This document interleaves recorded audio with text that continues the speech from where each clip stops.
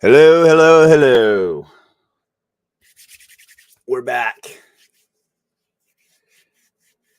We got a good one for you tonight, everyone. It's going to be a little comical. It's going to, be lighthearted, some fun, but it's on a serious topic. We're going to talk about a tyrant tonight. When I first heard about this guy, I was a little open-minded. I thought, he's got some of the same beliefs. Then I heard his dialogue. I listened to him. And I have to tell you, people, this guy, what a jerk. A pure opportunist, in my opinion. He's got an event that has happened basically in his backyard. And he's exploiting it. He's turning it into millions, from what they said in a court hearing, in cash flow. He's selling t-shirts, sweatshirts, cups, you name it. He's making it happen. And he even admits that he's keeping all the proceeds.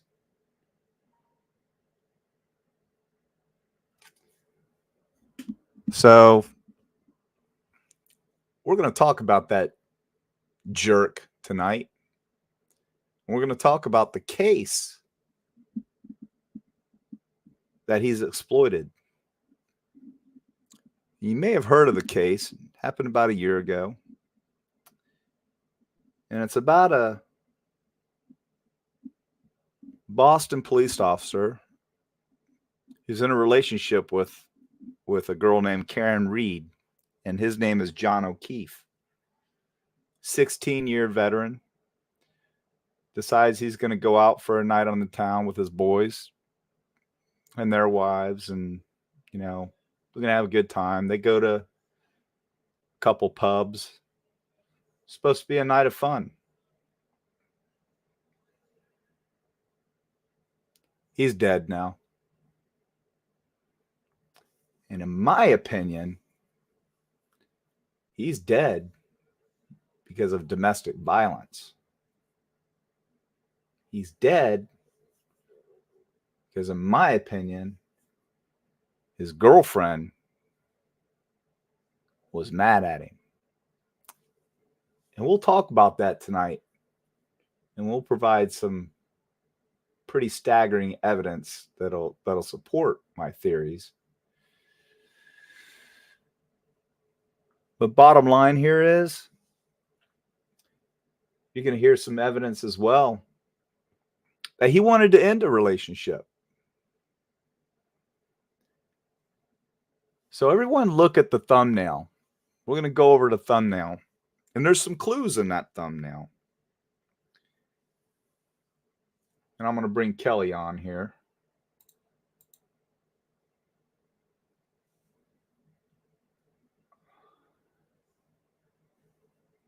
Hello. You're Hey, muted. how's it going? How are you?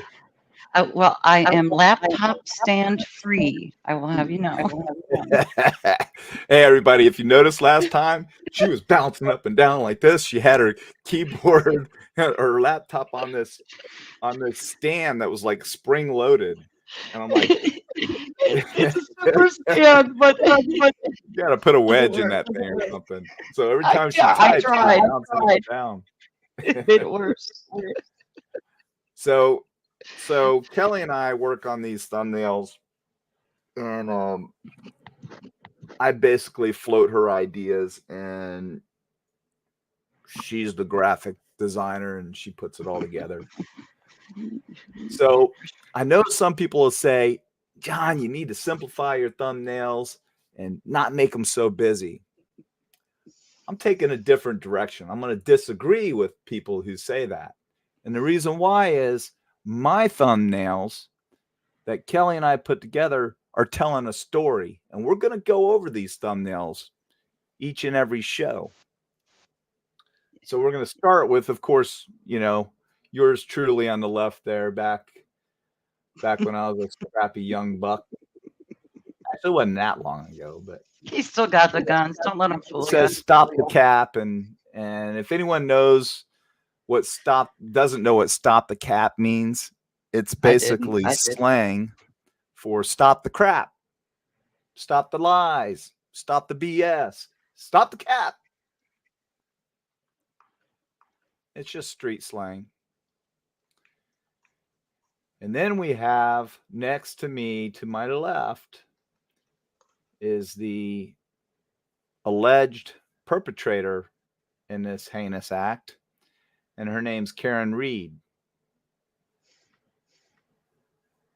And that little excerpt in black coming off the side of her face is actual statements that she made. I hit him, I hit him, I hit him, I hit him. You'll hear more about that. And then you have, thank you, Turtle Boy. And that was Kelly's little twist. She put BOI instead of BOY at the end. Turtle Boy. Yeah. And then the turtle in the background with the bars, because he just got hooked up. And you'll hear more about that. For what is it? 9 felony charges or 8 felony charges or 9? I don't remember how many now. A plethora. And he's got a lot more coming from what I understand. Yeah. And you've got Officer 16-year veteran of the Boston PD, John O'Keefe.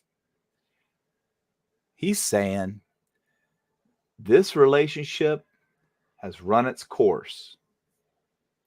That, my friends, was actually a text that he sent to Miss Reed just days before. You'll hear a lot more about that because I think it's extremely relevant here. I'll tell you a little bit about Officer O'Keefe. He became a father overnight, a caregiver to his niece and nephew because their parents were tragically killed. I don't know how. I didn't research that, but they're no longer with us. So the little girl and little boy lost their parents, and John O'Keefe stepped up and he adopted them. I believe he adopted them. I'm not positive of that, but he was taking care of them. Karen Reed was his girlfriend. She became kind of a surrogate. She was taking care of the kids along with him. And I'm sure, there was some strain on a relationship. And I'm sure that Miss Reed was a good, stepmom or whatever you would, adopted mom or whatever you would think they felt like she would be. And whatever role that she felt like she needed to play, which, I mean, she seems like an upstanding citizen. That's why it's going to be so hard to convict her on second-degree murder charges. And we'll talk about that some more. Do I think that she did this? You'll see by the end of the show why I'm 100%. I would bet my house. I would bet everything that I own. I'd put it on the line if I was a betting man, which I'm not. But if somebody told me, hey, John, how do you feel? I'd bet everything that I have that Karen Reed did, in fact, throw her $100,000 Lexus SUV, all-wheel drive, badass, 6,000-pound SUV, 5.7 liter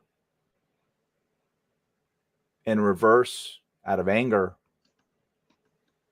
I believe she accidentally hit him, but she knew she hit him, and she left the scene because she was drunk, in my opinion. But you'll hear all about that. So what we've done is we created this thumbnail, and there's some clues in the thumbnail. If you look up at the top right, you'll see Karen Reed, forensic pathology, massive trauma, exposure after injury, DUI in the bar, because they've got her in 2 bars consuming at least 9 shots from what testimony is revealed. She's saying she blacked out. I hit him. Did I hit him? Anger took over. We're going to go over that. Mm-hmm. The cast testimony, which we've yet to hear. The weather report. So early on in the night, it started to snow, but they had a blizzard that night. Yep. Your PCA and your warrants. We don't need to cover that too much. No, it's You'll in see there. why. Yeah, it's covered. What's that, Kelly? It's covered. It's not like we need to read through it. So this is probably going to be at least a 2-parter, but tonight we're going to get to the meat and potatoes, someone else would say. And we're going to cover this from Detective John's standpoint. You're going to get my opinion on it. You're not going to get some tool out there that thinks they know everything, but they don't have any qualifications to opine on this stuff. I, on the other hand, spent a lot of time in law enforcement. I went through THI training, which is traffic homicide investigations. I worked many accidents before I went into CID, and then a little bit after we get called out on some THIs. When a THI would happen, we would get called out. So a THI is a traffic homicide, if no one knows what that is. So when you see a big accident and the roadway is blocked off for hours upon hours, it's not because they're cleaning up the roadway. It's because they have to do an investigation because it's a crime scene. So even if someone is not passed but is in critical condition and is likely to pass, they will do a THI. So they get out there, they laser sight everything in, they do all these calculations. They try to look for skid marks, which is difficult today because we have analog brakes. Back in the day, it was a lot easier to investigate and calculate speeds.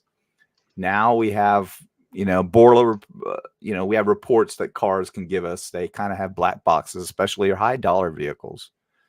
There are ways to calculate, speeds and things like that. So I can opine on this stuff. I've seen many THIs. I've assisted in many. I've worked many. I'm in Daytona Beach, spring break capital of the world at one time, bike week, race week, you name it. We have a lot of traffic homicides here, especially during bike week. I've seen people split in half. I've seen a torso laying over here, upper torso, lower torso laying on the curb. And I actually watched a cat run out and snatch the liver from the body, put it in its mouth, and run back underneath the house. I've seen some pretty crazy stuff. So I'm qualified. This guy, Turtle Jerk Boy, whatever his name is, he's not qualified. But he thinks he is.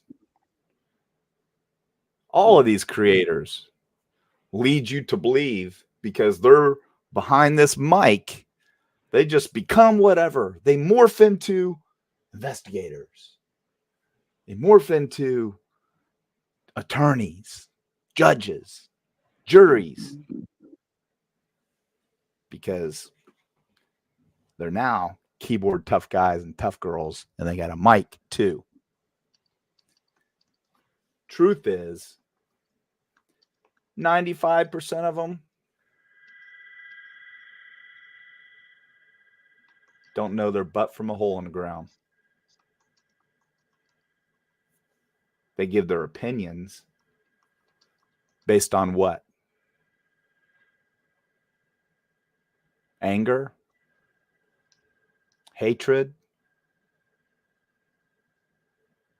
Disdain for law enforcement? All of the above? What do you think?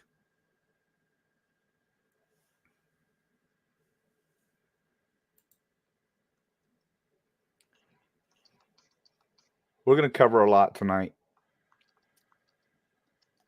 And in the end, I promise you this. You're going to get an honest opinion. And you're not in any way going to feel like I'm biased in any way because this guy was a cop. Because I promise you right now, I've been thinking about this case and I didn't even remember at one point that he was a cop. Does not matter to me. Has zero bearing on my end of my little investigation that I did. My review of the evidence that has been presented. I mean, there's a lot more. But him being a cop, absolutely no bearing. Could care less. I call it like I see it. And if I saw it the other way, I would call it the other way. But in the end of tonight,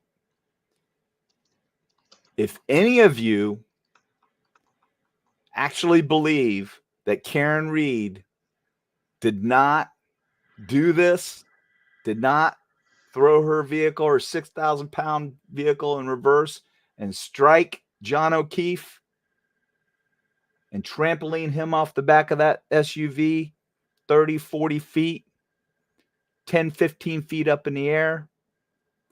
If you feel like she didn't do that after you hear what you hear tonight, I'm sorry. I can't help you. Because what this guy, TURTLEBOY, has done, pretty tragic, pretty horrific, pretty disgusting. Really is. And he's hooked up. He's out right now on ROR. But he's in trouble. TURTLEBOY, if you're watching, you get everything you deserve, pal. 100%.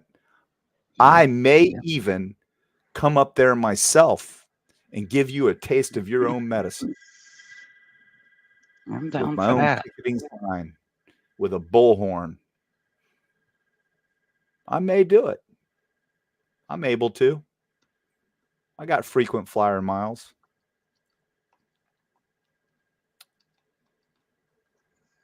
So I'm going to be following this. So, Kelly, you have anything to add? I'm ready. You ready? I'm ready. All right, so everyone, this video is about 53 minutes long. It should keep you entertained. My kids are involved. We have a little fun with it. I fight MMA, so I have an MMA dummy that we use. And, You're gonna love it. You know, Tanner and Charlie have a little fun with it. Your kids are awesome. So we're gonna have fun with it tonight, but we're gonna be serious too. But it's serious. Yeah. At the end of tonight, again, if you have any doubt in your mind that Karen Reed didn't commit this act, I'd have to question your IQ. It's got to be hovering around 65 or 70, and you lack all common sense. But what you will have, in my opinion, is disdain for the police. Because no matter what law enforcement does, no matter what, they're wrong, or they're corrupt, or they're trying to set somebody up, or some kind of nonsense. Because they're cops, right? Because that's what cops do. So before I start this video, I want you to think about something. And this is coming from the heart. Do you know how hard it is today for a cop to be corrupt? Do you know how long a corrupt or bad cop today lasts?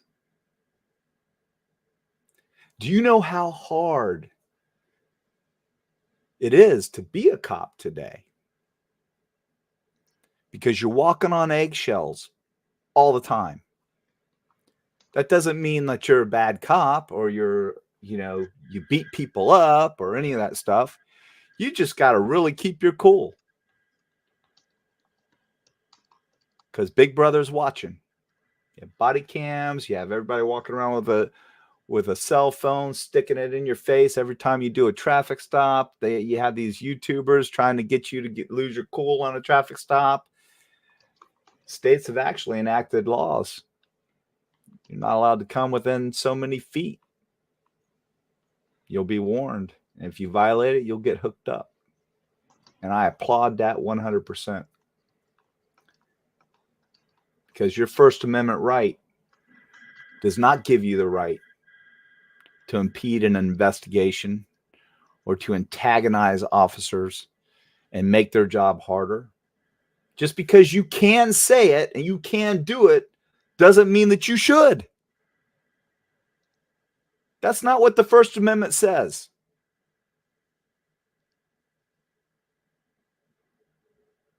And you could say all day long that you know, Turtle Boy's rights were trampled. No, he stepped over the line. Bottom line. And you'll hear that tonight.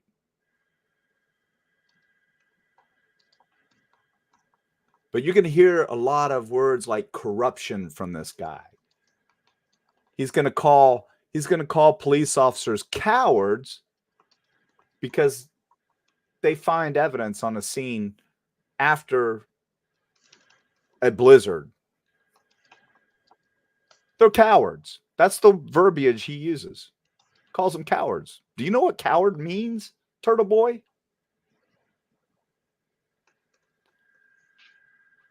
When a turtle goes from this to this and in his shell, he's cowering down. Goes into protect mode. Mm-hmm. He doesn't want to get in a fight. He might lose his head. Which is kind of what happened to you just 2 days ago.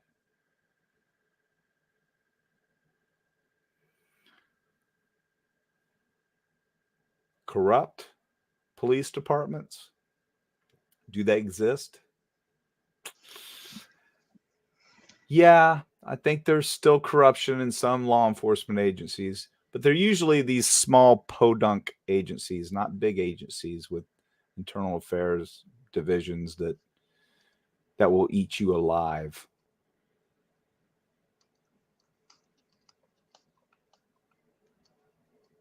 This guy accuses them of basically planting evidence and, falsifying police reports. Why? Why does he do this? Because he can? I guess. It's disgusting. But I can tell you this much. If you think for 1 minute that this case that's going on a year old hasn't been run through IAD and there hasn't been investigations done, and that if an officer had falsified evidence on a police report, do you think he'd still be there? No, he'd be gone. And he would lose his certification. And he would be prosecuted. That didn't happen.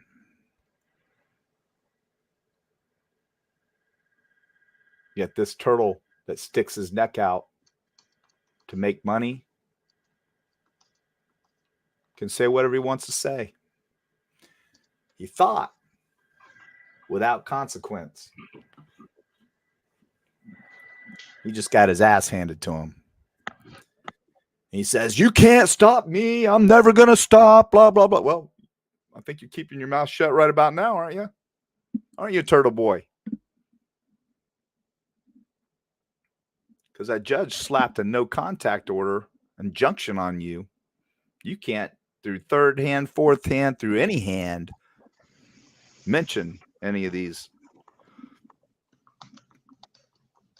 witnesses, because that's what they are. And anyway,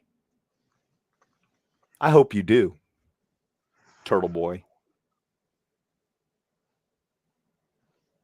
Because that judge is going to lock your ass up for at least 90 days.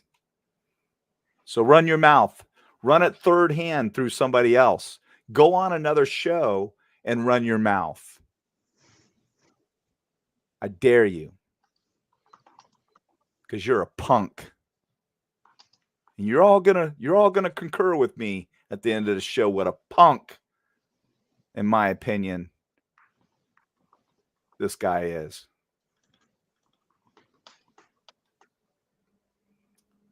You ready to fire this up, Kelly? Yeah, I'm ready. Well, let's go. Enjoy the show, everyone. And now I'll go through. I'll kind of stop it, and we'll talk about things. Get your popcorn now.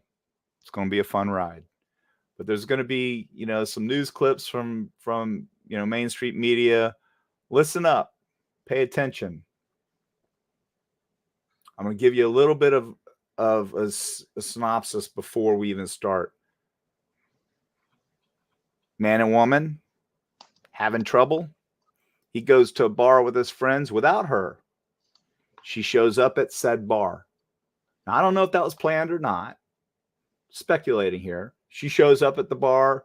They're bouncing back and forth. They got her on video drinking a bunch. He's drinking a bunch. They go to another bar. They decided they're going to go back to a friend's house with 11, 12 people and continue with the party. She decides she's driving him, takes him there. Supposedly, she dropped him off to go into the party. He never went into the party. Never made it inside the house. The defense leads you to believe, because they found him dead in the snow with a gash in the back of his head and a bunch of abrasions, 2 black eyes. The defense wants you to believe that something nefarious happened in the house. In fact, he was even attacked by a dog.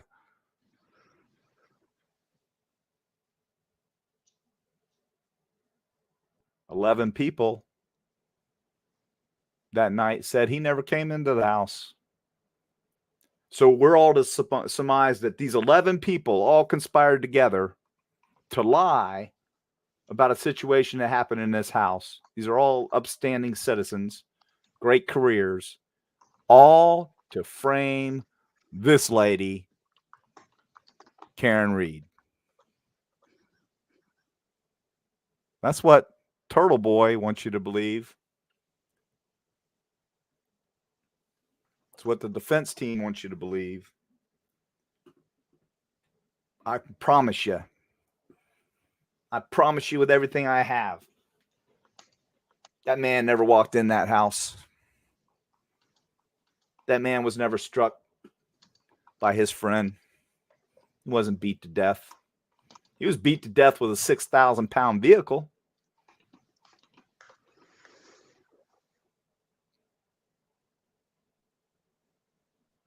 And if you watch this show and you believe what Turtleneck Boy says, can't help you. You're not real bright. Sorry. And I'm going to catch hell for that because I said you're not real bright if you believe that, innocent until proven guilty. I'm saying she's guilty, in my opinion. And you know why? Because I can. I'm allowed to say that. Just like you're allowed to say she's innocent. I'm going to say she's guilty. She was indicted by a grand jury, and they actually upped the charges from manslaughter to second-degree homicide. Why would they do that? Because they got a good case. And my theory is, people hate this. I always say, don't hate the players, hate the game. Okay? So a state's attorney's office will charge somebody, overcharge them, stack the charges so that they can get a plea. Do I think for 1 second that Karen Reed red-rummed her boyfriend on purpose? No, I don't think so. I think it was an accident. And you'll know why by the end of this show. So we're going to fire it up. You ready, Kelly? You got anything you want to say? You've said it all, man. All right, let's roll. You always do. Here we go.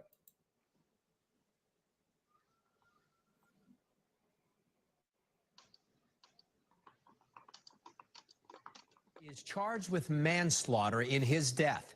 She's accused of hitting him with her car and then leaving him there in the snow. Tonight, his heartbroken family's reacting to the news. Julie McDonald's live for us in Stoughton tonight with more, Julie, on what we've learned in the case.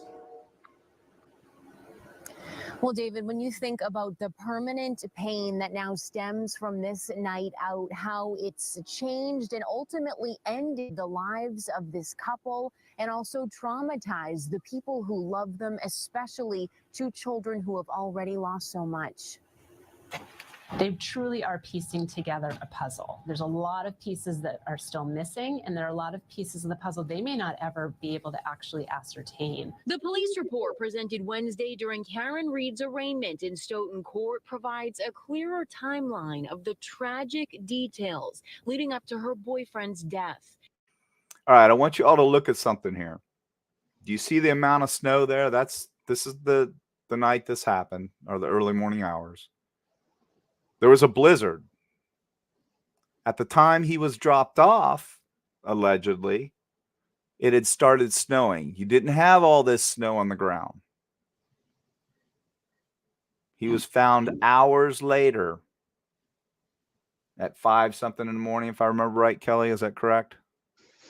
6:04 was when the police were called, or the 911 call. So he laid in the snow for probably 4 or 5 hours, incapacitated with major head trauma. And he actually didn't die from that. He died from exposure, hypothermia. Mm-hmm. Because what they do is that you can tell because your pancreas becomes severely inflamed and it turns really bright red. So that's one way to tell you have exposure. And your body temperature, of course, his body temperature was in the low 80s. Mm-hmm. Mm-hmm. So they're going to tell you, you're going to hear, well, a snowplow driver should have saw him.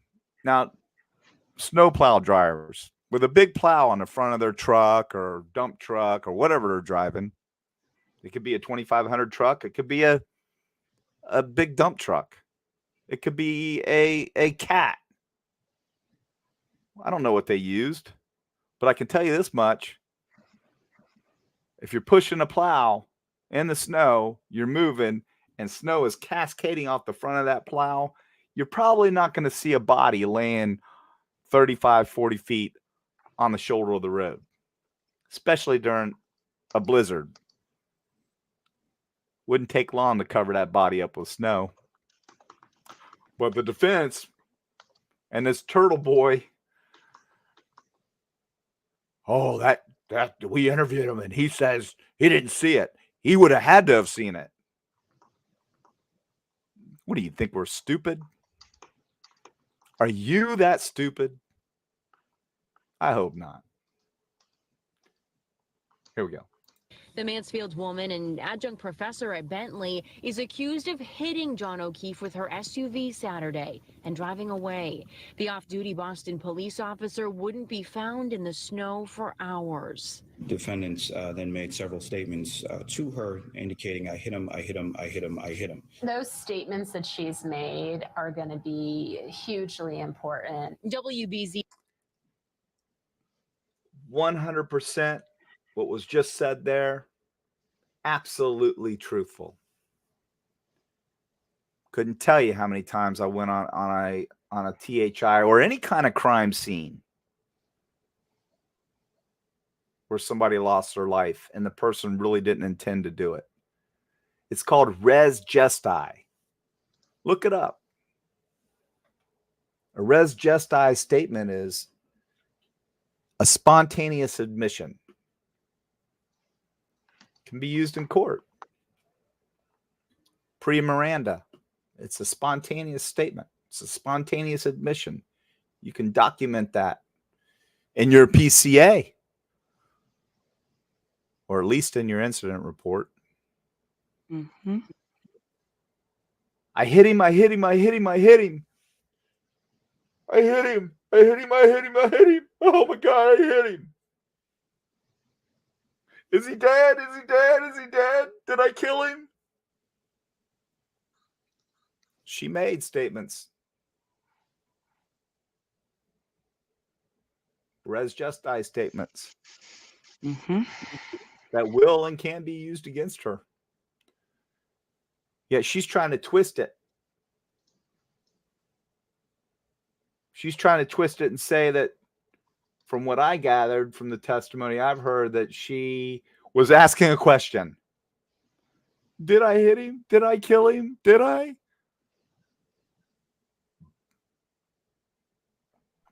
I'll let you opine. I'm biased, I guess. The legal analyst Jennifer Roman explained the prosecution doesn't need to prove there was intent to hurt O'Keefe, but that there was negligence. Investigators say the couple had been out drinking in Canton Center. Reed allegedly drove in the blizzard to drop O'Keefe at an after party, but never saw him walk inside. You can be convicted of manslaughter for acting so recklessly that you caused the death of another. What was the actual cause of death, right? There is some claim it was hypothermia, there was some blunt trauma, but what caused that blunt trauma? And can that blunt trauma then be linked back to her motor vehicle? Regardless of how this trial plays out, two crying families in court are changed forever. John O'Keefe, who was raising his young niece and nephew, was remembered lovingly in a family statement. Quote, "People talk about someone who would give you the shirt off their back, but that was truly who John was. And it is heartbreaking for us to suddenly be talking about him in the past tense." And the 41-year-old Reed pleaded not guilty to manslaughter, motor vehicle homicide, and leaving the scene of a crash causing death. She'll be back in court March 1st. Live in Stoughton tonight, I'm Julie McDonald, WBZ News. All right, Julie. Now, she was indicted by a grand jury, and they upped the charges from manslaughter to second-degree red rumming. Guys, when you hear me say red rum, YouTube doesn't allow you to say certain words. So if anybody watched The Shining, you know what red rum means. Spell it backwards. So I came up with the idea to use that instead of the actual verbiage of what happened. So you saw the blizzard. Somebody just put in chat, hell, they can remember a snowplow not seeing a Volkswagen Bug. And I've seen that too. Do you really think that a snowplow driver is going to testify that, yeah, I should have saw a dead body laying over in the 35, 40 foot in the front yard of a house parallel to a road I was plowing in the middle of a snowstorm, blizzard? Yeah, he's going to testify to that. Are you that stupid? TURTLEBOY thinks you are.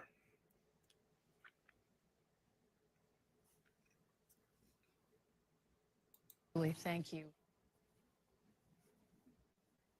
This basically just kind of tells about, Officer O'Keefe.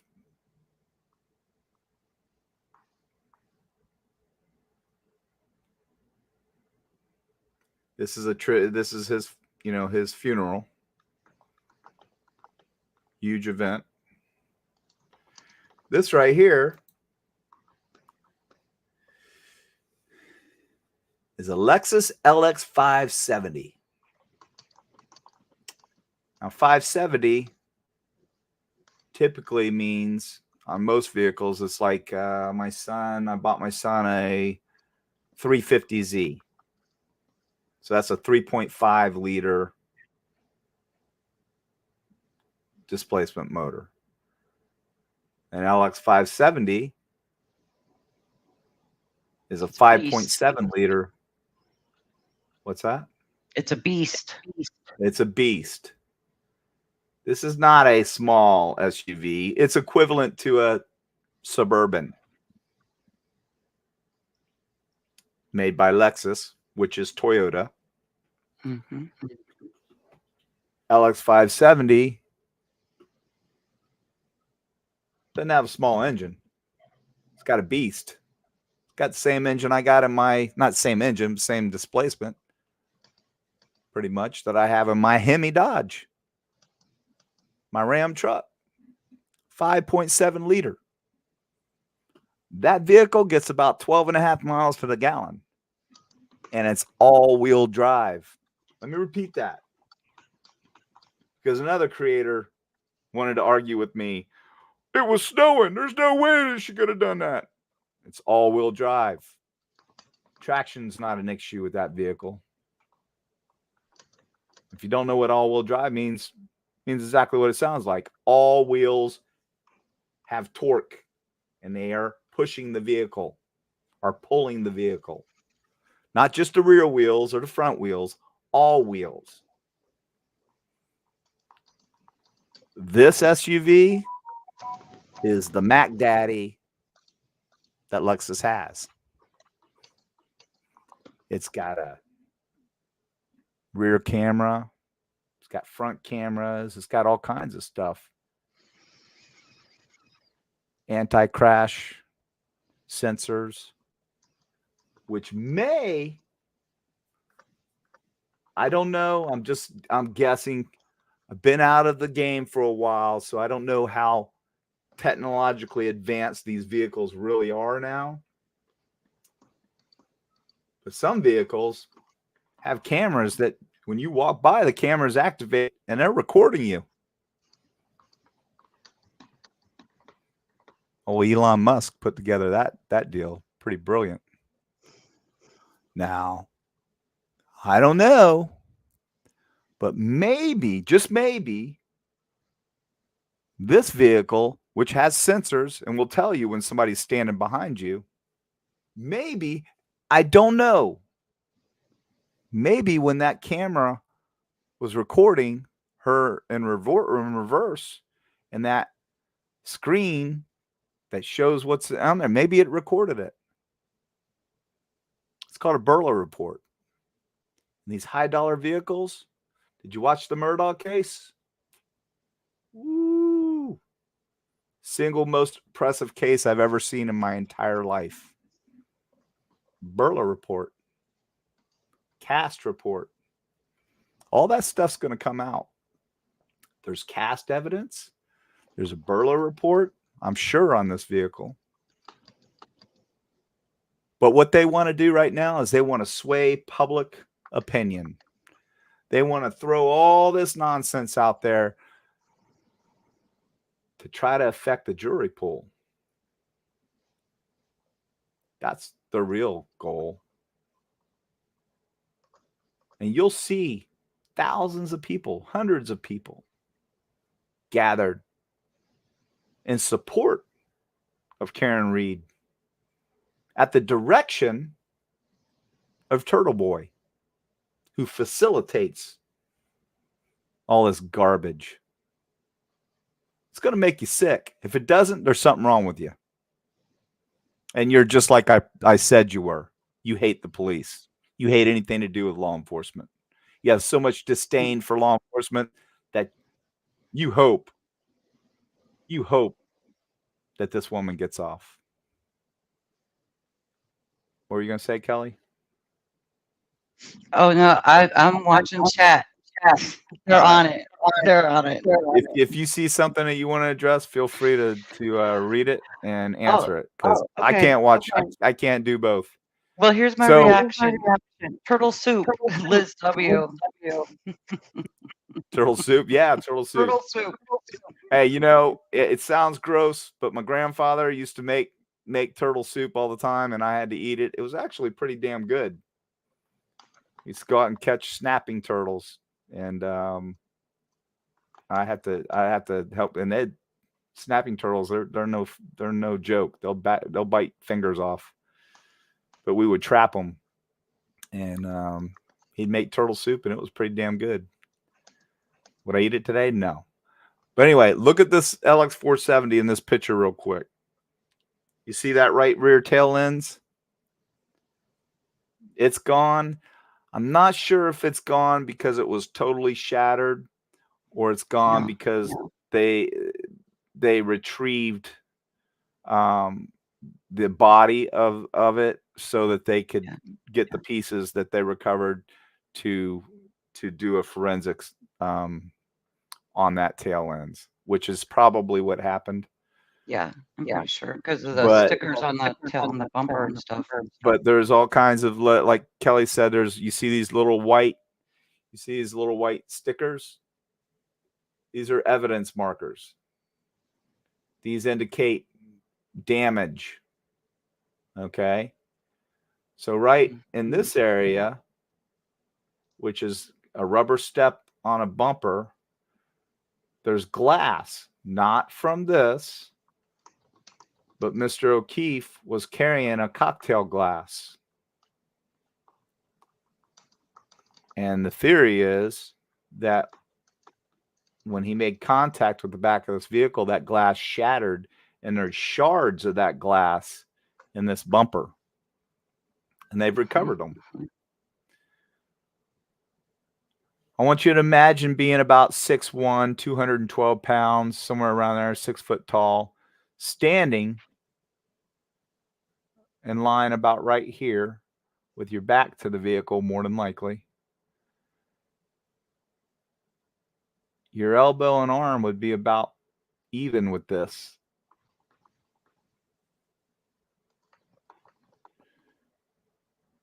You see this right here, up here? You see the shadow from it, but that is a windscreen for aerodynamics, and it comes down the back of the windshield, and it's a pretty hardy piece of material, and that kind of goes like this. And I'll talk about this a little bit later.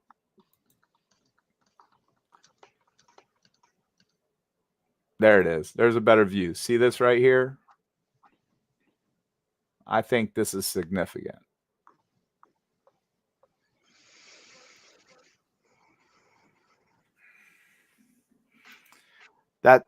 That vehicle new is $115,000, by the way.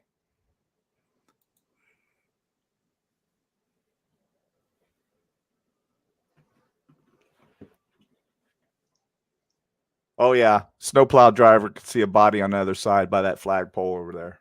Yeah. Going for a walk.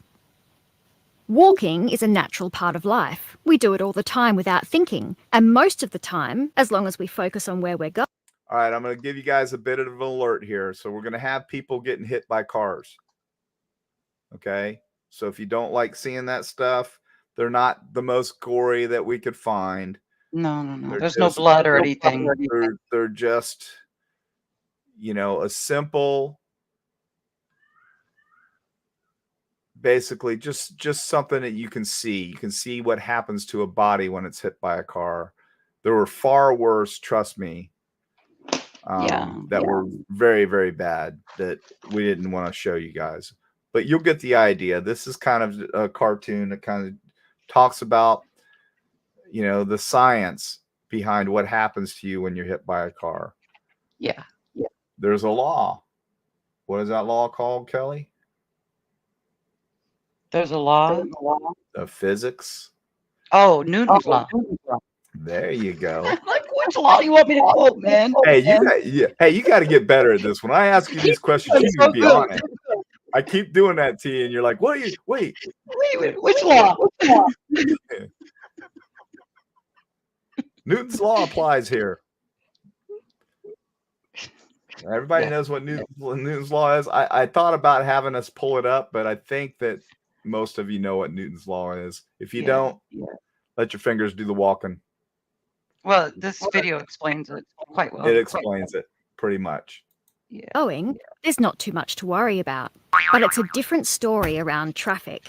People are small and soft, and cars are big, heavy, and hard. And because of this, when cars hit people, the car will always win.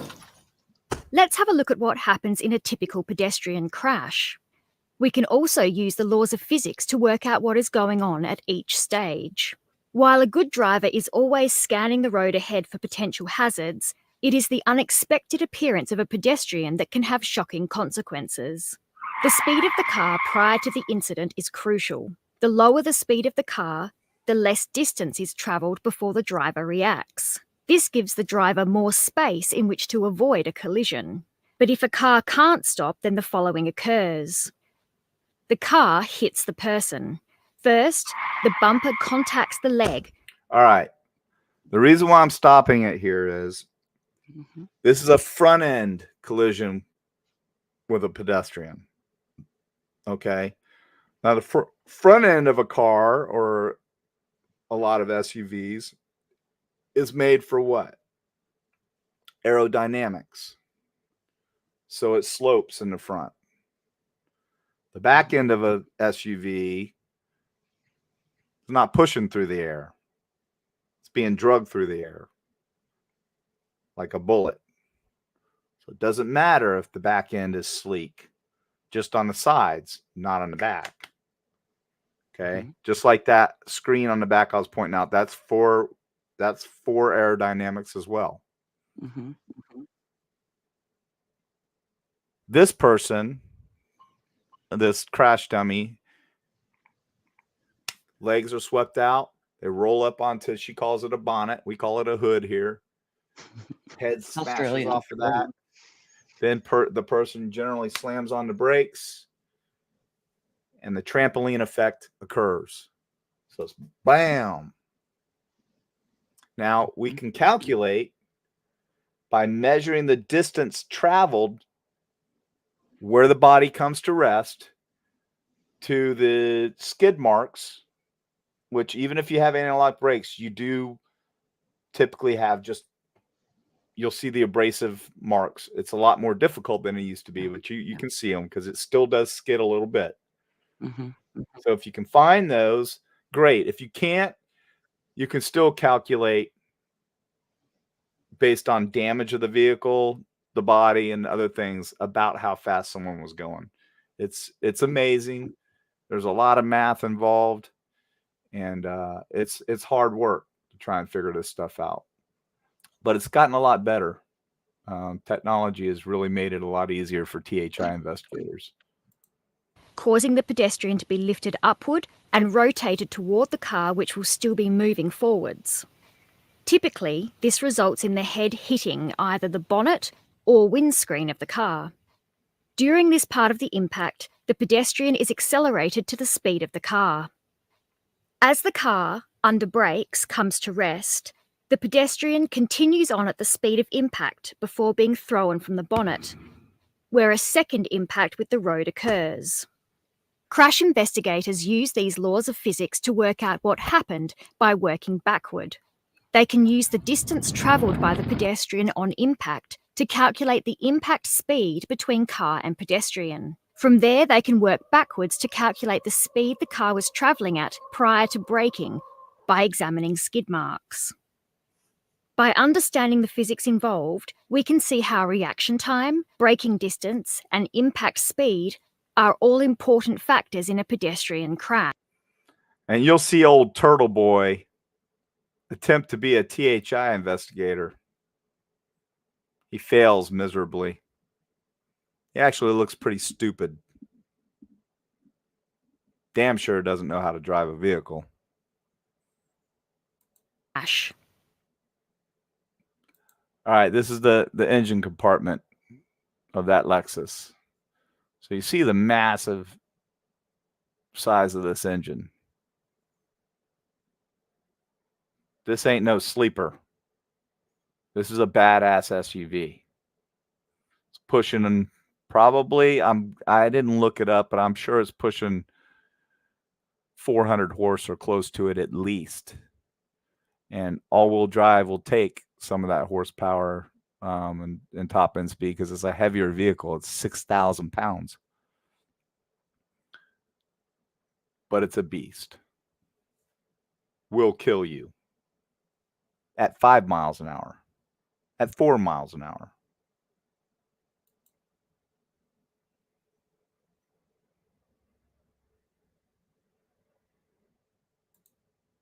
That's just a, gives you perspective, shows you about the size of this SUV. Like I said, it's as big as a Tahoe. I mean, a Suburban, not a Tahoe. Hello. I'm an Alice. All right. So this is yours truly. This is my 15-year-old Tanner. And my daughter is behind the camera. She tries. This is Dan. This is my dummy Dan. And it's an MMA dummy.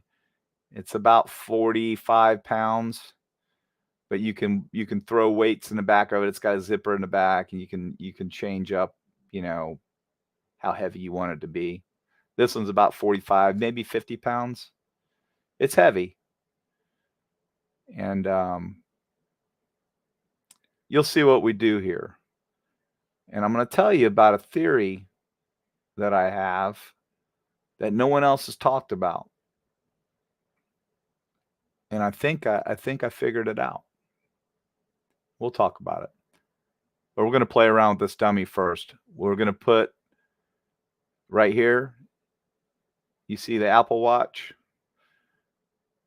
Pretty amazing device. It'll measure steps. It'll measure walking up and down flights of stairs.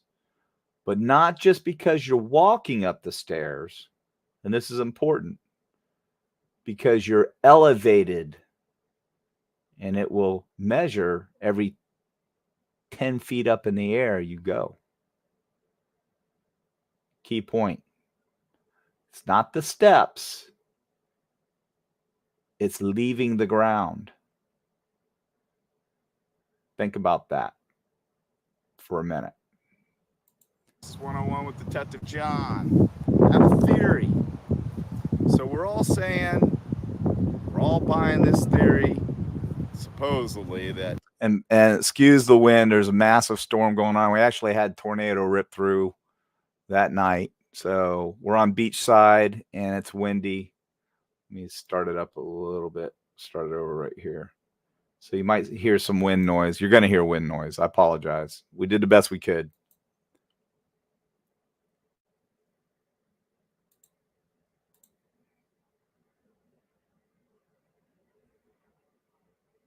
Hello. I'm Analysis 101 with Detective John. I have a theory.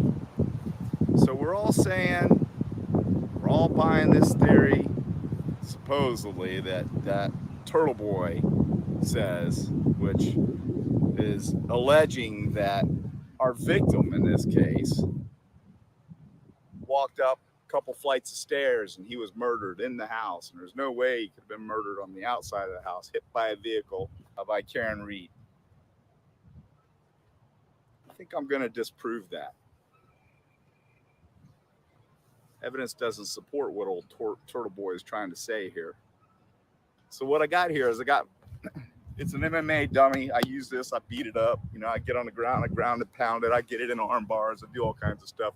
Kick the crap out of it. Think it's some jerk that lipped off to me or something. I throw it down on the ground. I just punches by the bunches, get some elbows, drop some knees, do all that stuff. It's an MMA doll. It's at my house. Today, it's going to be a victim. So what we're going to do is we're going to simulate flying through the air as if you were hit by a car. The Apple Watch, which you see attached right there, if my theory is correct, it should record that. So my thought is, if Karen Reed backed up in an anger rage, pissed off because her boyfriend was going to a party she wasn't going to go to, she threw it in reverse, hit 24 miles an hour, which is very plausible with a 5.7 liter Lexus badass SUV, all-wheel drive, by the way, in the snow, V8. She threw it in reverse, wanted to catch up with him because he was walking away from her. This is my theory, because he didn't want to engage in a fight with her. There's all kinds of stuff out there actually indicating that their relationship was on the rocks. She actually said she hated him that night in the text. So I think there was a fight. He was trying to get away from her. She wanted to re-engage in the argument, threw it in reverse, was pissed off. And when you're going in reverse, most people aren't very good at driving in reverse. So 24 miles an hour, my daughter's recording this, and she's had 2 crashes since she got her license quote that. in reverse. Already, within a month. Don't quote that. So we're going to run with this theory. Do not prove that. We're going to run with this theory that I think that the recording of him allegedly walking up flights of stairs is him being catapulted through the air after being struck by a vehicle. And I apologize for the lack of video skills from my daughter, but we'll see how this works out. The video is fantastic. All right. Tanner and I are going to walk. You're going to video us. Do it. She's adorable.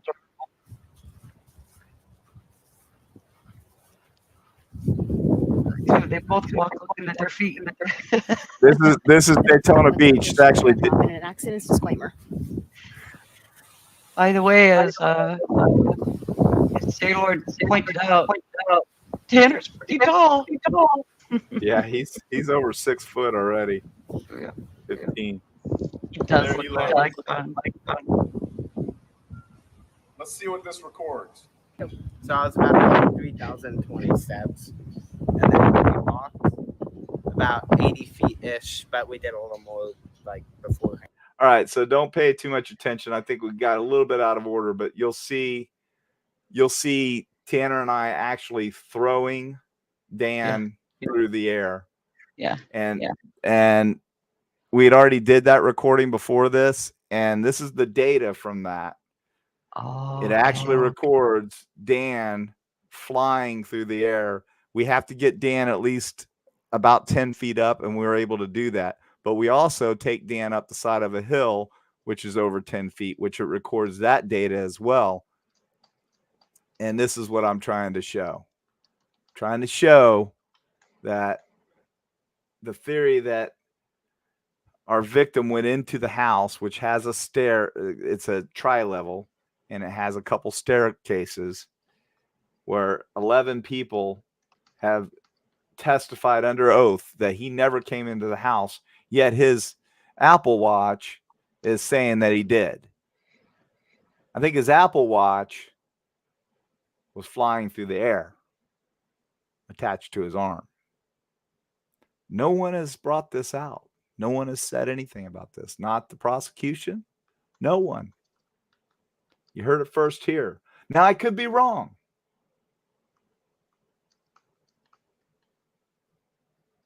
Could be something far more simple than that. Maybe not.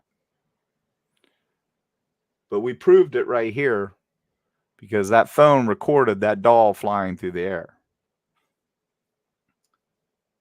But you'll see that in a little bit. And so it kind of went up. So 80 feet-ish. And it recorded that I went up another flight of stairs. So obviously we went up a flight of stairs, but it's... So he's showing there that we actually did go up a flight of stairs, but the data before is the doll flying through the air. And we did that. I had to record that separately so the file wouldn't be so big.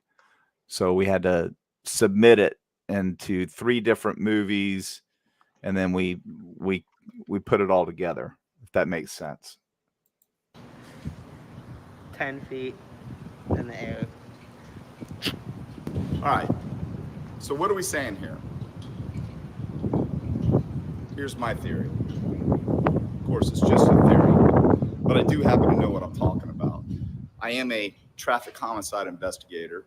I've done extensive vehicular versus pedestrian incidents right here on A1A, as a matter of fact, about 4 miles up the road.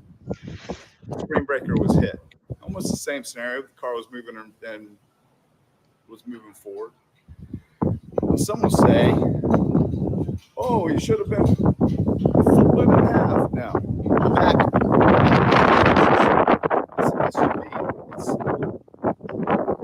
All right, everyone. Sorry about the wind there. What I'm saying is people were saying he should have been folded in half. And I'm saying, well, picture the back of that SUV. It's a wall. It's not an aerodynamic part of the vehicle. It's not going to fold you in half. It'll break your legs. It'll knock you out of your shoes. Very, very, very common, by the way, in vehicle versus pedestrian. At least one shoe almost always comes off. It's fact. It's not angled like the front end of the car. It's not going to break his legs and fold him in two. It's like he's hitting the wall. It's like this is hitting. Okay? So this is hitting. When it gets hit, it's catapulted through the air. just like this.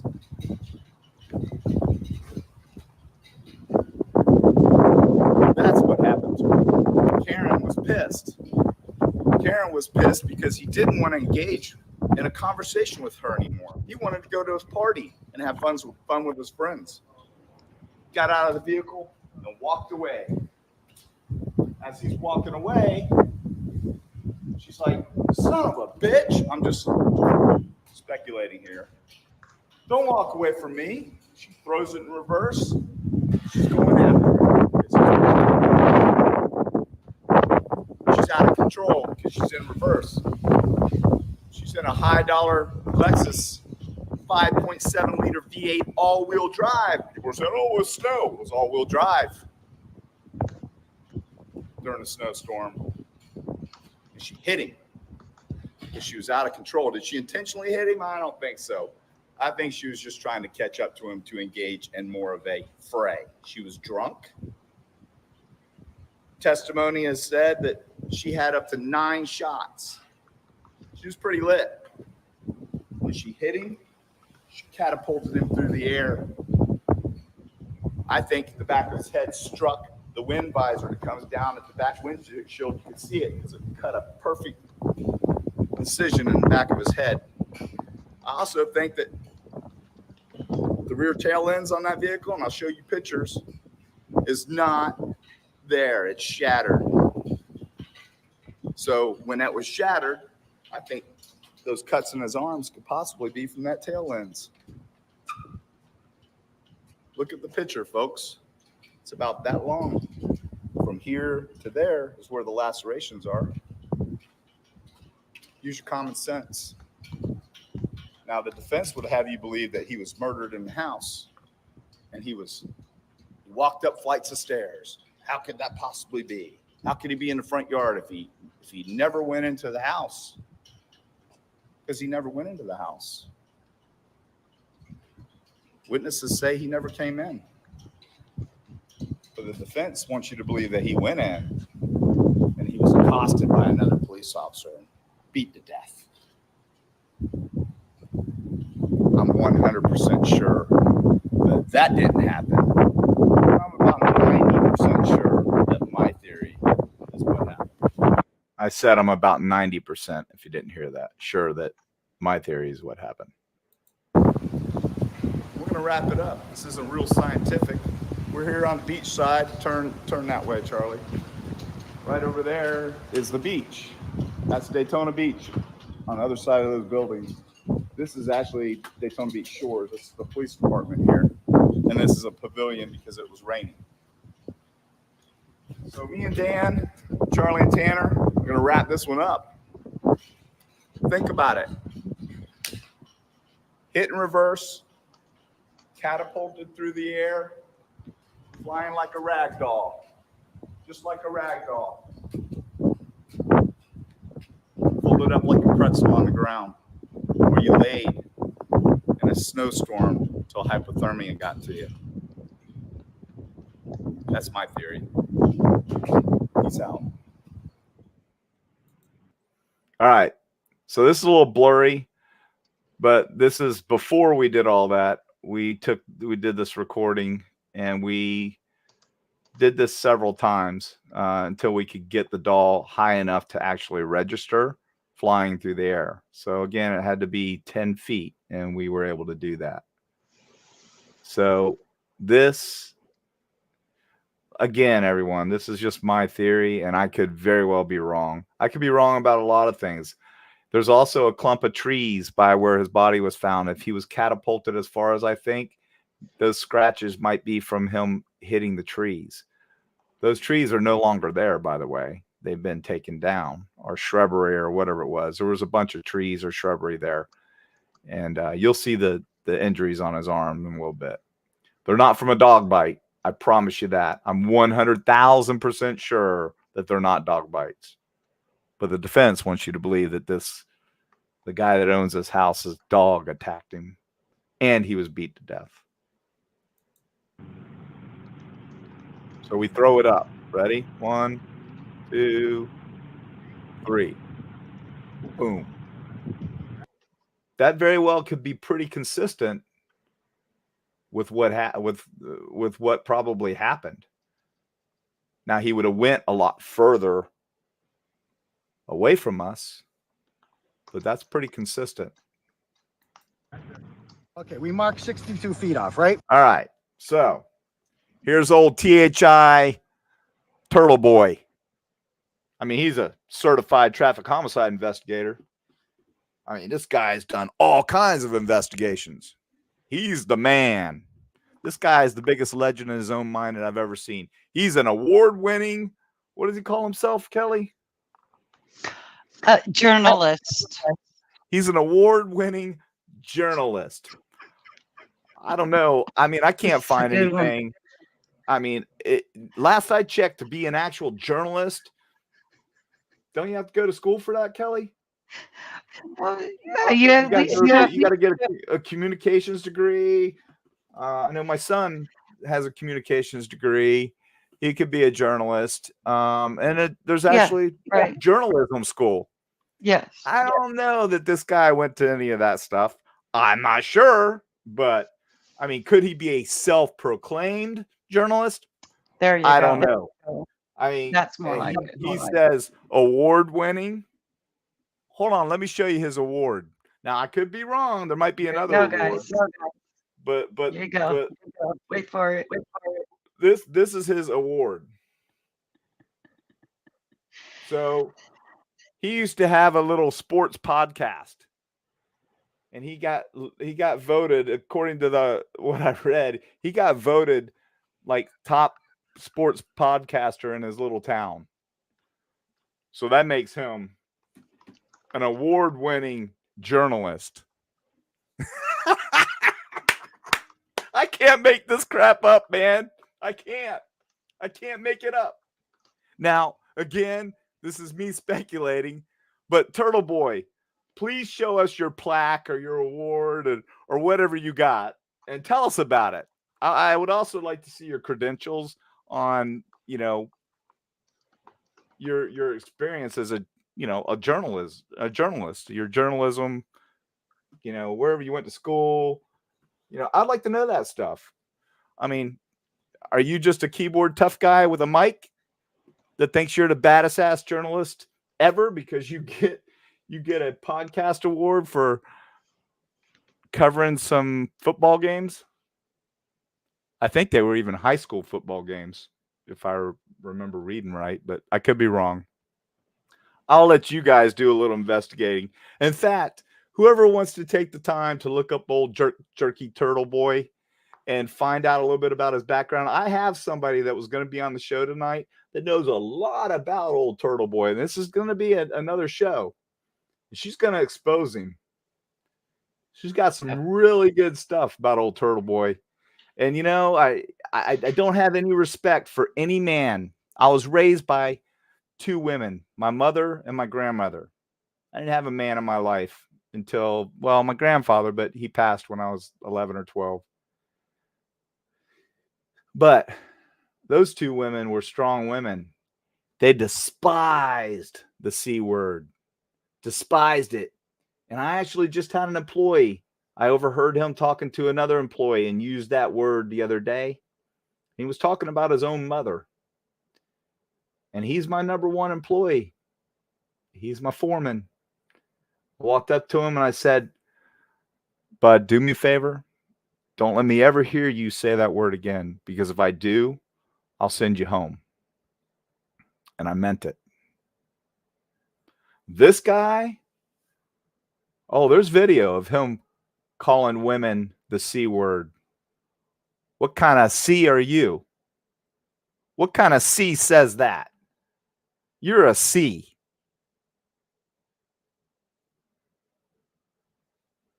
And he's got women out there standing on steps in front of a courthouse picketing for him? For real? Where are we, people? Do we not have any balls anymore? Do we not have any guts? Do we not have any morals? We're going to condone someone saying that about women and then jumping on a platform and making $5 million? That's what they're saying he made off of this case. Selling his paraphernalia of, shirts, sweatshirts, hats, mugs. He admits to it.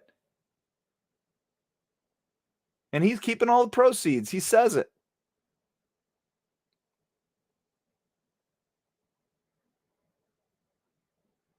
For real? Is this where we are, America? That we would allow this turtleneck jerk, this 5 foot, what is he, 5'6" maybe? You know what he reminds me of? You remember the Jerky Boys from the 80s? I used to love listening to them. It cracked me up. He actually reminds me of a Jerky Boy, but he also reminds me of, what's that show, Blue Bloods, where Mark Wahlberg's brother plays in it? He reminds me of that guy that plays that character in there. He's a punk. Absolute punk, in my opinion. But I get you. I'm a keyboard tough guy with a mic right now because I'm calling him a punk and he's not in front of my face. But he'll respond, like he'll challenge me. But I'll be up there for your trial. I'll make it happen. So if you'd like to have a conversation with me, old turtle boy, feel free. I'll buy you some coffee. We can discuss your theories and your hate for the police, your lies, and your future. I think it's pretty bleak. Giovanna just said YouTube demonetized TURTLEBOY. Bam! Thank you, Giovanna. When did that come about? I don't know. She just said it. Oh, wait. I think that was already. I think that's why he's got to use other means. Yeah, I think. Yeah. I had heard that too. But thank you, Giovanna. Okay. Good point. That's right. He's got multiple platforms. Yeah, he's got multiple. He's got Twitter or whatever you call it now. He does all of them. Facebook. He's a, for lack of a better term, social media whore. Yes. All to network and make money off of people's tragedies. He's a tragedy pimp. That's what I'm calling these people. Tragedy pimps. So this is him. So the THI investigation yielded that she went 62 feet in the vehicle in reverse at 24 miles an hour. So what does he do? He does a little experiment. Not even remotely the same vehicle. It's an SUV, but it's a much smaller SUV, a lot less horsepower, not all-wheel drive. It's a turd compared to what she had. So he throws it in reverse, and he says, I couldn't get up to 14 miles an hour, and then I got up to 16, and I got up to 19, and there's no way that could have happened because that was crazy fast. First of all, he can't drive, obviously. He curbed it. Oh, and there's a slight curve. There's a slight curve in the road, and he talks about that. Oh, there's no way because there's a slight curve. Really? These people are unbelievable. But listen to this idiot. I tell you, he could sell ice to an Eskimo. So that's where Karen Reed started. That's where the back of her car started, okay? And you see the line down there, that's where it got hit. First of all, it curves. Notice how the road curves? I hit the bumper the first time I did this. I reached 14 miles an hour the first time I did it. I just did it again. I got up to 17 miles an hour, right? But 24, man, I mean, when I went from 14 to 17, I was a big jump. 24, it curves. Like I hit the fucking curb. They didn't say anything about any tire marks on the curb. I just made tire marks on the curb. So John is standing right here where the car comes back. So she hits him, right? And somehow his body goes that way. How the hell? All right, to the How left, does he get the head? to the left there's a bunch of trees and stuff during the investigation. But now you see all this cleared out area? Those have been cleared out. You'll see in the video that that's dirt in there. So somebody's come in there and cleared all this brush and shrubbery out. So another way that he could have got the scratches on his arm is being catapulted through the air, hitting the branches of the trees or laying in the bushes and then bouncing off and being in the grass over in here somewhere. Just a theory. Head injuries and the arm wounds. It's all grass. All right, so here we go. So now here's a real investigator with a comparable vehicle. It's not an SUV, it's a truck, but it does have a 5.7 liter V8 in it, 2-wheel drive. Okay. But my daughter and my son and I and my wheel there, my trusty wheel, we're gonna do an experiment here. And I think I actually went a little bit faster than what I said, but I'm going to stick with when I look down at the end, I had my digital on, and when I hit the brakes, I was at the mile per hour that I said. We're going to add to that video. We're going to wheel off 62 feet because investigators were saying that she traveled 62 feet at 24 miles an hour. Now, one of my work trucks is a Dodge with a Hemi in it, which is a 5.7 liter 2-wheel drive truck. So I'm going to see if I can get up to 24 miles an hour within 62 feet. But we're going to wheel off 62 feet from my mailbox right here with my wheel. So Charlie's going to walk along with me.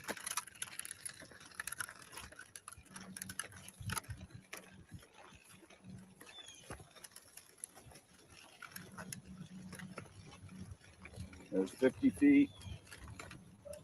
Here is 61, 62. That's 62 feet. Don't go that way. Turn this way. Walk backwards. Walk back to the mailbox. So we'll give perspective. I'm listening, John. I'm just going to take a potty break. Walk back to you, Charlie. Okay. So, all right. So what I'm trying to do here is obviously I wheeled. Sorry, I had to take a potty break myself.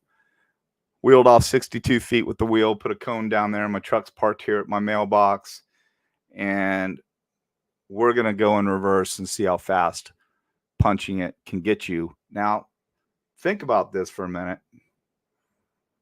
And I can actually talk about this from experience because when I was a young buck, I was in a relationship and I was in a parking lot of what we call a public shopping center. And my girl got mad at me. I walked away. I'm like, I'm walking home. She throws it in reverse and she does almost the same thing and almost hits me. Now, fortunately, she was driving a little Ford Escort, so I was able to get out of the way. But she was totally out of control. So this is from experience that I can talk about this too. And you know what? A lot of people have gone through stuff like that in their lives, people. It's not like uncommon. People lose their tempers. People get in volatile relationships. They have arguments. They get out of the car when they're arguing in the car. They walk away. Sometimes the person driving the car just drives off and lets them walk. Sometimes they want to engage in the fight. Sometimes the person getting out of the car doesn't want to fight. That's why they're getting out of the car. That was me way back then. I was like, I'm out of here. Leave me alone. And that's what I think this guy did. That's what I think Mr. O'Keefe did, because you know what? He doesn't need any of that crap. He just wants peace.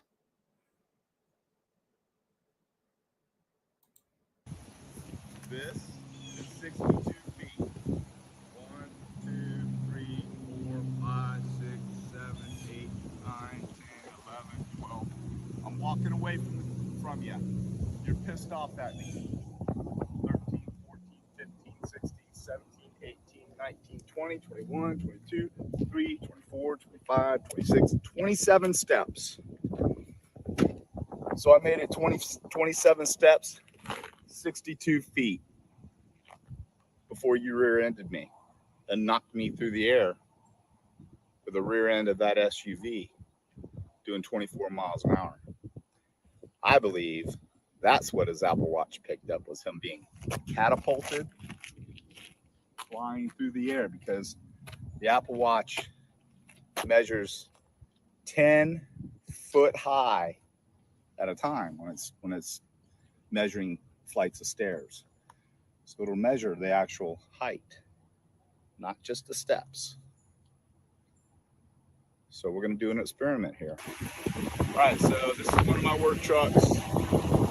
I had to take the stickers off the side because some of you crazy people might try to, I don't know, who knows? Never know with some of you people. So anyway, we wheeled off 62 feet, which is to that cone. Show that cone from here. All right. So I'm going to put it in reverse, and I'm going to see with a 5.7 Hemi, just a Dodge truck, not an $85,000, $90,000 high-performance SUV, all-wheel drive. I'll see what my Dodge truck and Mr. Old Turtleneck Boy, whatever his name is, swore that he could only get up. First it was 14 miles an hour, then it was like 16, then he got up to 19 in his little SUV. But let's see what a 5.7 really does. You're on right now. Just. All right, so here's what I'm going to do. I'm going to punch it in my 5.7 Hemi, and let's see what it'll do from here to that cone, which is 62 feet. You ready? 5, 4, 3, engage.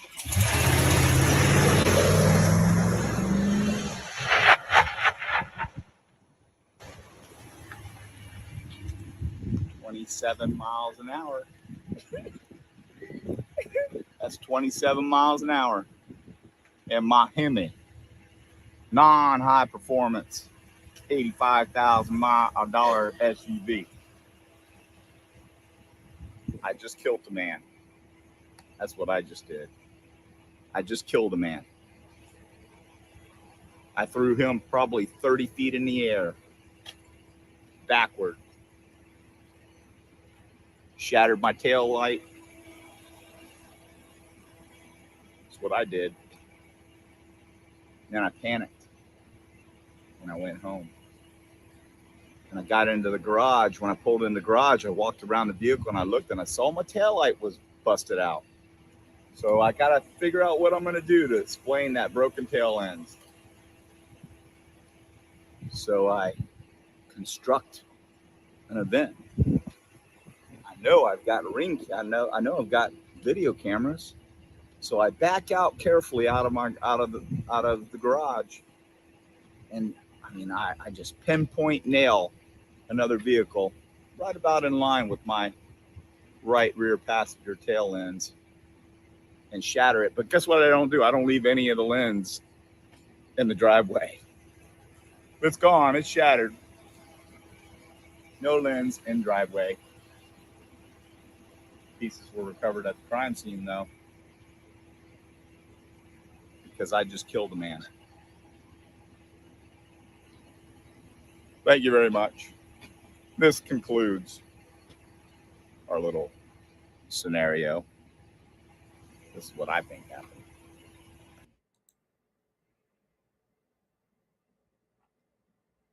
What do you think? There's more. I hope I can still keep you up. We've been going, what? A little over an hour here, an hour and a half. That's not bad. I mean, you got guys out there running 7, 8 hours. You guys can handle it. Hang with me. Hang with me. Drink some coffee, hit some energy drinks, whatever you do. But if you would, do me a favor. Hit that like and subscribe button. Try to get the algorithm up for my show to get it out there so we can get awareness out there. I'd really appreciate it. We're growing fast. Just in about a month, we've got almost 1,000 subs. That's pretty amazing. I mean, I don't know for a fact, but that's what I've been told. I mean, there's guys that have been out there for 2 years that are just now getting, 6,000 subs. So if you would just, there's a little button down below the screen. It's got a thumbs up. Hit that thumbs up. And if you haven't subscribed, go over and it's free. Just go over and click subscribe for me. Doesn't cost you anything. You won't get harassed. You won't get notifications unless you want them. But it does help the show, and it'll help us in the long run spread the word. So my experiment, I mean, it's not scientific, everybody. It's not in a controlled environment. It's just me and my kids doing our thing. But in my experiment, at 62 feet, I was able to hit 27 miles. I think it was actually 29 miles an hour, but I'll go with 27 because when I looked down, I had to hit the button to switch it over to digital instead of analog. So when I looked down at the point where I slammed on the brakes, I was at 29 miles an hour.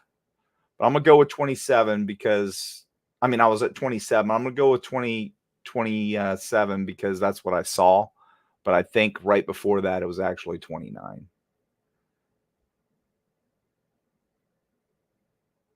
But old turtleneck boy, oh, that couldn't have happened. The defense, there's no way that could have happened. They obviously underestimate the power of that vehicle. Because I can guarantee you that vehicle would smoke my truck. Yeah, it would. I think they even make that vehicle in a supercharged version, and I'm not sure. I'd have to look, Kelly. That may even be a supercharged version. I don't know. They do make a supercharged version of that. Supercharged V6, though. Yeah, I did. I forgot to look that up. But yeah, I know. Sure. We're strained for time, but yeah, it's all regardless, if it's not a supercharged V6, it's a 5.7 V8, which will still haul ass. Yeah, it's a 5.7 V8. That's going to get the job done. So when I said that we're going to debunk old TURTLEBOY, well, right there, I just debunked him big time. I've debunked him several times. He's an idiot. He's selling ice to an Eskimo. All of you that support him, all of you that buy his garbage, all of you that have bought those shirts, do you think they can send those shirts back and get a return? I don't know. You might want to check into doing that.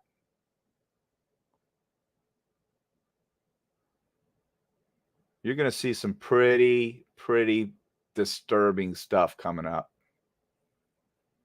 You're going to want to come through the screen. I promise you.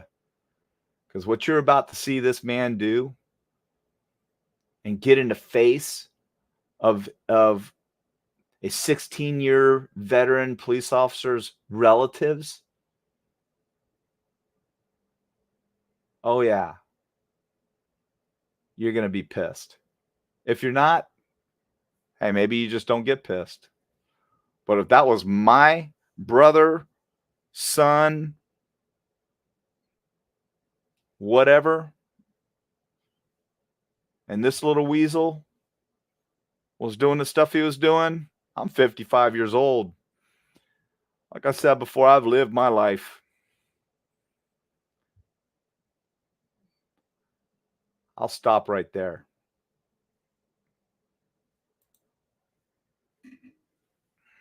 The murder weapon, alleged murder weapon, is her own car that she used, according to prosecutors, to purposely run over her boyfriend, Officer John O'Keefe from the Boston Police Department, on a cold night up in Massachusetts. Struck him with her car, left him there out in the cold. It started to snow, and he died. Hey, Kelly. Are you muted? Hello? Sorry. Pablo? Hey, everybody, I'm gonna try and get better at watching chat and doing this, but Kelly knows an awful lot about this case too, so she'll probably respond to some of you in chat if you have questions. If you have something that you really need to ask me, Kelly, interrupt me. I don't have a problem with answering some of these questions.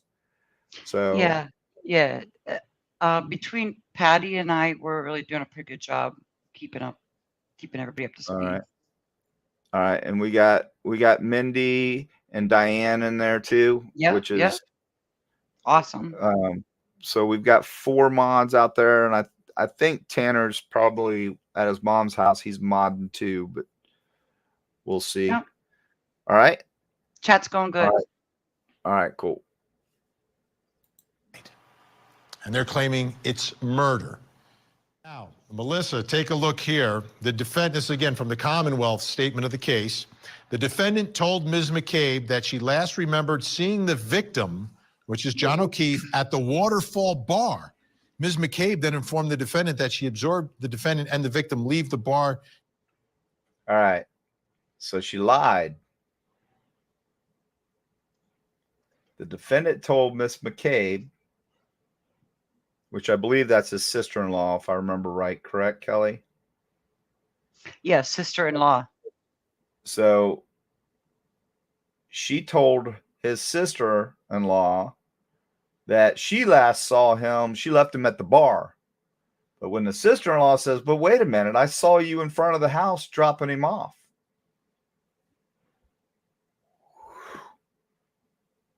Yeah. Oh, damn. I got a backstroke now. Just want to put that out there in case you didn't catch it. Together, Ms. McCabe also later informed the defendant that she had seen them in Ms. Reed's vehicle in front of the home on Fairview. So have you ever dealt with maybe a suspect or someone who, doesn't remember anything or they have some sort of blackouts because of drinking a little too much? They don't remember driving somewhere, dropping someone off. Do they remember things later on that they didn't remember the next morning? All right. I'm going to read this because it's important. Yes. Actually, Kelly, you read it, please. On January 29th, the troopers also recovered Mr. O'Keefe's cell phone and were subsequently able to forensically extract the data from said phone. Their forensic extraction of the cell logs, voicemails, and text messages between the victim and the defendant, including the date of January 28th and 29th, detailed strains within their relationship, the victim's desire to end their relationship with the defendant, description of the relationship with them, and the 2 children together are toxic. So, all right, hold on there. Yeah. So go ahead. Clear and concise evidence that John O'Keefe was over Karen Reed. Yep. And he says it, and it's in the text. Yep. This man wanted to end this relationship. She wasn't having it, in my opinion. That's why she showed up at the bar he was at with his friends. She invited herself, in my opinion. If not, then, I mean, I know it's not highly unusual that people don't show up at different times, but unlikely. I think she showed up and she wasn't wanted because he's ending this relationship. This relationship has served its purpose. Isn't that what he said? Yep.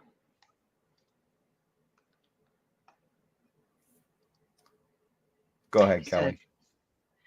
Yeah, what I wanted to point out there is that Karen Reed is saying that the relationship between them and the kids is toxic. She's calling the kids toxic. The troopers recovered several voicemails from the victim's phone from the defendant. Following the time period, they were in front of the residence at 34 Fairview, in which the defendant screamed to the victim that she hated him. Very important there. No. Very important there. Crazy. So from what Kelly just read. So picture this, everyone. She's parked in front of, just like what Turtle Boy had right there. He showed where she started from. He walked up toward the house. She's on the phone screaming, I hate you, I hate you, I hate you. Throws it in reverse. She's pissed that he's going into this party where there's other women without her. Was she stalking him? I don't know. It really seems like it. So she slams it in reverse, punches it. It's pretty hard to drive 24 miles an hour in reverse. It's hard for me, and I chase bad guys doing it a lot. Mm-hmm. But what happens, I want you to think about this. What do you do typically when you go in reverse? Now, she's got a high-tech camera, and she might use it. But a lot of people tend to look behind them. They have their hand on the wheel, and they look behind them.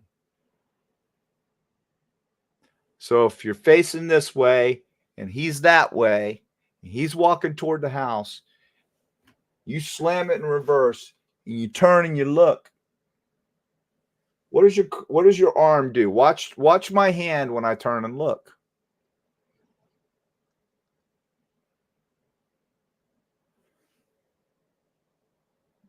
It's turning the wheel. The old adage, if you're riding a bicycle and you look over this way, you go where you look. You drive a car and you're looking that way. You tend to go where you look. Your hands will follow. Riding a motorcycle. They train you when you ride a motorcycle. If you want to go from that way to this way, peg it out, turn your head, and look at your fender. Bam! And you know what? Without even physically turning your hands will automatically turn, and you can walk that bike and go the opposite direction fairly easily. But if you try to turn like this, I call it planting corn. You're just going to take this big wide radius. Try it on your bicycle. With a helmet. Safety first, people. So, I'm sorry. Kind of get off track there. So, anyway, she's out front there. She gets pissed off. He gets out. He's going to the party. She didn't want him to go to the party. She wants to fight. She throws it in reverse, allegedly. Tries to re-engage with him. It's snowing.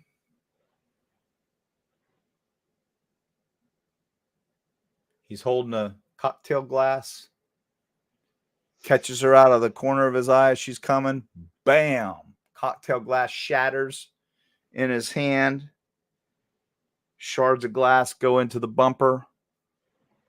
His arm strikes the tail ends, shatters the tail ends, cascades, rubs transfer off. The shattered lens scratches his arm like this, trampolines off the vehicle, goes off into the yard 30 or 40 feet, 10 to 12 feet up in the air. 6,000-pound vehicle traveling at 24 miles an hour. definitely could have happened. I believe it did. When you think, plenty of suspects that I've dealt with, plenty of drunks on the street for a long, long time, absolutely have blackouts, don't remember things, but I cannot think of one particular case where they have spontaneous memory that comes back and they're able to recall specific events, such as her statement that she walked, Les saw him, got out, he walked up to the side door, then I looked down at my phone. That's the Yeah. She supposedly blacked out. She doesn't remember any of this, but she remembers that when she left him, that she looked down at her phone. You don't remember specifics like that if you've had a blackout or a concussion or anything like that. Doesn't happen, people. She's a liar, in my opinion. very specific, extremely specific. So for someone who had a lot of drinks and judgment does go first, memory goes first, details get hazy, I'm going to find it really hard to believe that she all of a sudden was able to recover this many details. So while driving to Mr. O'Keefe's house, the defendant stated to Ms. McCabe, and this is when he's missing, right? So this is the following morning. While driving to Mr. O'Keefe's house, the defendant stated to Ms. McCabe, "Could I have hit him? Did I hit him?"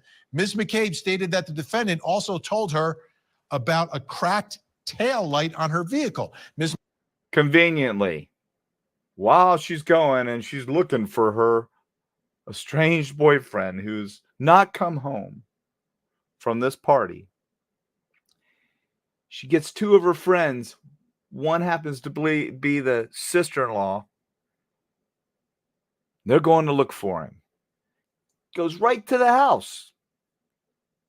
She's in the back seat. She directs her right to where the body is. No one else saw the body. He's covered in snow. She sees it, though. You know why she saw it? Because she knew he was there.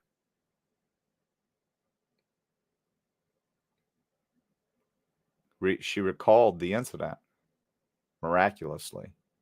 Then she jumps out, does this whole drama show, starts doing chest compressions.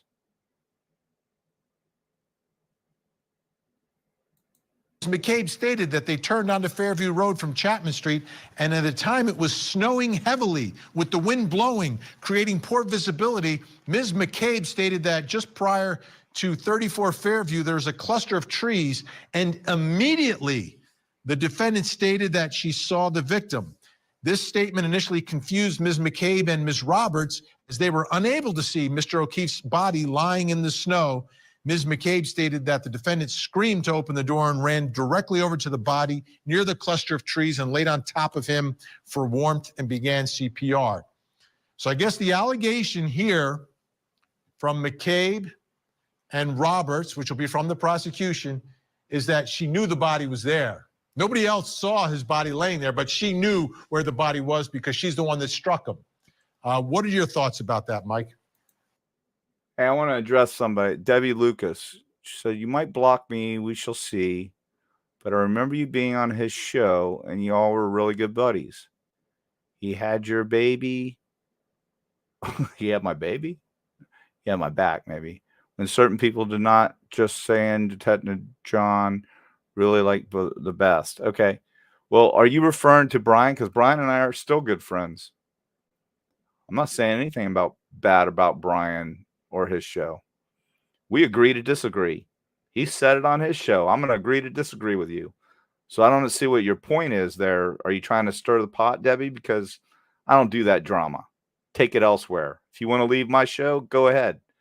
That's not what I'm doing. I disagree with Brian about this case. He disagrees with me about this case. That's cool.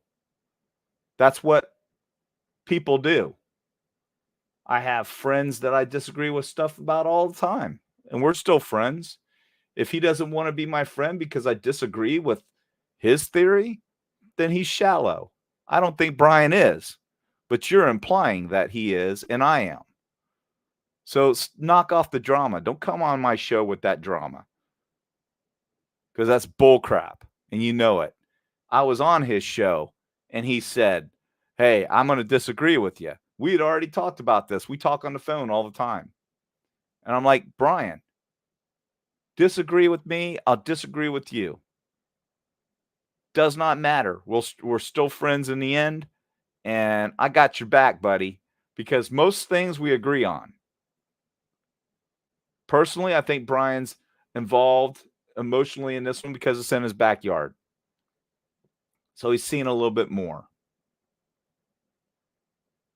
But I'm telling you right now, don't bring that nonsense into my show because I don't do that kind of drama garbage. I speak the truth.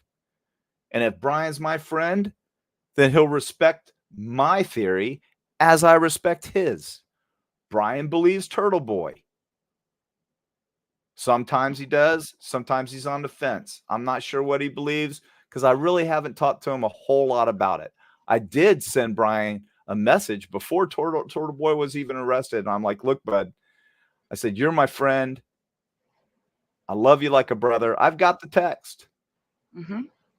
But my concern is that you're going to jump down this rabbit hole and it's going to cost credibility because this guy, Turtle Boy, is wrong. Yeah. My advice to you as your friend is not to jump down that rabbit turtle hole. because in the end, he's going to look like an idiot. Yeah. But to that person that just said that stuff, don't bring that drama here. And I'm not going to ban you. If you want to stay on the show, great. But don't bring that because you're just trying to stir the pot. I know what you're doing. You're a drama queen. Yep. I don't play 100%. that game. I'll tell you like it is. If you don't like it, that's fine. Brian and I have an agreement. We can agree to disagree. Yeah. And that's all I'm going to say about that. Crime Spy says, don't be a Dan and jump down that turtle hole.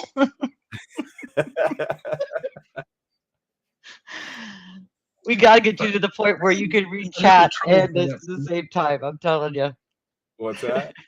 We got to get you where you can read chat too, because I know it's a lot where you're at, but they're so great. I'm glancing out. I happened to catch that one, and that kind of. Yeah. I'm not mad. I don't want anybody to think I'm mad. No. I just wanted to clear that up because glad you did.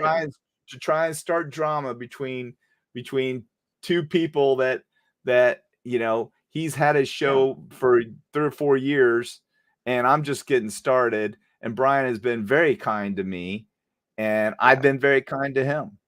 I've given him advice on his work situation because I worked HR for a long time, so I know what he was going through. He told me about it, and I hope I helped him out a little bit. He inevitably made the right decision, and it's the same decision I would have made on a lot of the stuff. This incident, this true crime,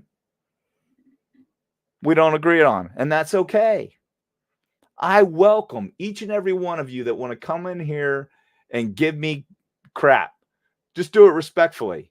Don't disrespect me. I won't disrespect you. If you disagree with me, say so.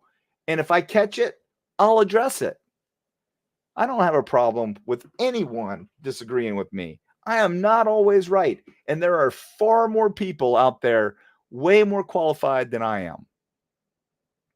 But I can tell you this much. I'm way more qualified than all of these other sleuths. I promise you that.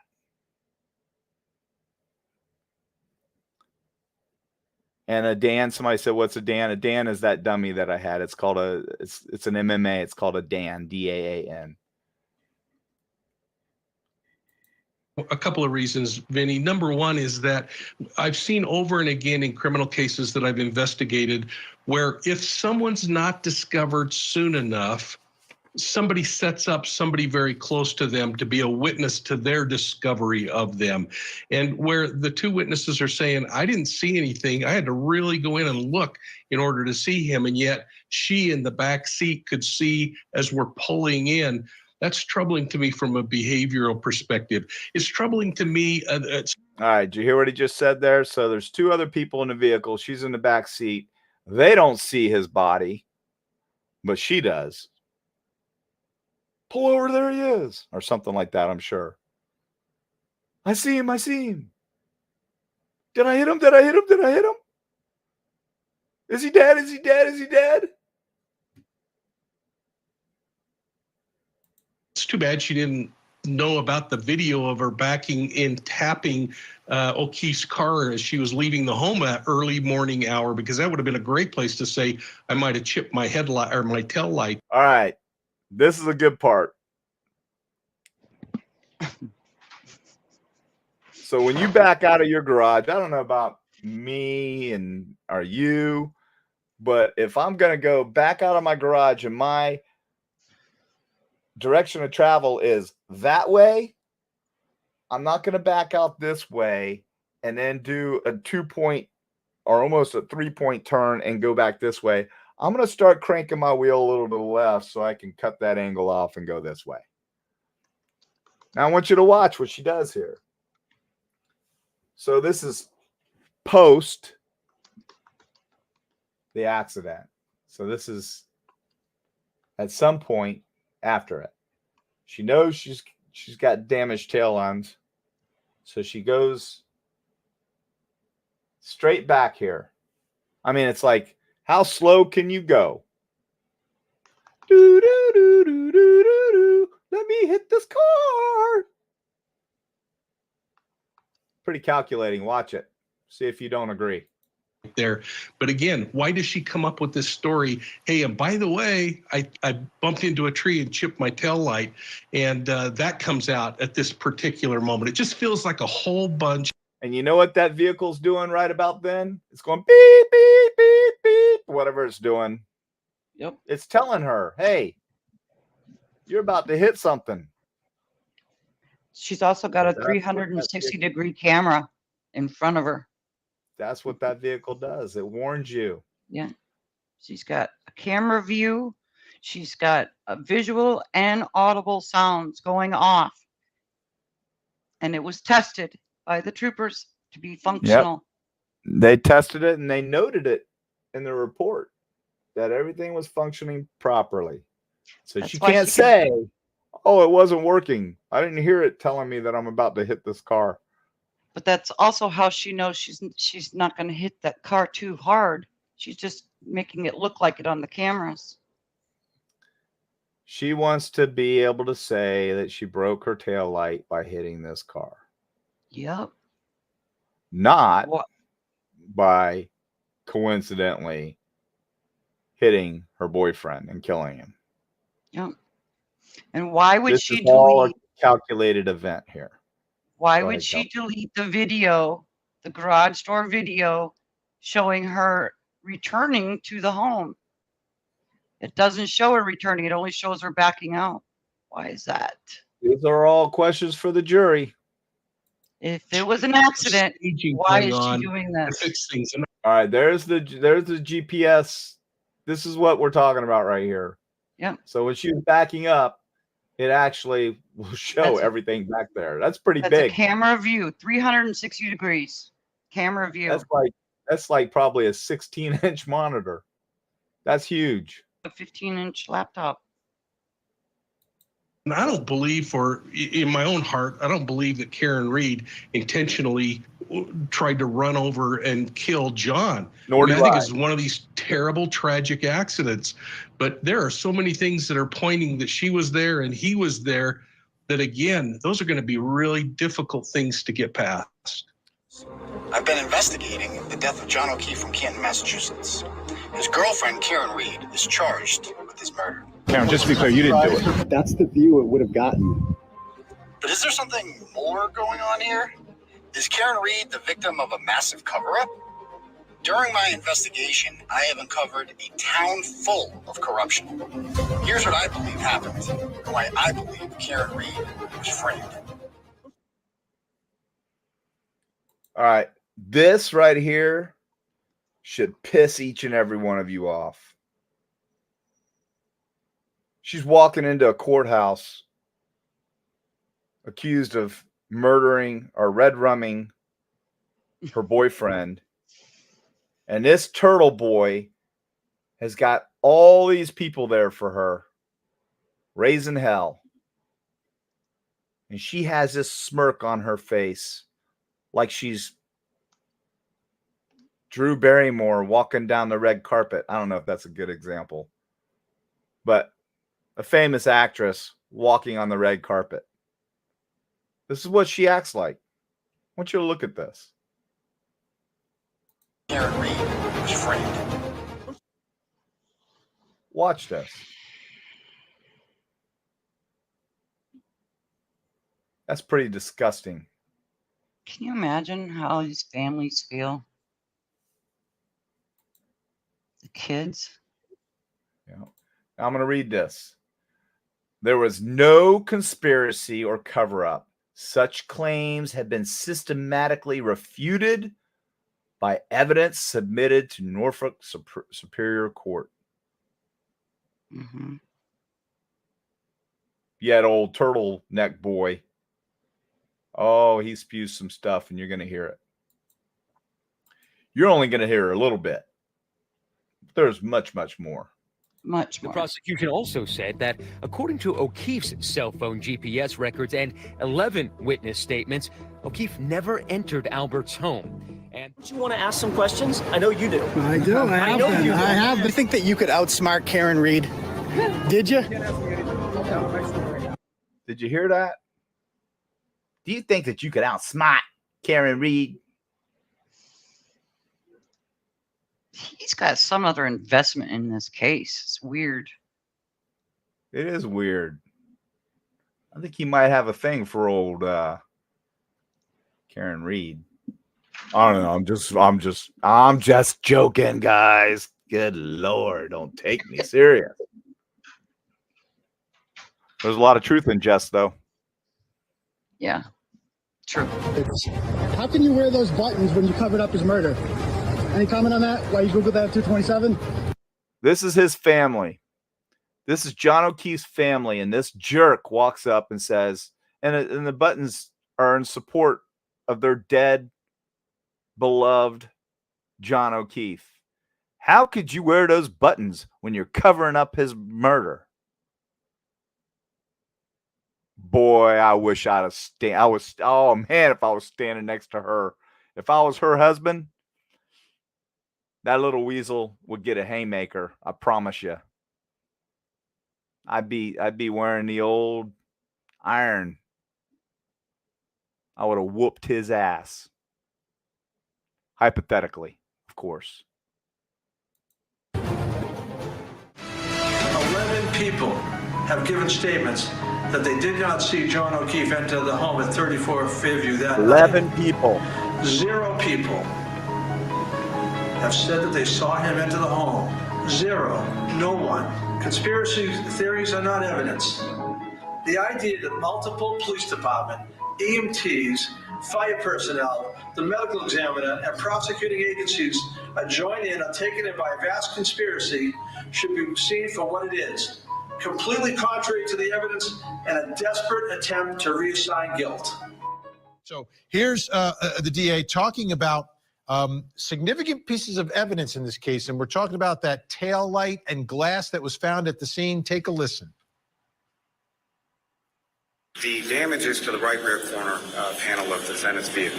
Embedded within the bumper to that vehicle is pieces of a cocktail glass. The victim, Mr. O'Keefe, is last observed on surveillance video, external surveillance. Hey, Tanner's in. T. Jordan X in. That's my son. All right. Keep him in line, son.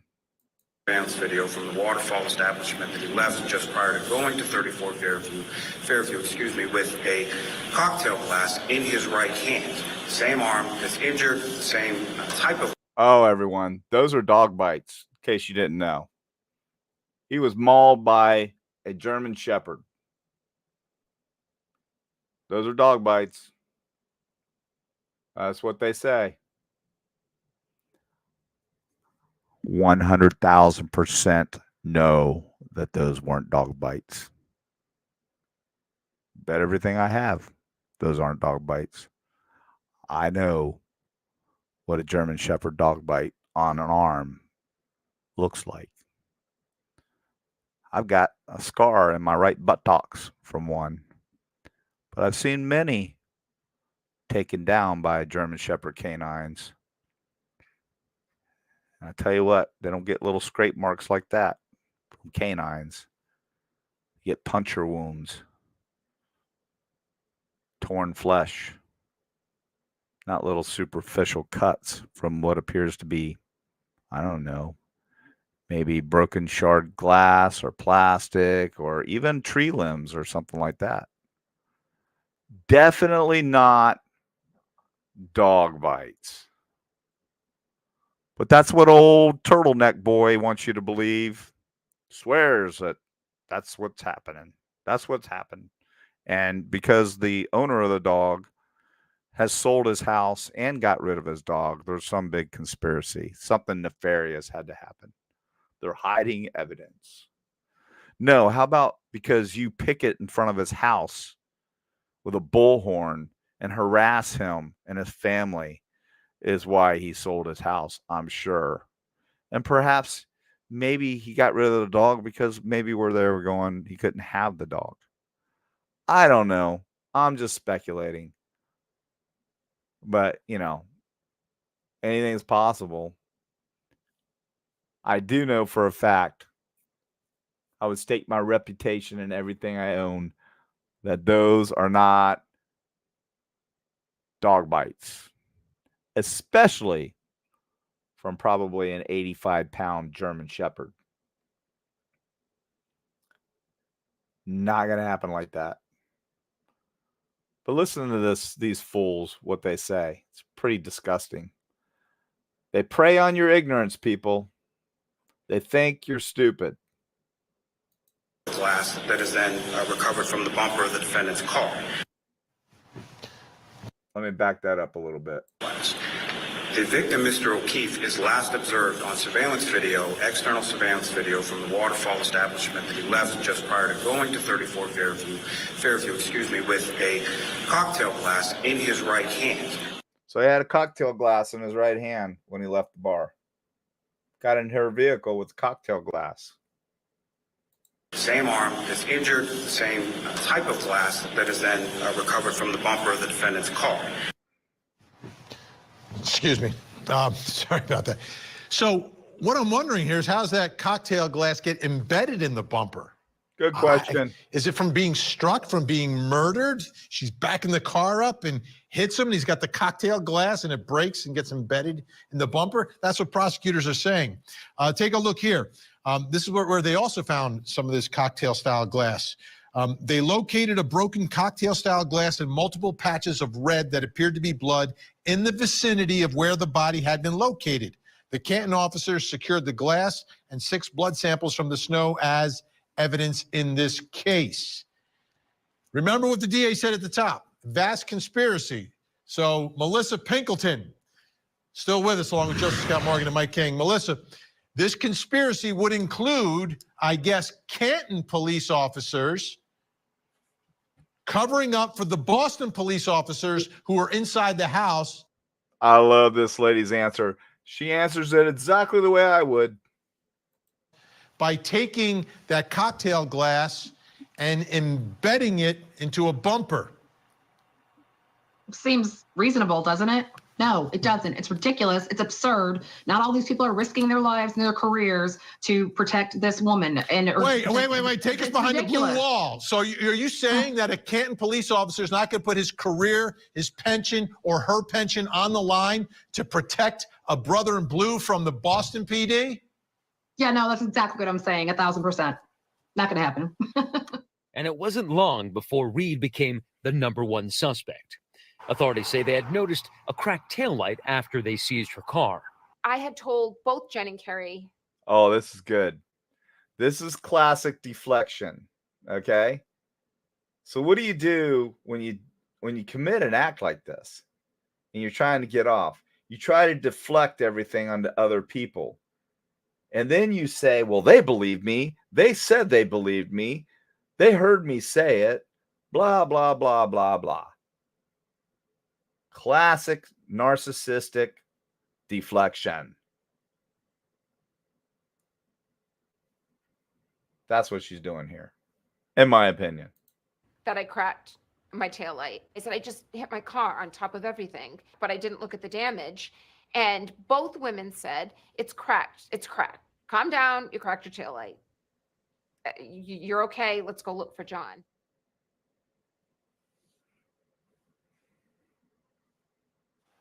But this, and you would think a Google search would be very straightforward. It is what it is, right? Not so much. The defendant and the victim argued a decent amount of the time. The witness recalled a recent argument over groceries and the victim expressing needing a break from the defendant. Now, I can't, PF is either the niece or the nephew. I don't know which one. Do you know, Kelly?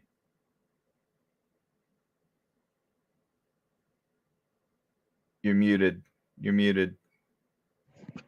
I think PF is the niece. Okay. I So think. the niece that lost her parents that he's been taking care of, her and her brother, witnessed an argument over groceries. And apparently, according to her, Officer O'Keefe said, "Hey, I need a break from this chick. She's freaking losing it. I'm over it." Paraphrasing, of course. Much in this case. So we're going to dive into that piece of evidence.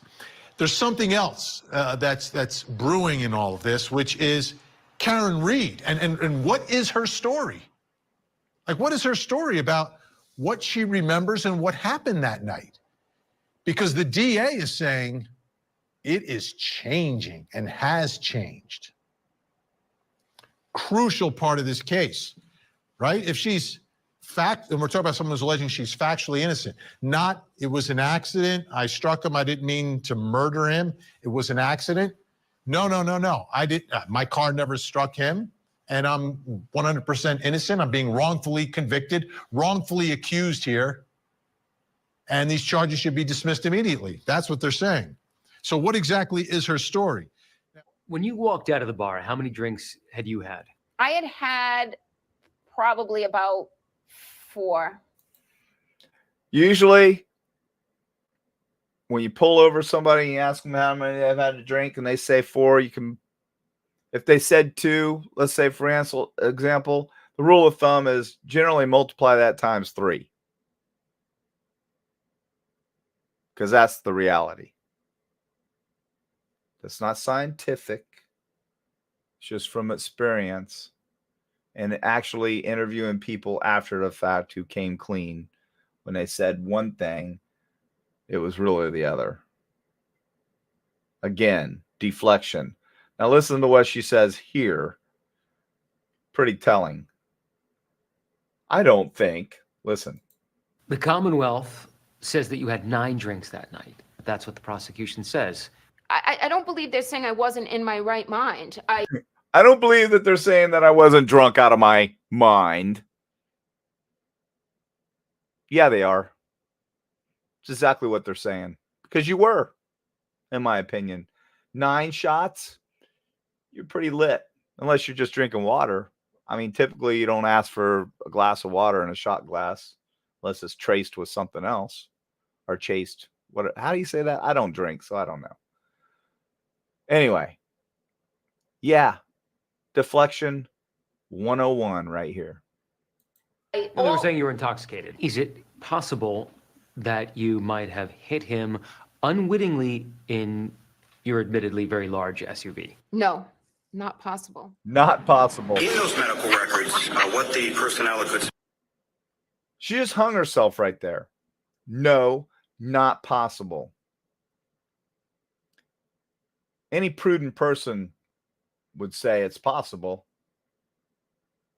She's saying it's impossible. So what's the state going to have to do now? They're going to have to slam her ass. Rightfully so. Because she's not owning it. She's denying it. If she just came out and said, "Oh my God, I didn't mean to hit him. I lost control. It was an accident," we'd be in a different place right now. She'd be charged with DUI manslaughter. She wouldn't be facing second-degree red rumming, though. Just my opinion. As a matter of the doctors and nurses who examined Mr. O'Keefe when he came into their facility, they described his injuries as a right superior orbital ridge region, approximately 7 millimeter laceration, positive for surrounding soft tissue, swelling, positive breath sounds bilaterally, pulseless, positive superficial abrasions to the right forearm. Dr. Scortibello, the medical examiner in this case, who testified at length before the grand jury, described Mr. O'Keefe's right arm injuries. Superficial abrasions to the right forearm and I would say bicep area as well. But definitely not canine bites. But oh yeah, you're going to hear some unbelievable accusations. As scratches caused by a blunt object. She described or noted that they appeared to be in a linear pattern. She detailed that she observed no signs of an altercation or fight from her internal and external examination of Mr. O'Keefe. And lastly, she testified in great detail as to the swelling of his eyes being related to the fractures in his skull and how those manifested into the observable swelling and discoloration of his. So he's got 2 black eyes. Anyone that knows anything about head injuries, especially to the rear lobe of the head, when you're concussed, 99% of the time, in my opinion, from my experience, you're going to get black eyes. The defense and old turtleneck boy want to lead you to believe that he was beat beyond recognition in that house with 11 people, and a dog attacked him in the house too. And all 11 people, or however many it was, a lot, have no recollection of anything like that happening. In fact, John O'Keefe never even came into the house. Never came into the house. And they're all gathered together, having a party. His face. And essentially what she testified to was that there was a laceration on the right back. All right, look at this laceration here. Now, it's not only a laceration, but I would submit it's a huge contusion, but it's also indented right in here. That's a lot of force. And it's also lipped up right here. So when your head goes back and forward again and hangs on something or strikes something and is moving in that direction, it's going to cause that type of contusion, that type of injury. Rather than if I just took a knife and ran it across the back of his head. Mr. O'Keefe's head. That there was a skull. You see his eyes, see the blood pouring from his eyes. That's a massive head injury. You see all this pecule here, all this blue, purple. That's bleeding inside his skull, coming out of his eye sockets through like he's crying out of his tear ducts, basically. Not his tear ducts, but out of the voids in the corner of his eyes. Probably has that on the same stuff on the other side too. Pretty sad. Skull fracture in that immediate area, the right parietal area of the victim's skull. That then caused a swelling on the brain, which she observed, as well as Dr. Stonebridge observed during her neuropathology examination of Mr. O'Keefe's brain post-mortem. That then caused the swelling underneath of the skull, caused the radiating skull fractures that she observed in Mr. O'Keefe's skull throughout, and that the essentially nowhere else for the blood to go, and the looseness of the vascular tissue behind the eye then causes both of the eyes to swell. There was no evidence that Mr. O'Keefe was beaten and left for dead. There was no evidence of any defensive wounds. She was specifically asked those questions and testified to that before the grand jury as to those injuries and how they sustained them. There's absolutely no evidence that Mr. O'Keefe ever entered the residence at Fairview on that particular evening. Counsel mischaracterizes some other statements made by a witness, Mr. Brian Nagel, who had come to pick up his sister at the residence.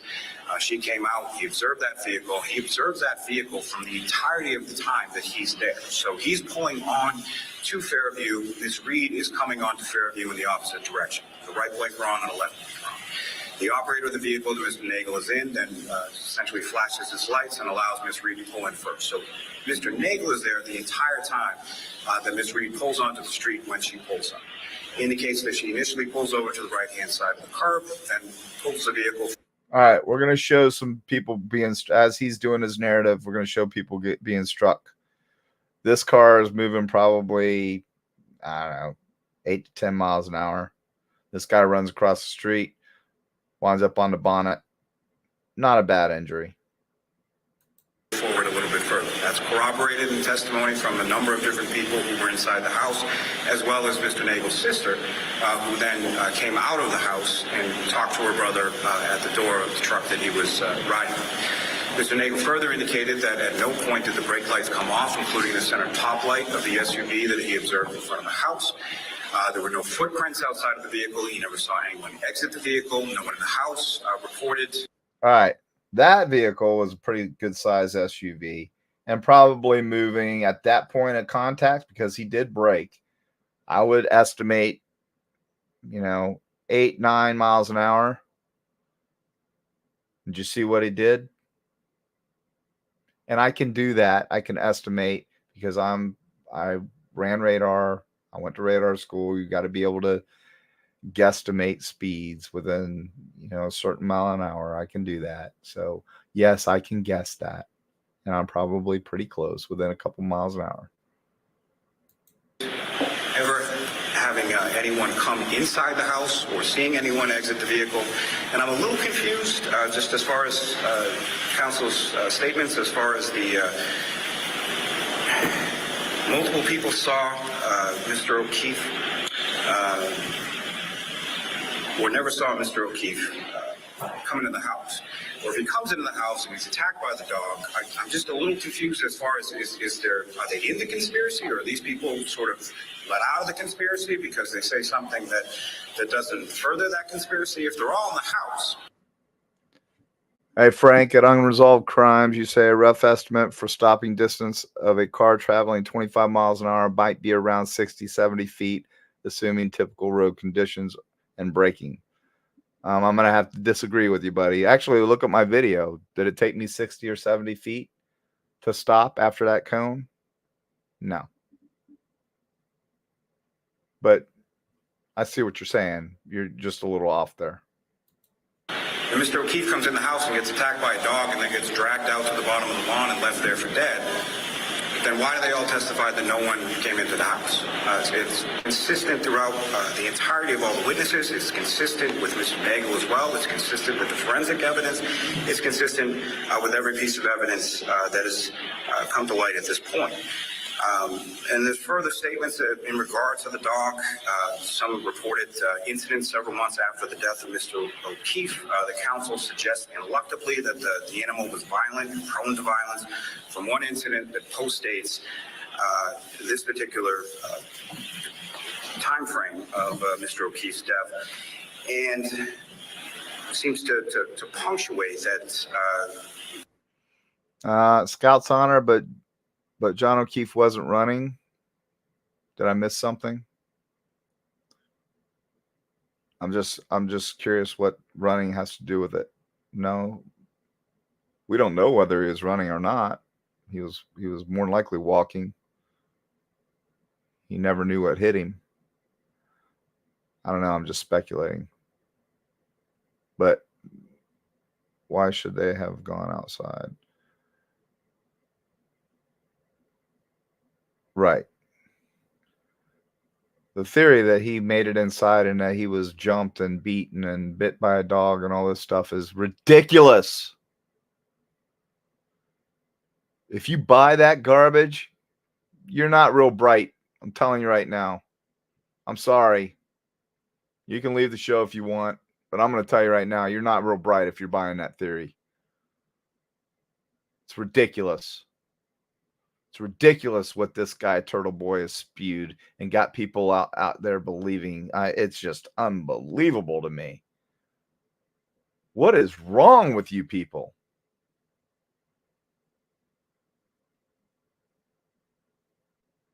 You had that much hatred for the police that you believe that that 3 agencies are going to conspire together to frame this girl, to cover up this guy's death because another cop beat him to death in his own house.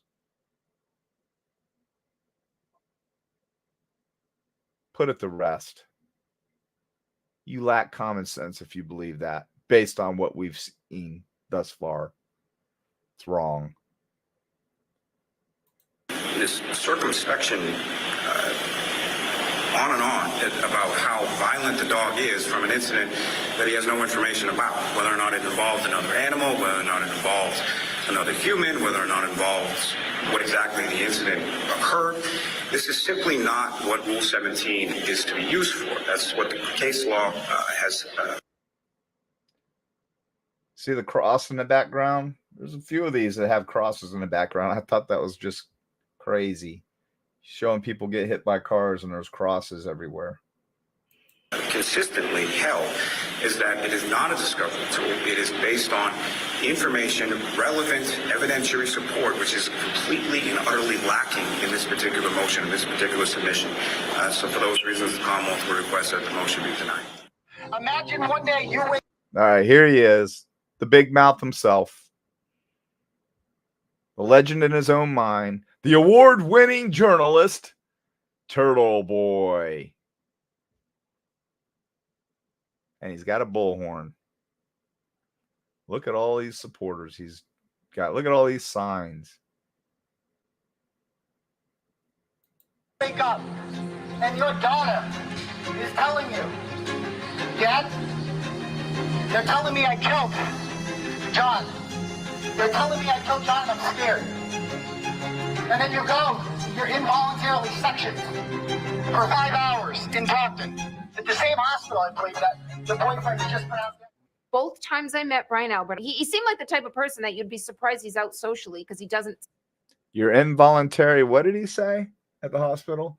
Yeah, when there's a THI involved and it's involving a death, yeah, they'll draw your blood without your consent. Yep. It's what they do. If you don't consent, they'll get a warrant. They'll tie you down and make it happen. Seem like he ever wants to be there. But at the bar, Reed says there was an invitation to continue hanging out at Albert's home. I said, can we make sure we're welcome here? Nobody extended the invite to me. I didn't hear the invite extended to you. Nobody extended the invite to her. You know why? Again, I'm going to speculate here. Because they all knew he was going to dump her ass. She wasn't welcome. She imposed herself to the bar uninvited. He didn't want her around. Typical denial. They drive to the Alberts' house. What happens next is disputed. The 3 women together now headed to Albert's home. How soon was it when you pulled in there that you saw John's body? Immediately. And what struck me when I saw him was his mouth was open a little bit and his eyes were shut and he had spots of blood in different areas on his face. Yeah, because you just hit him with a 6,000-pound vehicle a few hours prior to that, 4 or 5 hours, maybe. I don't even know. Yeah, that's why he was laying there with his mouth open, his eyes rolled back in the back of his head, swollen up, freezing to death. But by this time, he was covered in snow. So how was it? Because when they lifted the body up, now some of the snow would melt from the heat from the body, yes. But when she first hit him, allegedly, there wasn't much snow on the ground. But he had 6 inches of snow on top of him. Didn't we hear that? Wasn't that somewhere, Kelly? He was covered in snow, correct? You're muted. Sorry. Yes, 6 inches. 6 inches of snow. Mm-hmm. So how the heck did she see him? Because she knew right where he was. Yep. That's it right there. She hit him. Because she hit him. She might have even saw him flying off the back of the vehicle on the camera on the screen on her dash. I don't know.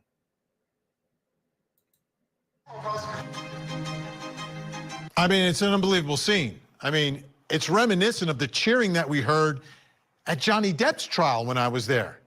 And this is not a Hollywood star. This is an accused murderer getting a standing ovation as she enters the courtroom. What could have fooled me? She looked like a Hollywood star to me. What is going on out there? Well, the man who organized all of that is joining us tonight, our special guest, blogger, social media personality, owner of TB Daily News, and the man who organized the Karen Reed protest. He's joining us tonight, apparently. I got a new name for him. You ready for this, Kelly? You ready? Okay, you ready? I'm ready. Okay. Oh, boy. Richard Cranium. I thought that was going to be some good one, new one. Oh, Richard Cranium here.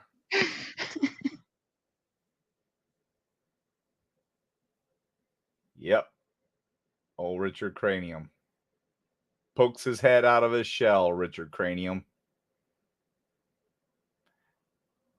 You know, the other name for Richard is Dick, and Cranium is a head, in case you all didn't catch on to that. From Cape Cod, Massachusetts, Aiden Carney, also known as TURTLEBOY. Thanks so much for joining us tonight. Thanks for having me, Vinny. Let me start here. Aiden, TURTLEBOY, what do you prefer? Richard Cranium. You can call me TURTLEBOY. Okay, I'll go with TURTLEBOY. Not a problem. I understand. That's what everybody calls you. So let me start here. Yeah, I'm used to it now. Yeah. So I'm used to it. The first question, how did you get involved in this case? Like, you were a sports guy, weren't you? No. He's an award-winning sports broad. He's not, what is he? A podcaster. I'm an award-winning podcaster. Journalist. No, he calls himself a journalist. I don't know that he's not, but I'm going to roll the dice and say he's not. Just my opinion. I mean, I started the blog about 10 years ago about sports, and nobody really cared about sports. So I started really getting into investigative stories, and I became an award-winning journalist along the way. And I've built a pretty large following in the New England area. I'll tell you what, though. If I'm about to go on a major network, I'm going to clean this crap up back here and not look like such a slob. Just saying. And so when stories like this happen, I gravitate towards them. But this particular story is by far the biggest and longest story we've ever done. We're on part like 97 at this point. I don't know how many hours of YouTube streaming shows we've done about this, but it just seems like it never ends. And, the following has obviously grown significantly as a result of this because the story is so mesmerizing. It just every day there's something new about the story that you couldn't be more shocked than the previous day. And then like yesterday, we find out that Michael Proctor, the detective in this, made up a fake company that does not exist and wrote in his report that they plowed Fairview Road, a company that does not exist, in order to avoid interviewing the actual plow driver who I interviewed yesterday. And as it turns out, he went by 34 Fairview Road and he reported seeing no body. He said that he would have seen a body if it was lying there. He's a 217-pound man, 10 feet from the curb. He said there was no body on the ground. And the lead investigator for the Massachusetts State All right, unresolved crime. If a car hits you in reverse, you won't fly through the air. The impact might propel you in the opposite direction of the car's movement. Wrong. See, what you don't realize is there's a huge bumper that's a big wedge at the bottom of that SUV. And that big wedge will snatch your feet out from under you and propel you up and out. I've been to many schools on this called THI schools, 7 of them to be exact. I know what I'm talking about, Frank. So I appreciate what you're saying, but I'm just telling you, you're wrong. So you're saying that it's going to hit him and it's going to go straight like he was hit by a wall. No. He's got two legs. He's got a bumper protruding from the back. It's going to snatch his legs out. He's going to cascade up against the upper part of that vehicle. His head's going to smack off. He's going to trampoline off up in this direction, not straight out. You're welcome. Police, who is good friends with the people who are believed to be the perpetrators of this horrible, horrific crime, has known these people his entire life. He lives in Canton, and he never interviewed the only eyewitness who can definitively say that there was no body on the ground on 34 Fairview Road that night. And again, as I said off the top, Karen Reed presumed innocent. I hope you all heard that. So this guy actually just said that a snowplow driver in a blizzard is going to definitively say that he didn't see a body 35, 40 feet off the road in a yard during a blizzard with, I don't know, this much snow accumulated already, covered in 6 inches of snow. Yeah, he probably could say that. Unless he was looking for the body, I don't think he would see it. What's your point there, Richard Cranium? I don't know. Oh, man. This is unbelievable, people. This is the most irresponsible reporting that he allegedly does that I've ever seen. Based on what? What does he base his theories on? Not experience, not training. You know what he bases it on? Grandstanding. Because he can grandstand and make it right. For him, for his show. He's nothing but a grandstander. Period. End of story, Turtle Boy.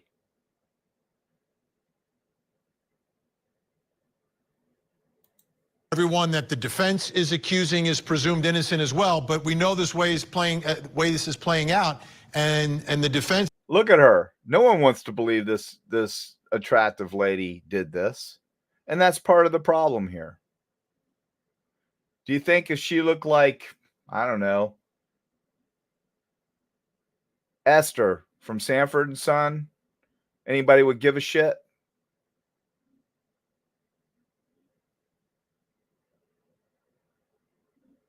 I'm just being real. This lady is a hero in these people's eyes. She's a victim of the system. She's a victim of 3 police departments that have conspired together to put her in prison for something she didn't do.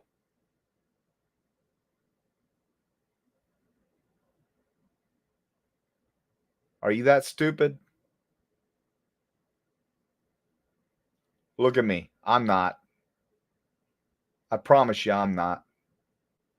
But this guy, this Turtle Boy, Richard Cranium, whatever, I'm going to name him Richard Cranium because I think it suits him better. His followers, I don't know. I don't know what their IQs are, but I don't think they're very bright. The followers in this show, subs in this show, I'm pretty confident are in this show right now because they're pretty bright. Now, I don't have a problem with anyone questioning some of this stuff because there is some crazy stuff here. Most of it with a little common sense can be worked out. is going to make these same accusations that you're making, that obviously we have no idea what the truth is. And hopefully everything comes out inside the courtroom and the jury tells us eventually. We bring in a special guest joining us, Jennifer Coffindale from Jacksonville, Florida, retired FBI special agent and an expert in cell phone searches. Jennifer, great to see you. Thank you for being with us. Why on earth? We all have these phones. We've had them for years. I've watched a million trials. Why would there be experts saying different things about the time that a search is done on a phone? How is that possible? Well, how it's possible is essentially at that time, the 2:27 mark, she opened up a Google search, if you will, and that search was for actually basketball, ozone, a scoreboard. So now she's Googling, and then she also actually watches a video. Anyway, that window was essentially open. So the timestamp is from the earlier time that it was opened. And so later, when she's with Karen Reed, who is asking her, please, Google this. How long can a body, be outside in the cold before they die, essentially? Then she Googles it. So what the defense and old Turtle Boy want you to believe is that there was this conspiracy to conceal this beatdown in the house, this red rumming, and that they took the body out of the house and threw it in the front yard, and that later the sister-in-law Googled how long would it take before John O'Keefe expired in the freezing tundra in the front yard. That's what they want you to believe. The reality is, they're trying to timestamp it. Because there's no way at 2 whatever time it was, no way that could happen, blah, blah, blah. He had to have been in the house. No. When you take this phone, right now, if I go to Google and I open up Google or open up Facebook, let's open up Facebook. Open up Facebook, bam. Showing that I opened up Facebook at 11:44 p.m. I throw it down. I fall asleep. Still open. I haven't done anything. Haven't exited out. Opened it back up so it could show another time that it's opening. It was opened at 11:44 and it stayed open.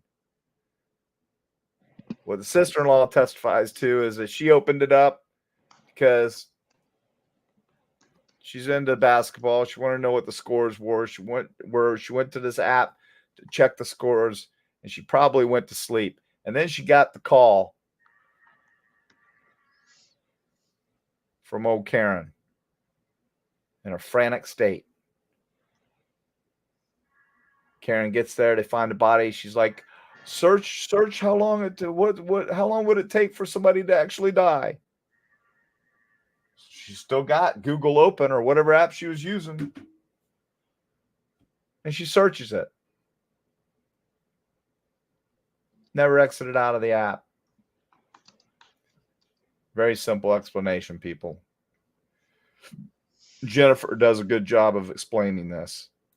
the stamp is registering from when that window, if you will, was originally open. Okay, let me make sure I got this because you explained it very well. She picks up her phone, 2:27 and 40 seconds a.m., is searching something about sports. Maybe goes to sleep, leaves the phone alone. Later that morning, picks up her phone again, and in the same search bar, in the same window, does the search for dying in the cold. And when you extract the information, it goes back to the prior search because it's the same window. Exactly. Now, is this common knowledge? Is this common knowledge, or could experts disagree about this and create all this gray area? Because Alan Jackson was adamant that it was a 2:27 search. Well, he needs it to be. He needs it to be. He needs it to be. You're absolutely right. Jennifer, you nailed it. He needs it. He needs that narrative to fit perfectly. At 227 for this conspiracy theory to hold some sort of water.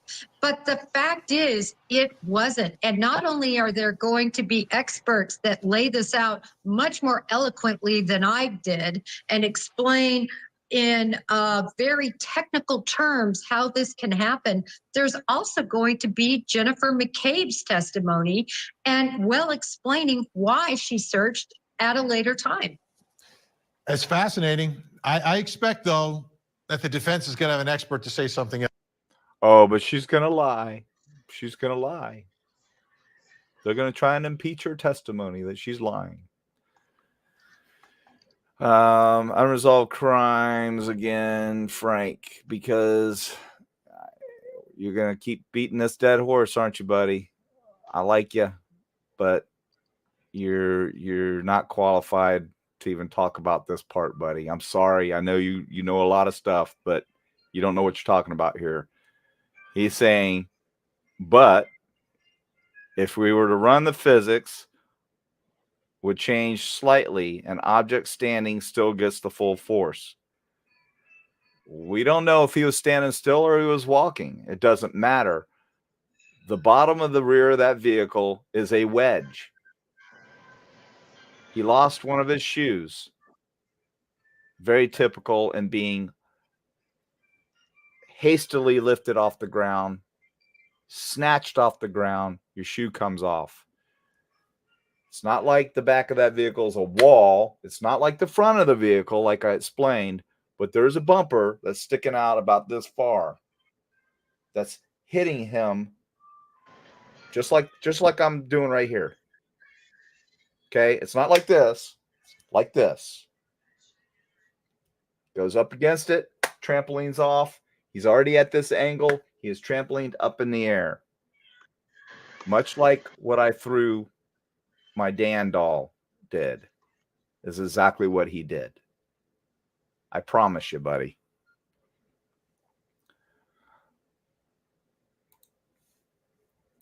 Else, right? That's what happens in trials. Have you ever seen this issue come up before? I haven't seen this exact issue come up before. Oftentimes, it's the Google search that is what does come up, and the timestamp really isn't that important. In this case, it's going to be important when that search happened, because nobody's denying that the search happened. They're denying when it happened. Cute and Cuddly, I'm going to address this one too. Hopefully this just answered your question, Cute and Cuddly. Why did Jennifer McCabe Google how long to die in the cold at 2 a.m. that very night? Simple question. I think you're getting a pretty simple answer right here. And hopefully that clears it up for you, because that's exactly what happened. The app was opened at that time, and it stayed open until it was closed, and they determined when it was closed as well. The searches, I'm sure down the road, once they get forensics involved, they'll be able to determine some of the search times too. But they know when the app was opened at the point of these hearings. There's a lot more information that's going to come out about that kind of stuff. All right, Jennifer Koffendorfer. I mean, fantastic job. Laid it out very simply. I just hope a jury can understand all this. Appreciate your time tonight. Thank you so much. Thank you so much for having me. So you have no personal connection to Karen Reed? No, I didn't know who she was before this. I mean, I briefly saw it in the news when it happened last year and didn't pursue it. I thought it was a horrible tragedy when it happened, like a horrible accident. I think a lot of people assume that. And then what really caught my attention was a court filing in April about the Google search. Like, that was what caught my attention. And I looked into it and I read Alan Jackson's 94-page affidavit accompanied by Richard Forensic, what his exact title is, Richard Green. He's basically a data nerd. He looks through your phone, finds things you deleted. I read it all, and every page I read further, my jaw just dropped. And I said, this can't be happening. How is this real? And I assumed Like, they have a woman Googling at 2:27 in the morning who was inside that house. So he's basing his entire theory on the fact that someone Googled at 2:27 in the morning, how long does it take someone to die from hypothermia? When that person testified that our defendant asked her to Google it. Now, I'm no rocket scientist, but does that make any sense? Kelly? Bueller? None. Anyone? Bueller? Anyone? Bueller? Bueller? It's his day off. How long to die in cold, claiming that John O'Keefe never came in that house. So why would you Google that if you thought John O'Keefe was home in his bed, right? So when I saw that, I'm like, well, this is game over. Obviously, they have to drop the charges. This isn't, you trust the institutions, right? Like, the district attorney's office can't be unethical and corrupt. They know this is beyond let me ask you reasonable doubt. this, like, because, you know, you're coming out and protesting, right? And you're organizing all these folks coming down there, making a lot of noise locally, challenging people, getting in their faces, et cetera, coming in and out of the courtroom. Have you always been skeptical of police? Is that where sort of you come from? You question the police as sort of a social activist?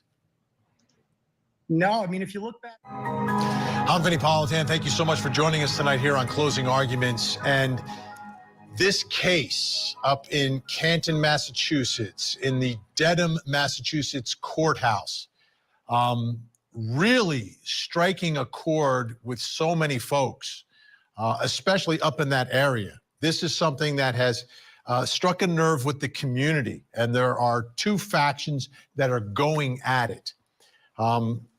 This is Karen Reed. She's accused of murder. To have the cowardly, and that's what they are, the cowards of Canton, the cowardly Canton police, who first got to that scene at 6 a.m. and did not find a single piece of taillight or a shoe. And then 12 hours later, when the state police took over, boom, they.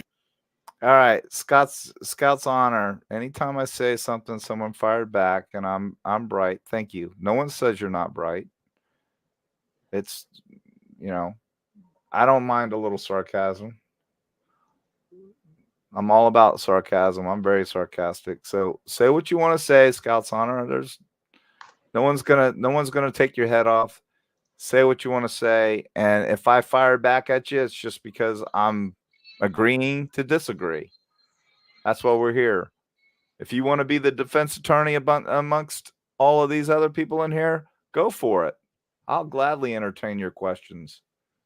I'll try to answer them if I can, you know, but obviously you believe that she's innocent, or you wouldn't be asking these questions, or maybe you're just on the fence. I don't know. Tell us, are you on the fence, or do you think that Karen Reed is innocent? Just asking.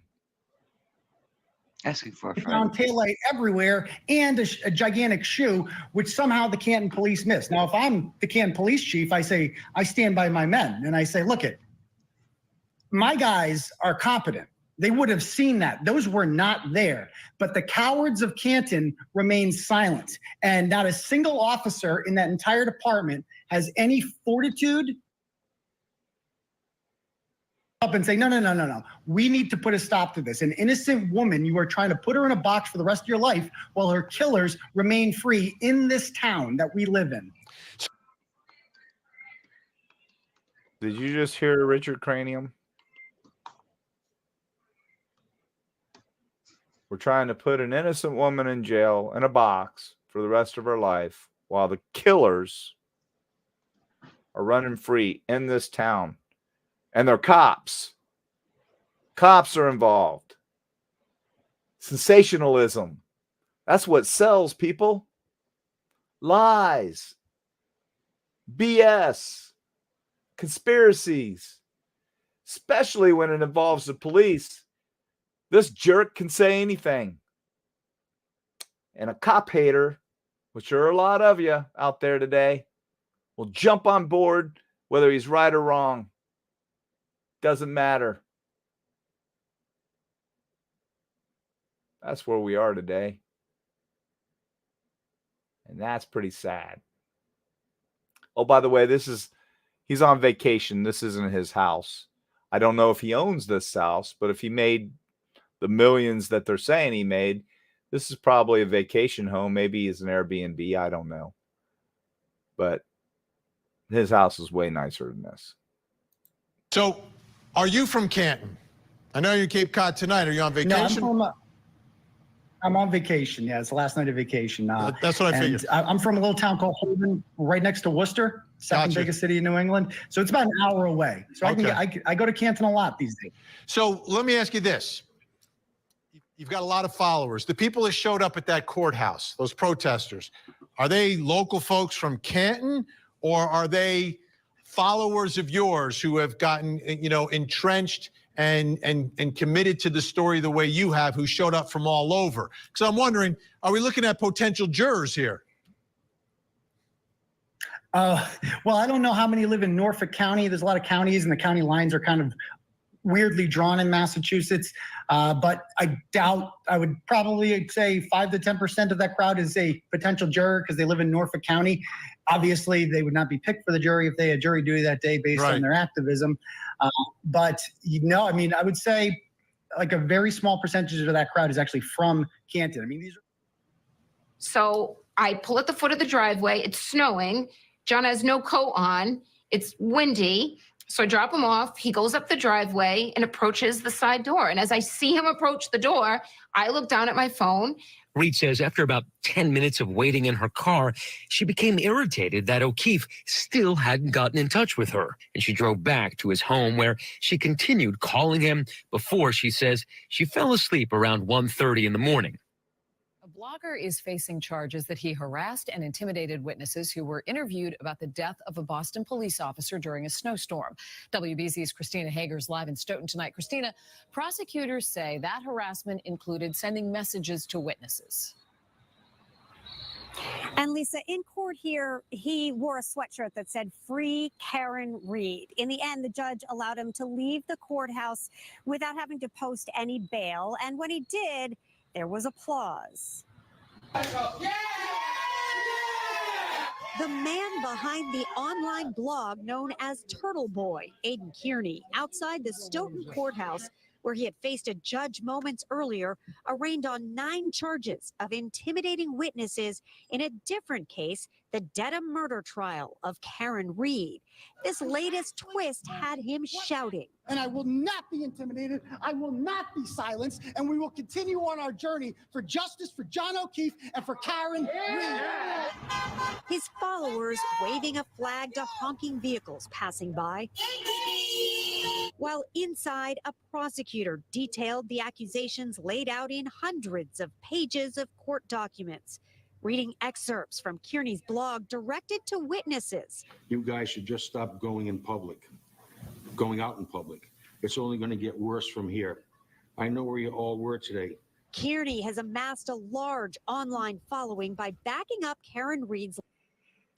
So Kelly, Roger Land 99 says, "Can you answer my question?" He's talking to at Lies. I don't know who that is.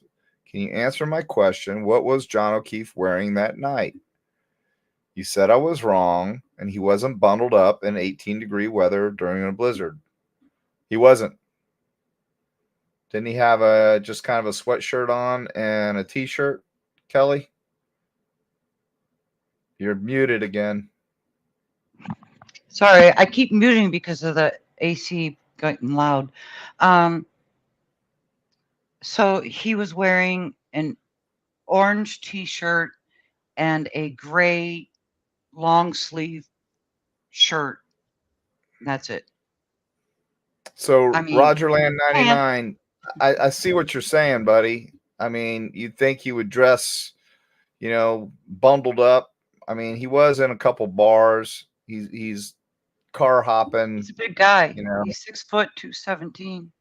I mean, I don't always bundle up, like wear a heavy coat. I'm wondering why that matters, because doesn't. That's what he was found in. Are you saying that he went inside and he derobed, left his coat inside, and got beat to death and they drug him out there and that's what they did? Is that what you're alluding to? I don't know. Enlighten us. Legal defense claims that she was framed in the murder of her boyfriend, Boston police officer John O'Keefe. She's accused of backing her vehicle into him in January of 2022 outside the Canton home of another police officer.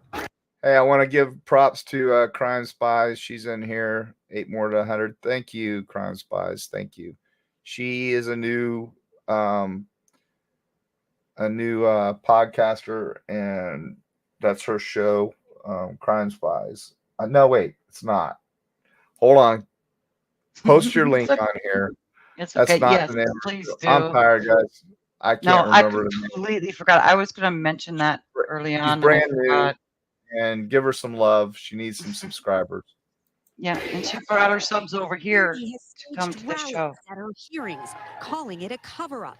But prosecutors say he went further, publicizing witnesses' private information, showing up at their homes, calling a state police trooper's wife, and saying this.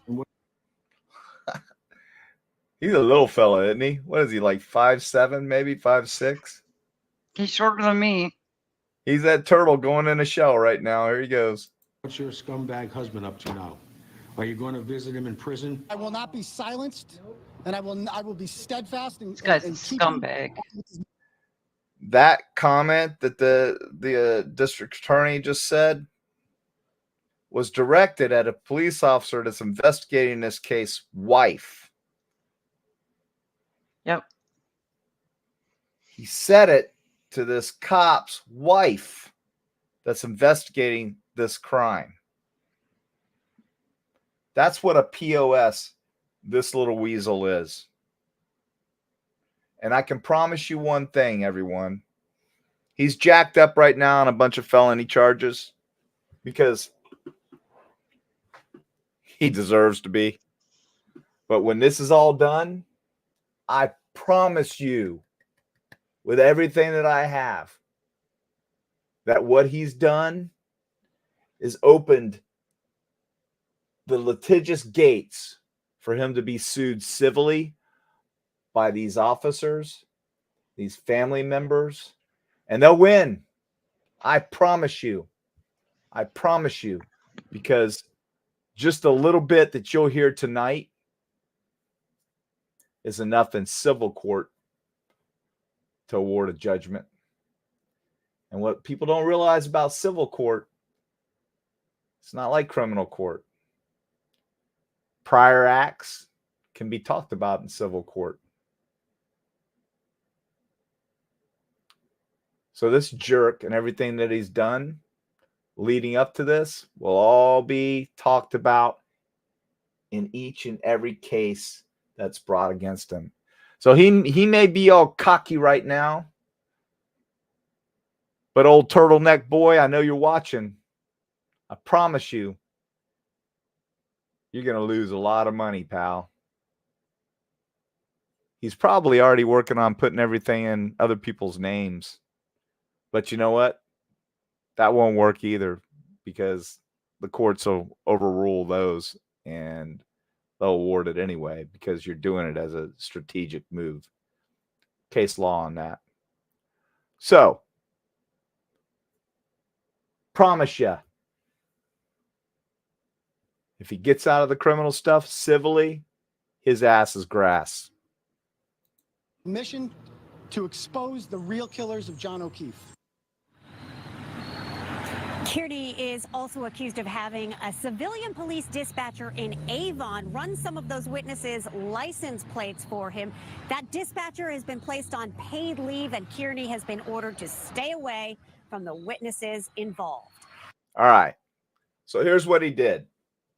He probably paid this girl. I'm just guessing. But there was a dispatcher that worked at a police department for an agency. Old turtleneck boy, Richard Cranium, has no regard for her and her career. He just has to run these tags of these people so he can get their names and harass the hell out of them.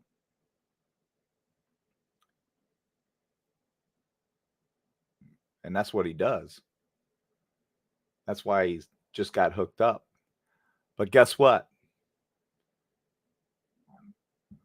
They did a little investigating and they found out that's how he found out was a dispatcher ran it. They went to her cube, figured out who ran those tags, went to her work queue. Bam. She did it. People are they're in a rage. Oh, she's going to get fired. She's going to lose her job. They can't do that. The hell they can't. If anybody knows a dispatcher, ask them.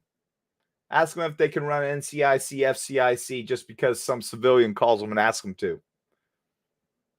Ask them why they can't do that. Did you know that that stuff's not free to the municipalities and the counties? They actually have to pay for that service. There has to be training to use NCIC, FCIC, David, all these avenues that law enforcement uses to run CHs, to pull up cases, to do stuff like that, to run DLs. Because they don't want it abused. And when it's found out that a department has somebody abusing it, they get fined. They could lose their license to be able to do that. So should this young lady be terminated? Absolutely 100% terminated with prejudice. Because she knows that what she did violated not only policy of the department, but of the institution that holds that software.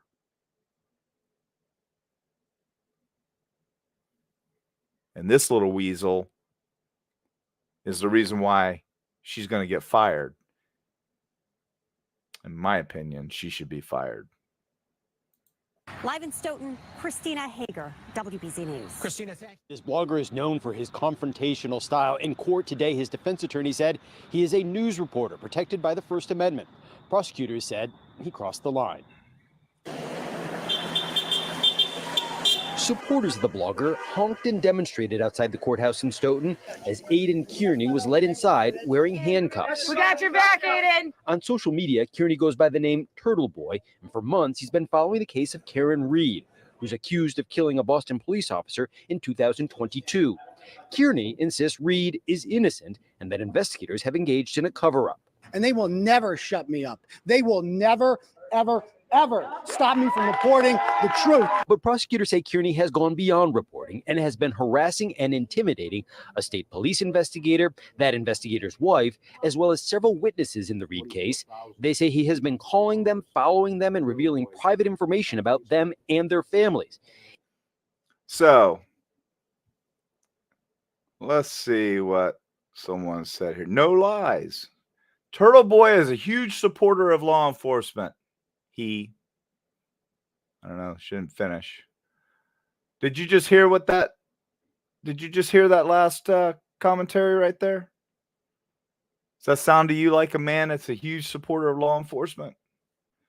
I think any support that he ever drummed up for law enforcement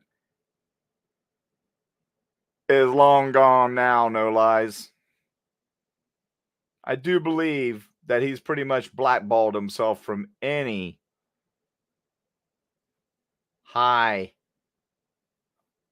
anything to do with law enforcement.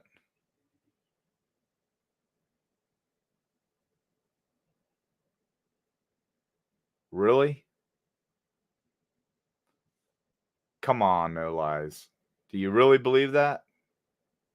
Think about it. What? Because in the past, he was against woke and he was against Black Lives Matter. And he voiced his discontent and support for the police that were who wouldn't? Does that make him a supporter of law enforcement? Because he went up against people that were burning down cities and towns? Looting businesses? He voiced his discontent against that?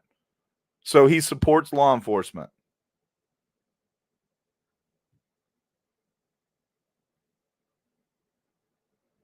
Come on. Just because you say it doesn't mean it's true. And just because you can say it doesn't mean you should. And they say he's been telling tens of thousands of his followers on social media to do the same. Appears that in the past he's encouraged his followers to take various actions with respect to witnesses in this matter. The judge agreed to release Kearney without requiring him to post bail, but under orders to stay away from the specific people named as Kearney's alleged intimidation victims. Kearney promised to continue what he has been, which prosecutors say includes online fundraising to the tune of $5 million so far. What in a $5 million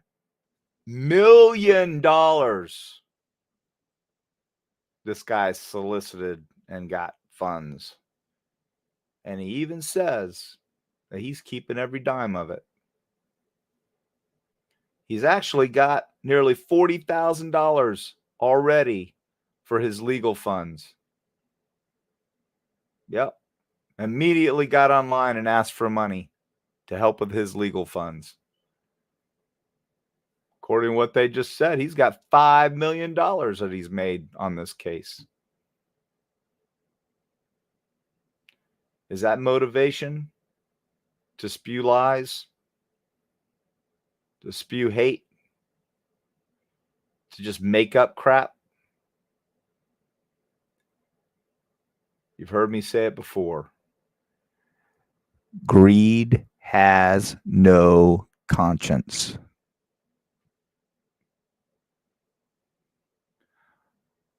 But you know what this little guy is going to get? This little turtleneck weasel boy? Oh, I can call him names because he calls all these people names. So it's okay for him, but not okay for me.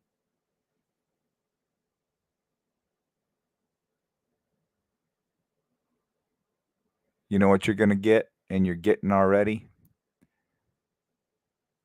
Karma. absurd and ridiculous. I wish. No, I have not made $5 million off of this. How much have you made? I have no idea how much you make.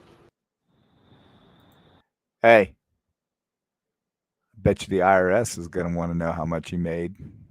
He's brought a lot of heat on himself.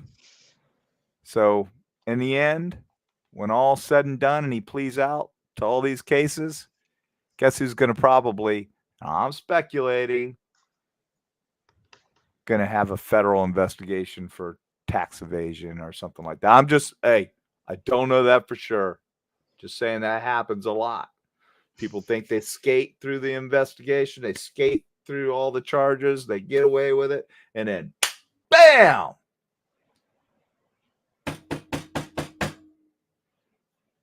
The old IRS comes knocking on your door. Hey, Mr. Kearney. Hey, where's all this money? Then he's in a federal penitentiary for tax evasion. Just speculating. Don't know that for a fact. I just know how these people work. Prosecutors say one of Kearney's followers is a police dispatcher in Avon, and that dispatcher accessed a private law enforcement database in order to provide Kearney with information about the witnesses' vehicles. The Avon Police Department told us late today that a police dispatcher has been placed on paid leave pending an ongoing investigation. Tonight, a blogger accusing police. I'm trying to address some of these. Roger 99, you're just looking for facts. I'm trying to provide them, buddy. I'm trying to provide them. Now, what I say, is that fact? No, but I'm relaying the facts that I've heard and I've seen. I'm showing them to you guys. Kelly and I and Patty have put together a pretty good slideshow or movie or whatever you want to call it here. We've compiled all this stuff, and Kelly has done a lot of hard work to actually put it together. She did an excellent job. So you just want the facts? What facts do you want? Do you want the facts coming from the good side, which would be us? Or do you want the facts coming from the bad side, which would be them? Choose a side, buddy. Pick a side, because no matter what you say or what you say or what you say or what you say or anyone says, when it comes to this stuff, it's truly, and I've said it before, it's us against them. Now, take that for what it's worth. Spin that however you want it. Twist it.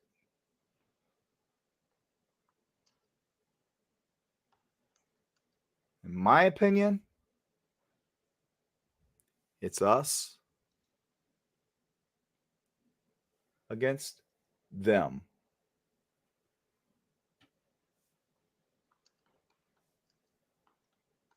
Listen up. Police and prosecutors of a cover-up in the death of a Boston police officer has his own legal troubles, charged with intimidating witnesses. He calls himself TURTLEBOY, and he's trying to prove that the woman charged with her boyfriend's murder is innocent. Thanks for joining us tonight. I'm Lisa Hughes. And I'm David Wade. Prosecutors say he used his online platform to harass witnesses. As Tammy Mutasa shows us, he's defiant and calls himself a victim.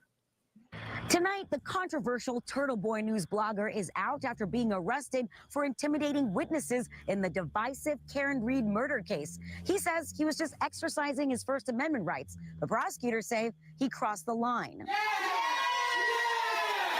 Donning a free Karen Reed sweatshirt, Aiden Kearney has been a staunch defender of Reed, who's accused of backing over her Boston police officer boyfriend, John O'Keefe, with her car and leaving him to die last January. Now he's defending himself after prosecutors say he went too far intimidating witnesses in the case, facing 9 charges. I will not be intimidated. I will not be silenced. Hey, guess what? You've been silenced. For now. I think a judge just told you to shut your hole. Actually, it's a court order. And if you violate that court order by any means, third party, fourth party, fifth party, through whoever, he's going to lock you up, turtleneck boy. 90 days minimum. No bond. He was quite clear. So old TURTLEBOY, Richard Cranium, whatever, getting out there on those steps of the courthouse and grandstanding for his base. What a joke.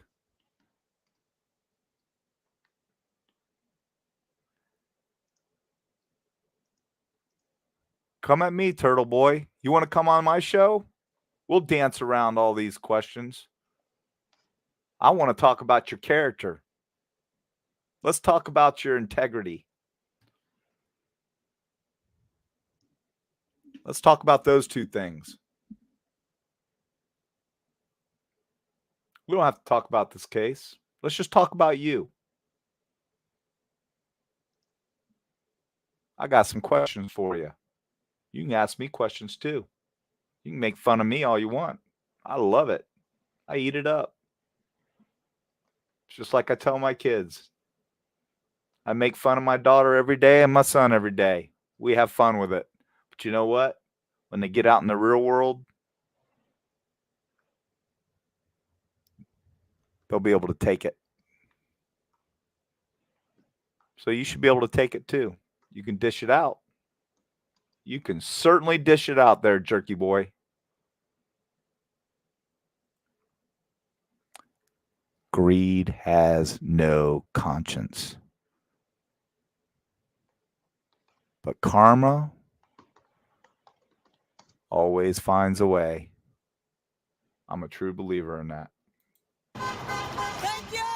The local blogger, known for his confrontational TURTLEBOY blog, has gained a big online following for supporting Reed's defense's claims that she was framed. This is the most pathetic thing I've ever seen. It's a sign of weakness what they're doing right now. But in hundreds of charging docs, special prosecutors say Kearney harassed witnesses, often filming himself while confronting them, calling them at their homes, and even showing up to their kids' sports games. Yeah, he showed up to these investigators and these witnesses that have come out and basically said, hey, He didn't come in the house. This guy shows up at their kids' ball games. No kidding. Prosecutors say in one instance, Kearney posted a video on his YouTube channel after visiting the witness's home, saying, Pardon me, these people think I'm around. You haven't seen the last of me. prosecutors say he also shared an investigating state trooper's phone number online. Then the trooper started getting random and harassing text messages and voicemails. Prosecutors say Kearney called the trooper's wife, leaving her messages like this. Yeah, old Turtle Boy. We had it on his side. He removed it. Mr. Braggadocious removed the content that they're talking about here. We had it. We're ready to play it for you. Little click of the mouse. Poof. Gone like a fart in the wind. What are you scared of, Turtle Boy? I thought you were proud of what you say and what you do. I thought the state had no case on you. Let alone 9, 10, 11, 12, 13. You got more charges coming. I hope you do know that.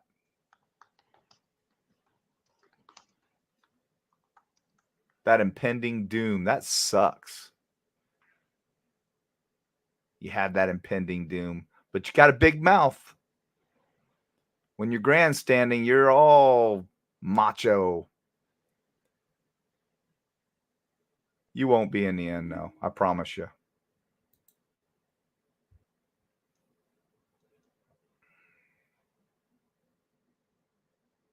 Prosecutors say Kearney had her look up the license plates of 3 witnesses. Dispatcher responds with a message again. Please keep me private. I don't anticipate up in life and never want the wrath of you. Kearney was ordered to stay away from the...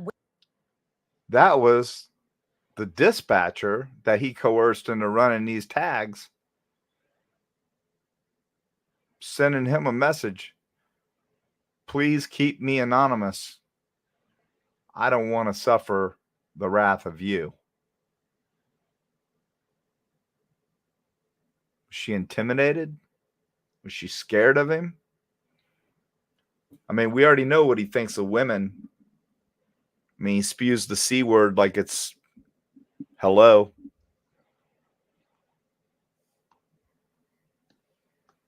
Why? Why would any of you come on this show and say you basically support him by saying he supports LE? There you go. Why? Do you like being called as a woman? Do you like being called those words? Do you think this is a man who respects you? He doesn't respect anyone.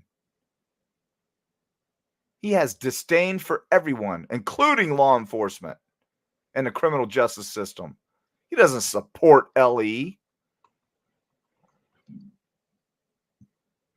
Your ignorance is not my responsibility.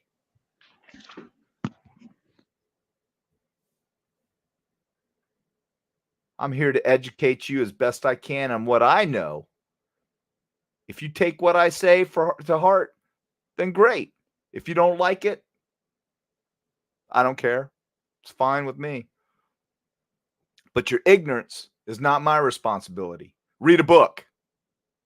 Figure it out. Don't listen to fools like this. It's disgusting.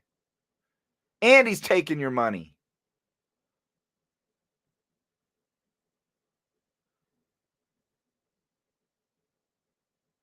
We've been doing a good job. Several of these so-called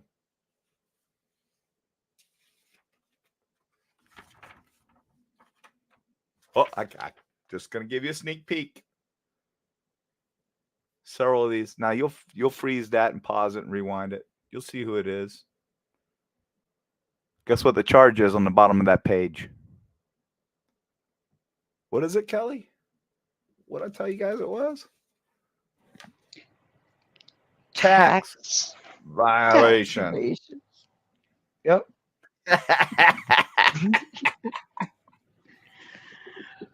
Oh, yeah. So people keep repeating the same mistakes over and over and over again. Yeah. Fraud. All's YouTube seems to be lately. And I hope that they do what they continue to do what they've been doing, because I've been reaching out to them and giving them information, and they have been wiping out some of these so-called creators. One just recently with over 100,000 subs. Bye-bye. Now he's on another show, which I'm going to go ahead and report that to YouTube too. I'm a tattletale. Under another name. I'm not going to say that name right now because I've got some other stuff working on him. Can't handle the fact that he's gone bye-bye now because he stepped over the line. Oh, yeah. We got a lot of work to do. We're going to keep doing it. Why? Because we can. Witnesses either directly or indirectly. He's expected back in court in December. In Stoughton, Tammy Matassa, WBZ News. And that concludes the video portion of this show. I would like to once again thank Kelly for all her help. And I'm here. Patty. Thank you. I'm here. And Diane and Mindy and Tanner and Charlie. And For I'd like to everything say that you do. thank you. Go ahead, Kelly. It's a pure pleasure working with you, John. And I'm going to say this on behalf of the whole team and all your subs. We love you, John. You know, that's kind of an inside joke, guys. You know, I'm not that creator that's going to go, I love you. Yeah, well, if you start sending me $25 a pop for saying your name or $100 a pop, hell yeah, I'll love you. You guys are all great. I love this team. So my thing is, I like you. I'm not going to say I love you because I don't know you. Now, you know, we you know, Kelly, you know, and my team, we're developing a relationship. So the L word might come out sooner or later. You know, it's going to take some time. But, you know, I appreciate being loved. Marianne Thorpe says, love you to death. Oh, you know, that's funny. You know, the thumbnail. The thumbnail. What did the thumbnail say? What did I put on there? I'm like, Kelly, we got to put love you to death on there. Yeah. So, yeah, we did. So if you notice right here, it says, where is it? Where am I missing it? Oh, no, I put it in the header, didn't I? Love you to death. Yeah. I thought that was funny as hell. Now, I'm not making light of Officer O'Keefe's death. I'm not. No.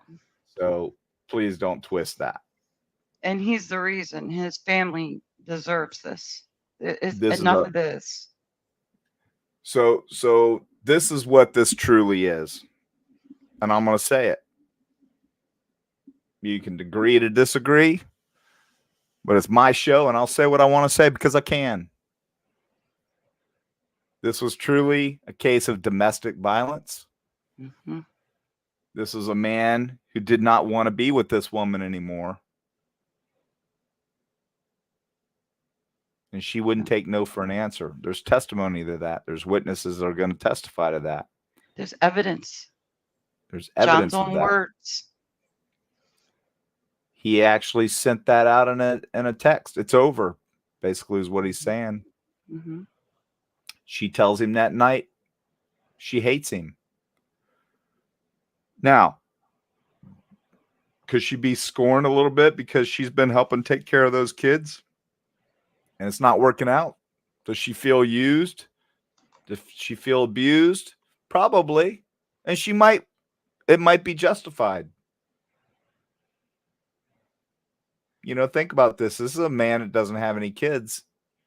All of a sudden, bam, he's got 2. He needed some help. I don't know if they were together at that point. I don't know the entire history. So we might need to find that out. Were they together at the point where he inherited the kids? Or did that come afterwards? No, he had the kids when He had the kids they first. knew each Yeah. other like a decade ago or whatever, but Right. he had the They went kids to high when they school. got They back went, together. they had a relationship years ago and they broke up, and then a decade later they rekindled on social media. I remember reading that. So is she a woman scorned and upset, pissed off? He's going into that party. He's like, I'm out of here. Gets out of the SUV. And she's like, no, you're not. Throws it in reverse as he's walking toward the house. Wants to re-engage in that fight. Wants to get the last word. Like you saw in my video. Out of control. Drunk.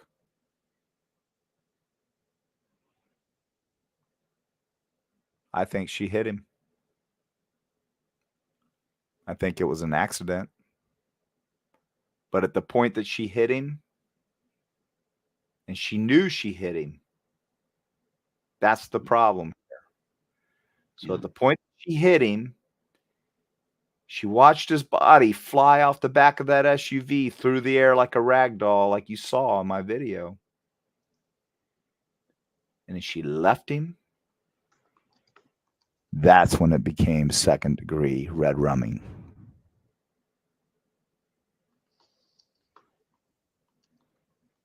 Had she just owned it, she would get some time. Yeah. But she would also get some empathy. Now everything that she's getting, it's not genuine. It's all based on lies. It's based on emotion. And Turtle Boy, you got emotional, didn't you? And when I first started investigating this case with another creator who Brian turned me on to this case, and Brian said to me from LTL, he says, John, you got to look at this case. He says, it's effed up. I'm like, all right. So I go on his show and I listen to him. I'm like, first 5 minutes of the case, when I heard her words, I did it. I hit him. I hit him. I hit him. I hit him. Based on what I know, wasn't looking good. So I told my buddy, hey, just be careful with this one, man. I mean, it's a rabbit hole that is close to you. I mean, he went there, did boots on the ground, did an excellent job, but he believes she's innocent. And we agree to disagree. And Brian's my friend, and he's got a great show, and he's got, I like him a lot. So Brian, if you're watching, keep doing what you're doing, because I know we agree on most stuff, just not this case. And who knows? Maybe you watch this and maybe I swayed you. I don't know. Hey, I almost went down in the rabbit hole. You've pulled me out. Oh, yeah. Tell the story, Kelly. I didn't know anything about this case either. And I'm one of those people who, when I saw what was presented before me, On Brian's show, because my subs go over, my mods are going over to Brian's show, showing the love. Right. So go ahead, Kelly. Yeah, we support Brian. And so I was watching the first show I watched. Man, I was like, are you kidding me? This is wrong what's going on with this woman. I jumped down that rabbit hole. But all I saw was the defense. And when they went through the the PCA is what I call it. It was a motion by the prosecution, but included in it was all this information. And they just scrolled right past all the facts and just decided what Turtle Boy was saying was factual. And none of it is factual. None of it. It's all lies. And it's perpetrated by the defense and Turtle Boy. Because what's their job? What's their job? What's the defense's ultimate job? And what's Turtle Boy's job through the defense? I believe there's some kind of a connection there. What is their job, Kelly? Their job is What to are get they them off. But they're trying to what? They're trying to They're win. trying to cast doubt. They're trying Yeah. to cast doubt within the community. They're trying to taint a jury pool. At any cost. That's what they're trying to do. Mm-hmm.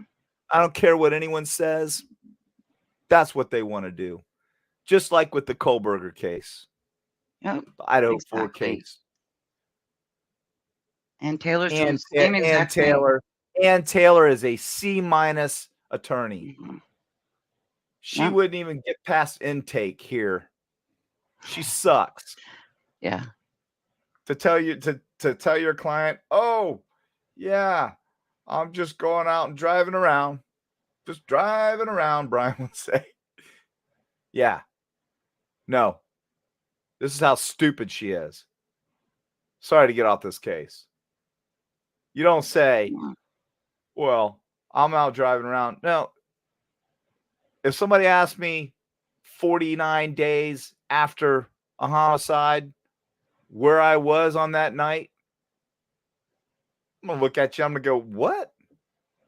Let me get my I don't calendar recall. out here. Yeah. A smart attorney would say, do you know where you were? No. Then say, I don't recall where I was. Because if you don't recall, you can recall if somebody reminds you or gives you something to help you recall. But if you don't remember, you don't remember. You can be impeached. Right. That's how stupid she is. Sorry, I said it. She's not a good attorney. People are giving her way too much credit. I think she's a horrible attorney. He might as well just went with a regular PD, not the superstar who's going to be, trying to be Johnny Cochran and write books in the end. Anyway, we'll get off that. So let's look at some of these. I know if anybody wants to hang, I still got some energy. So somebody said in here, let's see, Mark Hansard. Mark Hansard, we got Hansard Service Centers here. I don't know if you have any Hansards here in the Volusia County, Daytona Beach area, but it's like my family. They've been around since the early 1900s. Anyway, he says, this is the best pod I've ever watched. So insightful. Thank you, man. That's awesome. That's one heck of a compliment. And thank you so much. That. Yeah. Thank you. So this is what makes it all worthwhile, really. It's just helping others see the truth. Let's see. Irish.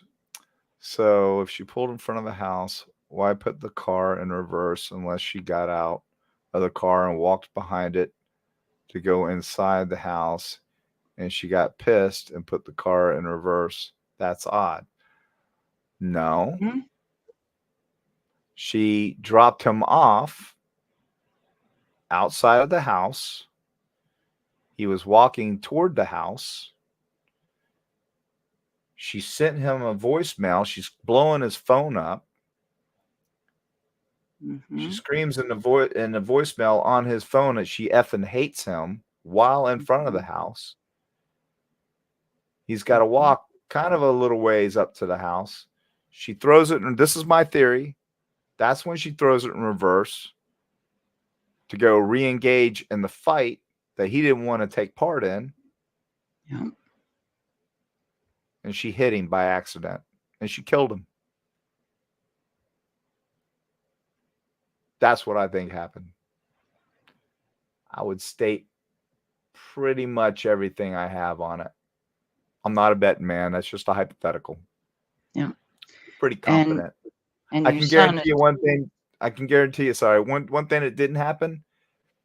I can guarantee you he didn't go in that house and get his brains beat in by another cop in front of 11 people or however many people were in there. And the cops, German Shepherd, didn't attack him. I can 100% say that didn't happen. Right. So when that gets blown out of the water, what are you going to say now, defense and turtleneck boy, Richard Cranium? What's your next defense going to be? You know, the really sad part is it has been exposed, but nobody's paying any attention to it. All this information is out there. Yeah. It always was. Because you know what, Kelly? Yeah. No one ever fights for justice. Did you ever notice that? In these shows, they say they fight for justice, but they don't. But really, they're not fighting for justice for the victim. They're fighting for justice for the suspect. Because you're innocent until proven guilty. But here you go. And I'm going to say this too. Mm-hmm. And we're going to use Kohlberger again. So Kohlberger's in jail without bond. So let's be real, everyone. Is he innocent until proven guilty? I would say right now, he hasn't proven his innocence, or his ass would be out on bond. That's right. Because a grand jury said different. That's why we have grand juries. That's why we do the things we do. Yeah. That's why our justice system works. Because if there was any doubt in that PCA that there was probable cause to hold Mr. Kohlberger and there was exculpatory evidence, which the defense keeps claiming, there'd be an emergency hearing. And that judge would say, whoa, wait a minute. Get this guy out of jail or give him some bond. No. But see, you got a PCA that was just used for the purpose of extraditing him from Pennsylvania back to Idaho. Yeah. That lacks all the evidence. But these fools running these podcasts think that that's all the evidence there is. So there mustn't be a case. And they're running with that. They're idiots. They're making money off of people's ignorance. I'm going to say it. Look at me. That's what they're doing. They're scam artists. They're scamming you. They're playing your puppet strings. And a lot of them will do it right at the end of the month. Why did they do it at the end of the month, Kelly? Why did they have the big shows at the end of the month? Why do they have their what? I was reading, sorry. Why do they have their big shows? Why do you think some of these sleuth shows? Oh, because that's when they got to meet that deadline. No, that's when they get their checks. It's when That's they're what I getting mean. their SSI checks and their disability Checks checks. is what I meant. They're getting their checks.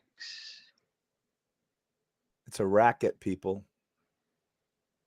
Are you that stupid?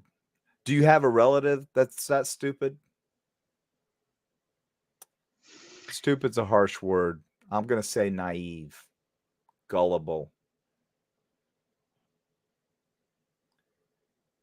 Do you need friends that bad? Do you need old Mr. Dago or whoever to say, I love you. You're so beautiful. Or harsh to say, it's a lovely day and you are beautiful. Do you need that? Because I would say if you need that, then you got deep problems. You probably should be in therapy. Yeah. I don't need that. I roll out of bed every day. I got rough days. I try to keep that teeter-totter right here, but I'm right in the middle. I'm not going to get here, and I'm not going to get here. I'm going to stay right here. And if I can try to stay right here throughout the day, things go well. But if I let myself get here or here, things go awry. And I struggle with that every day. I'm human. Right. We all are. But I just try to keep it, just try to stay here and not here or here. You all should do that. Okay, here's So a let's good look comment. at some. Go Here's ahead. a good comment. I read your mind. Blooming Rose says, cops won't leave a body in their front yard. Surely a couple of cops can come up with a better story. It's idiotic to think they will kill a man and leave him in the yard for drunk Karen to find. That's funny because I actually was gonna say that the other day, the exact same thing. I'm like, okay, yeah, you think these cops that investigate, crimes would take the corpus delicti, which is the body of the crime, and get rid of it. You'd think that the other 11 people or however many were in the house that conspired to lie and create this story about, oh my God, these people had a dog that attacked them and then they beat them to death. You'd think that they would say, hey, pull your truck up here in the back. Let's throw the body back in here. Let's take it and dump it. You got your shovel? I know a nice remote place out in the woods. I go to hunting camp. No, they're going to take him out and dump him in the front yard. Great point. And I was funny that you say that because I was kicking myself in the teeth the other day going, damn it. Why didn't I say this? I know. I do it all the time. Like, doggone it. Why couldn't it have been smart back then? Hindsight's amazing. Hey, everybody, if you're still in here, I don't know where we are on likes. I'm not seeing it right now. Let's see. Like and subscribe. Where are we at? Give us an update. Okay, we have. Oh, wait, gotta get the right screen.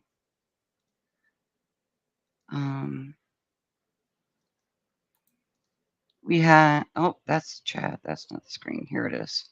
Sorry, I got too many screens open. 909 saw. Nope, that can't be right. I know there's more than that. Let me refresh it. I know chat's gonna be a lot faster than me. 96 watching, 108 likes. Oop, see, I forgot to hit the like. Reminders are good.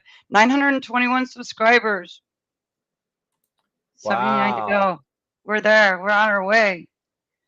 Woohoo. That's awesome. Thank you, We everyone. grew fast. We grew really That fast. helps It's you. nice. That helps this show get out there because Yeah. people can say what they want to say. I don't really care.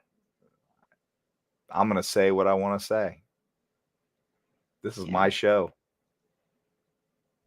I mean, exactly. If you don't like it, hey, don't let the door hit you in the butt on the way out. I don't really care. I don't care about these things that these other creators care about. This isn't my job. I have my own business. I work my ass off. I go on very little sleep and I enjoy this. This is a hobby for me. I play a ton of softball. I'm leaving Tuesday to go to Utah to play in a huge tournament. I'm playing pickleball like crazy. I love it. I'm addicted. I'm addicted to pickleball. If you guys haven't played pickleball yet, if you have not played pickleball yet, play it. Because I'm telling you what, I am addicted. It's like crack. Is this like kind of like racquetball or tennis or something? Yeah, it's like ping pong, but you're standing up playing it. You're standing on the ping pong table. What? It's awesome. Except it's bigger racket. It's a wiffle ball, basically. I'm telling you, it is so much fun. If everyone out there, if I could suggest, if you have a husband or a wife and you guys want to do something together, tennis is a little too much because it's just too much running. Pickleball, you can fit 4 pickleball courts on 1 tennis court. And it is just so much fun. Google it. Watch some pickleball on YouTube. It's not expensive, and it's the fastest growing sport in the world right now. I hear everybody talking about it, but I could have swore you said standing on top of a ping pong table, and I'm like, what? I'm killed telling you, myself. it's a lot like ping pong. I've grown up playing Yeah. tennis my whole life. Mm. And pickleball is basically it's ping pong. You're standing on a ping pong table, and I'm ready to give up softball and just play pickleball. We have Pictona here in Daytona. It's like the world center. It's wiffle ball. It's a wiffle ball. It's a ball, plastic ball with holes in it. So yeah, I know what wiffle ball is. I can stand in front of you and smash it in your face, and it's not really going to hurt you. So, I mean, it's an awesome game, and it's short burst. It's not long run. It's just short footwork, and you can go with your husband or your wife and have fun, and you find some, you're rated. You can go play. I go to a place. And, there's 3s over here, there's 4s over here, 5s over here, and you know who not to play with. No matter what, you pick up and have fun, though. Yeah. I know what wiffle ball is. I've never heard of it called pickleball. Pickleball is like, I'm telling you, it's like ping pong. Yeah. I got you. It sounds fun. All right, let's read some more of these. Yeah. Go for it.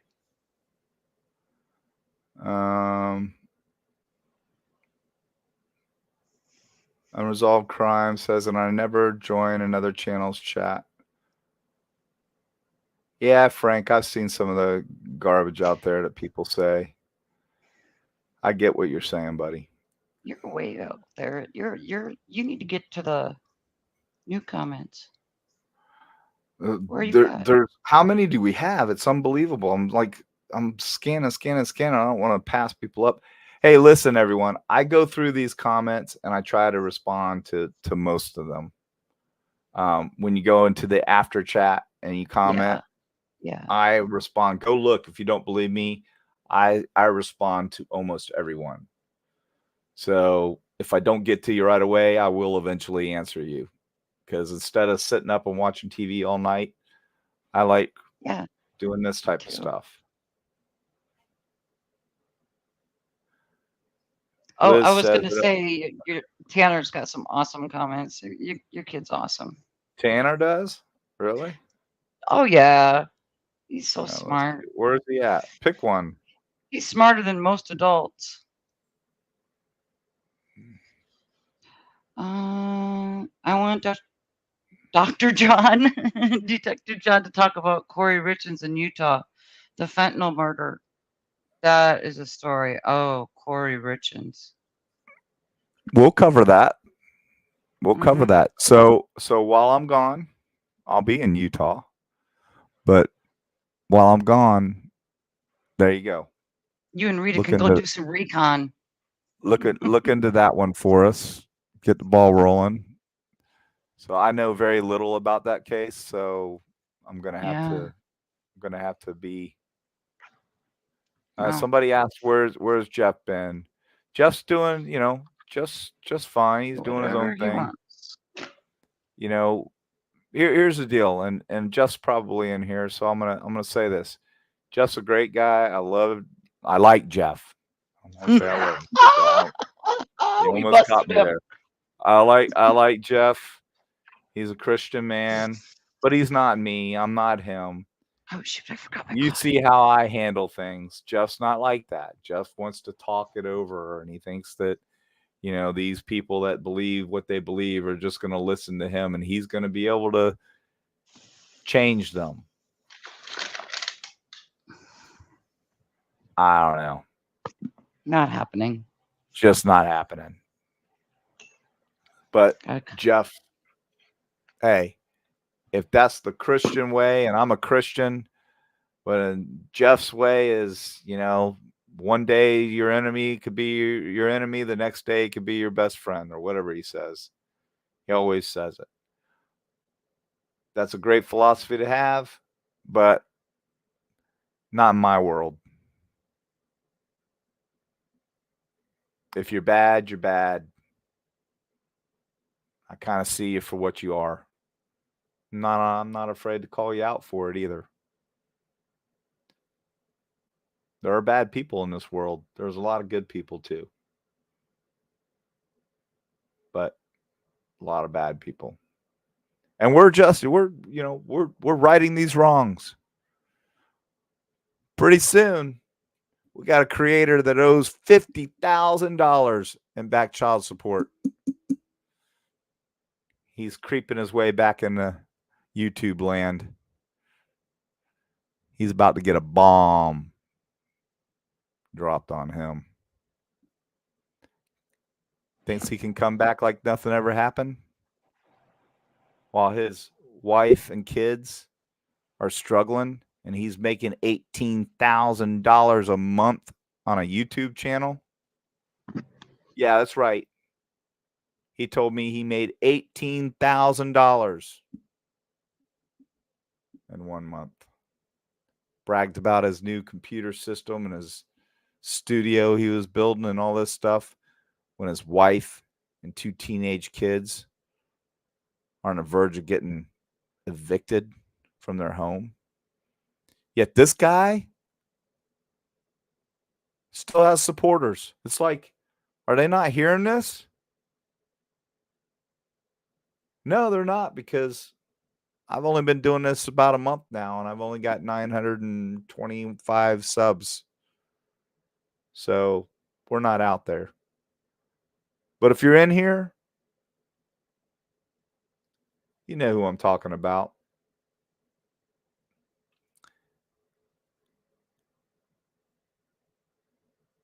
The state of New Jersey is coming for you.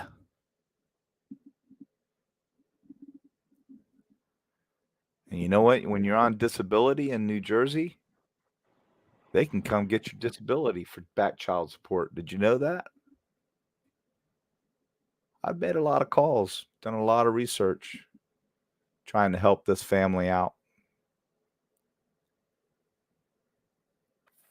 So eventually, may not be tomorrow, but eventually, he'll never be able to run and hide, because no matter what, he's always going to owe that money. And he should. I got 5 kids. The mother of 2 of my kids died of cancer.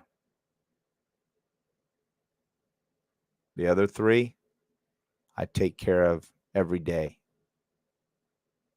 Well, 2 of them are still young.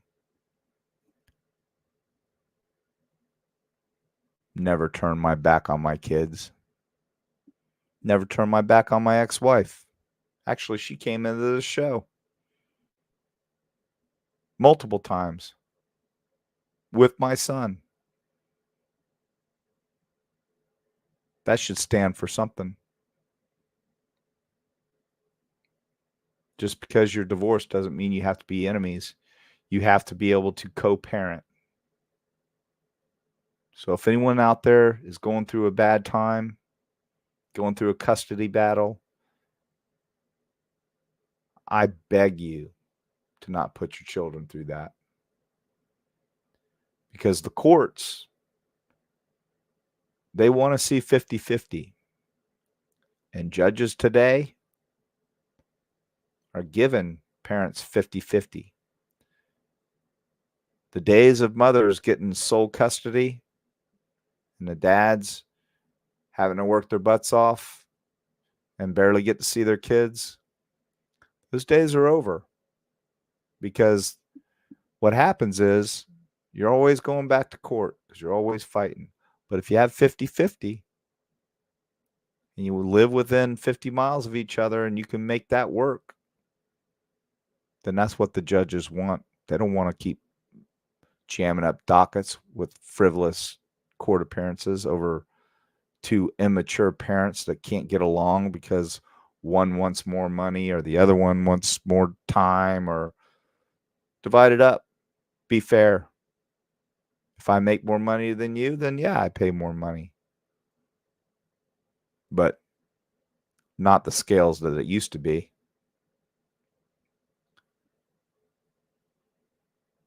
So I'm sure there's somebody listening that's going through that, or has a family member or daughter or son that's going through that. Think about the kids, because they're the ones that get hurt. And me and my ex-wife, when we first started going through it, it was bad. But you know what? I never stopped wanting it to be good. And finally it was. And it's great. And neither one of us have a harsh word to say about each other. The kids are thriving. If she needs something, she knows all she has to do is call me, text me, and vice versa. But anyway, I wanted to do some calls tonight, but as usual, we got a little tied up, Kelly.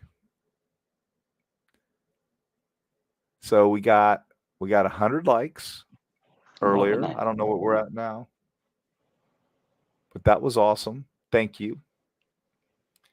And if anyone wants to go into the after show and send any kind of response or question, hey, again, I don't care what your thoughts are. I don't care if you're for this defense, against this defense. I'm just telling you that people, we had a creator ask me, well, let me ask you this, be honest, if this didn't involve a cop, would you feel the same way? Absolutely. In fact, I forgot it was a cop, to be honest with you. Didn't even cross my mind.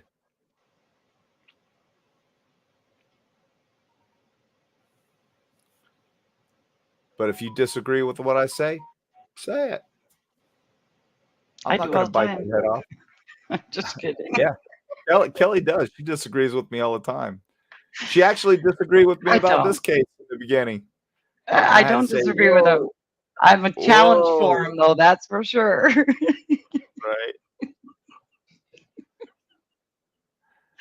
It's so funny. It's so funny when I sent that text out to the other creator, and within hours of me sending it out, that creator calls me and says, dude, he just got arrested. And I was laughing so hard. I was laughing my ass off. I really was. He calls it every time. I'm not kidding. Like, I keep having to tell him, John, your head's gonna explode if I keep telling you you're right all the time. Dang it, he's always right. Must be all those spirit box sessions. Must be all those spirit box sessions I do. He just did a spirit box session. What was the last one? Oh my God, he was summoning someone. He was summoning someone. Who was it? Oh my God. It was too much. For the record, I don't believe in spirit boxes. Sorry. Oh my gosh, it's a scam. If I offend anyone, if I offend you because you believe in some stupid spirit box, that's another scam. I'm sorry. Too bad. Right. I forget what was that spirit box session. No, that was 2 months ago. That's not the one. I'll find it. I got so many damn. My phone is blowing up. Yeah, my phone is blowing up. Let's see here. There's so many. Let's find something. I'll find something negative. Let's see. Hey, wouldn't it be cool if it's such a challenge to find something negative? That would be like, our job is done. Finally. Just the truth. Negative, hey, sometimes it's the truth, Hey, we got Texas Ranger in here. What's up, buddy? I wish we could take phone calls. Yeah, I just don't want to get into that. It's too late. Well, Hey, I but mean, just so you guys know, and Frank, thank you, Unresolved Crimes. Hey, there's another guy, Unresolved Crimes. He's got a podcast as well. He's over in the Netherlands, I think. Don't know a whole lot about Frank, but seems like a nice guy. Yeah. I think he gave us a shout out on his show the other day and said, he wanted to give me props, and thank you, Frank. Give everyone props because we all work hard to put these shows together. I'm Yeah, just it's nice. I'm the guy. I pick things up and put them down. Hey, get So this. I'm just the big mouth with the mic. Get this. Spirit box session.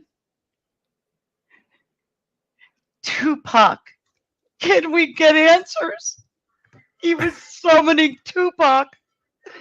Are you kidding me? I'm not kidding. A day ago. Oh, by the way, that shooting was within blocks of where I am. Yikes. Oh well.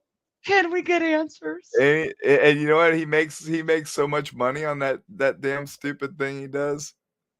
It's disgusting. Can you blame him? He can't create any content. Can't create any content.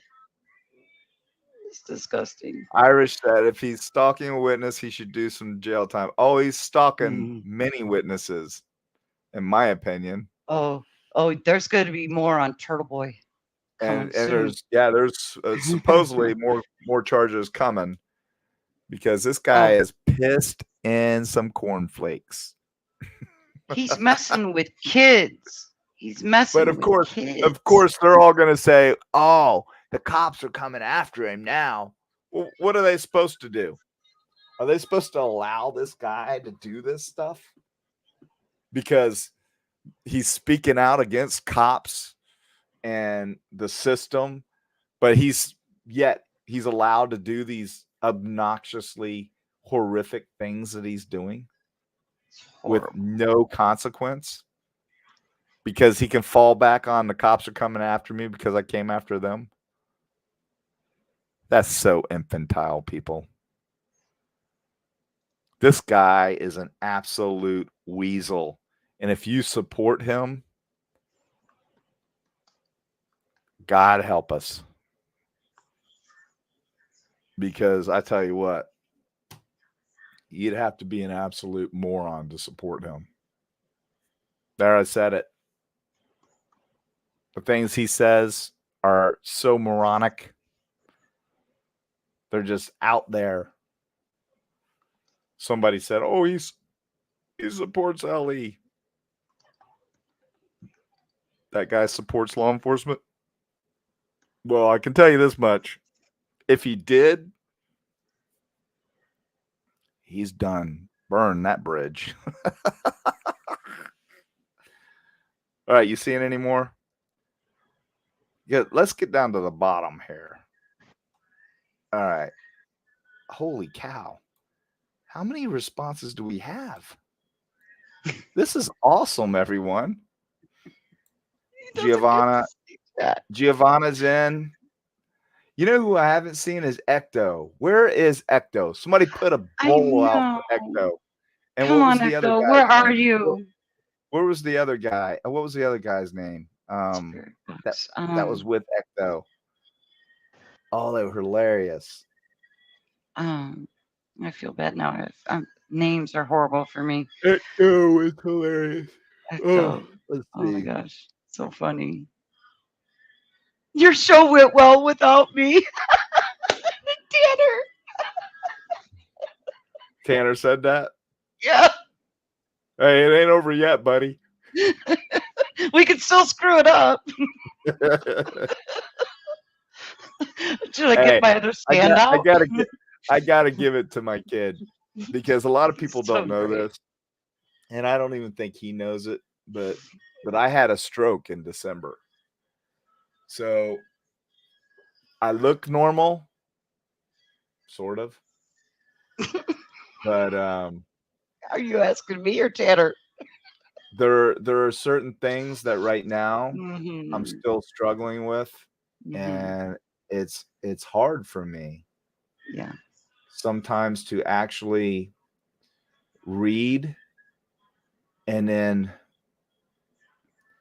apply what I've read, not comprehend it because I can comprehend it, but apply what I've read because that part of my brain um, has been affected a little bit, and it's taken me. It's starting to get better.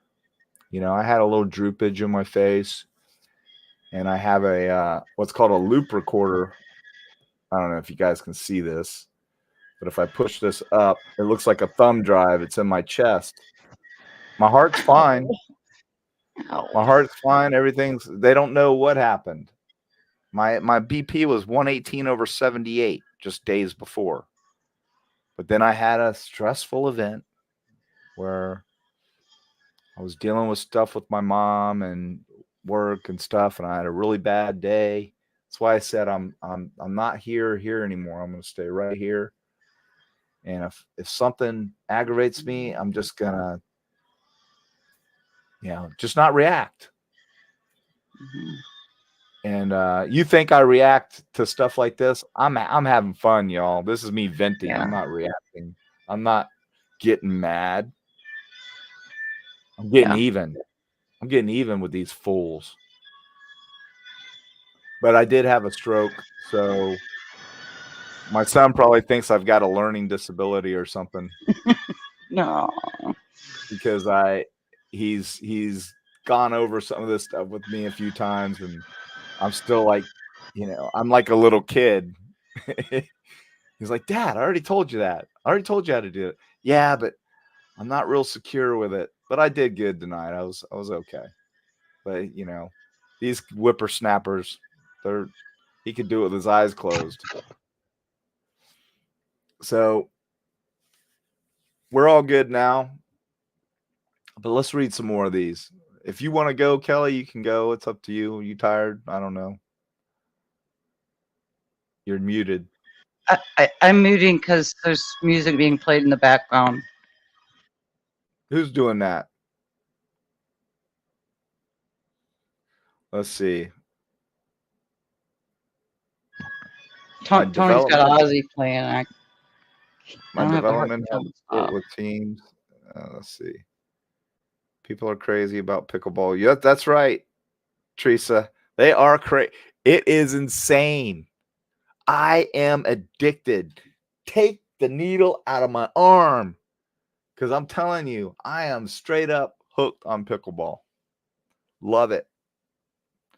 If you're looking for something to do with your husband or your wife, and you don't have to even be a great athlete at all, go do it. It's fun. J Lord says, I play pickleball and it's pretty cool. But I'm an ex-racquetball and tennis player. Yeah, me too. Racquetball, not so much, but I was on, I was co-captain of my tennis team. I was in a league. And it's hard doing that transition because you want to run up, you want to crowd the net. You can't do that in pickleball. You have what's called a kitchen. It's 7 foot away from the net, and you're 14 feet away from the other person at all times. So you can't walk up to the net and just hover over it and smash all day. So it makes it kind of fun. They have rules.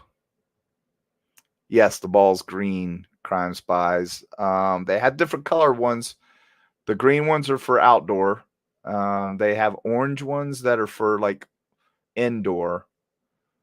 I haven't played indoors yet. I've been playing a lot of outdoor. But the green ones they're yellow. I'm sorry, they're not green. There are green ones too, but I'm not sure which ones those are for. But the yellow ones are for outside. Let's see.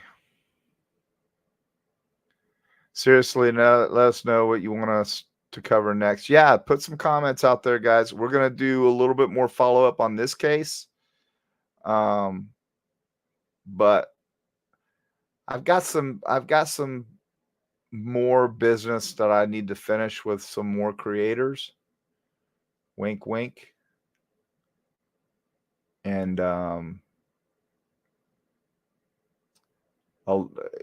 we're not going to be all about doing that, guys, just so you know. But we're sending a message. If you can't be responsible, look for me, because I'm coming after you. If you're going to hurt people with lies, if you're going to take advantage of people, prey on their ignorance, prey on disabilities, which one of you has done, and we found out about it, took money from a young man that's disabled. It's disgusting. His caregivers are on to you. And then you send money back, but you bounce the check. Really? I'm looking into that one. That's just an allegation that I heard, but that's what I heard. So we're going to find out how true it is. Sorry. Took over $2,000 from that young man that's disabled. Anyway, Karen says, "Hey DJ, catch the replay later. Gotta shoot."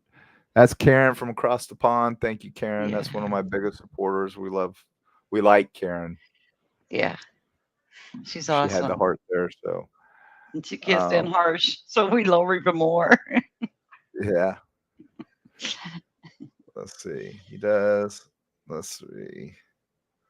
I want Dr. John to talk about. Oh. Okay, you already read that one, didn't you? Oh, here.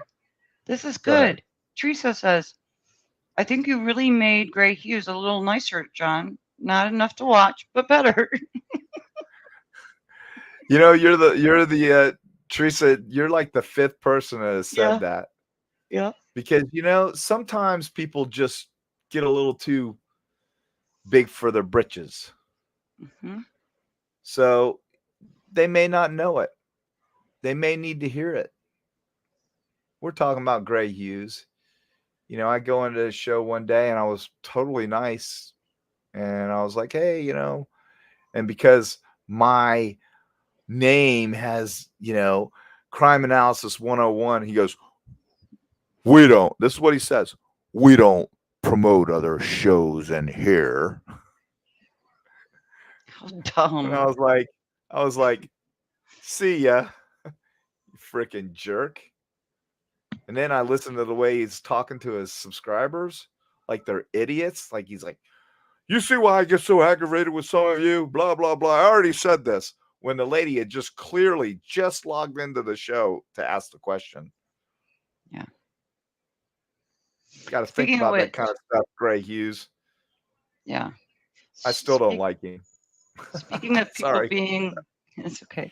Speaking of other creators, Crime Spies, thank you so much. She brought her chat when she got done. She brought him over here. Yeah. What is the name? Did she put her link in here? Let me get her link. Yeah, please. I think she's still in here. You know what she does? You know what she does, which takes a lot of patience, is she covers trials and stuff. So that takes a lot of patience to do. So yes, kudos to her. Someone's got to do it. Yeah. So she does a good job. I've watched her show a couple times. Yes. So I'm grabbing the link here, and please go and give her a like and subscribe. Yeah. We try to help others out here. Yes. And I don't expect anything in return. I want good content. That's all I want. I want to put my head down and rest at night knowing that we stood for something tonight. last night, the night before. All the shows we've done, which is just a few so far. But I'll put my head down and I'll go to sleep. I'll sleep like a baby. Because you know why? Because I got a clear conscience. Hey, Dago, you sleeping good? Harsh, you sleeping good? Lana, are you sleeping good? Rory, how's your rest, buddy? You got I hear you kind of challenging me. Hey, I'm here, buddy. I sent you emails multiple times inviting myself onto your show or me, or you can come to my show. But you won't because you're a coward. You can have your Sergeant Friday run his gator, his unqualified, ignorant mouth that actually said, now, everyone listening, I'm going to quote this guy. His name's Sergeant Friday. He's on that, what is the name of Rory's show? Something stupid. Thou shalt not kill. Oh, that's original. Yeah.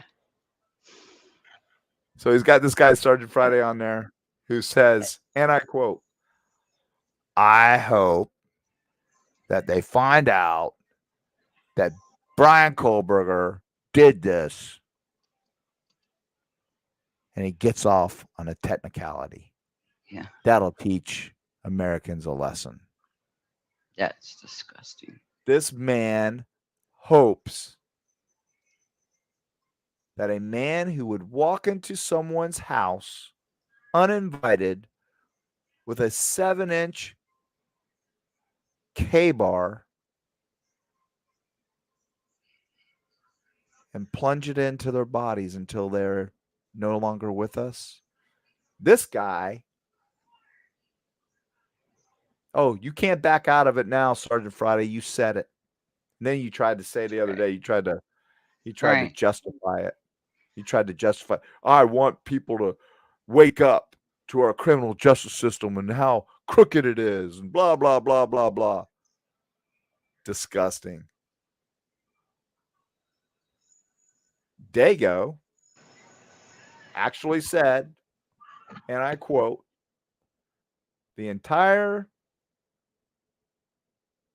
city of Moscow is a bunch of inbreds.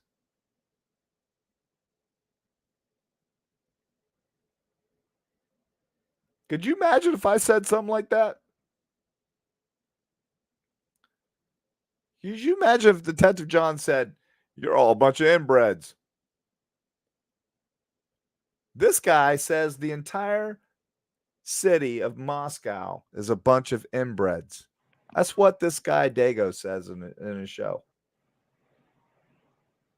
I was just like, what? Wow. Let's catch some more. Let's go. We're going to go another 5 minutes, and then we're going to cut y'all loose. Yeah, Roger Landago looks inbred to me. Hmm. He might be onto something there. You said it, Raj, not me, but at least we're not attacking the whole he reminds community. He reminds me of one of those. You remember in Deliverance, the guys in the woods that come down on the riverbank, and they do the pig scene with old Ned Beatty. Every time I see his face, I think of that guy's face making him squeal. You know, the toothless guy.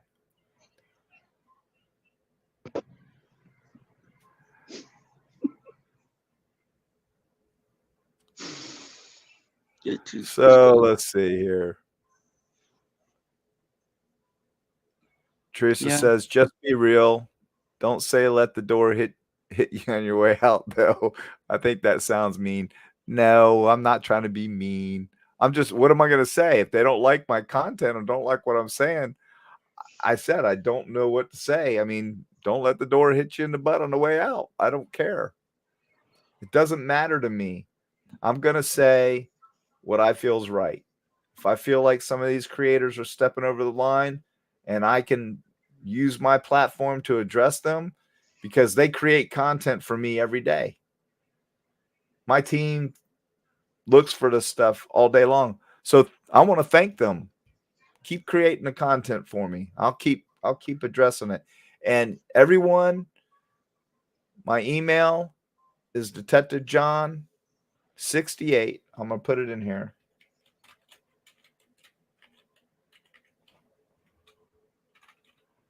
At gmail.com. All right. Detective John 68 at gmail.com. I just posted it. If any of you hear of any of these other so-called creators talking smack against our nation and our laws and our criminal justice system, spewing lies, send it to me. Because I haven't heard of a lot of these. I'm getting emails. Some of these people, well, most of them actually, I've never even heard of. You got to check this one out, John. This is the worst one ever. I got one the other day. It was pretty bad. I can't remember the name of it right now, but it was bad. Oh, we'll get to them. Yep. But here's the thing. People are thinking I'm attacking these people when really it's like tonight. Did people not learn from anything that I was saying? So if they say one thing and I say another, and then I give an explanation as to why I think the way that I think, and it may be right, it may be wrong. But if I'm right, then you learn something. Did you not? Exactly. Because I can tell you right now, I guarantee you, without any doubt, that I'm better at this stuff than they are. Because I've been there. I've done it. I wrote PCAs. Sometimes I wrote 15 or 20 PCAs a day on reverses.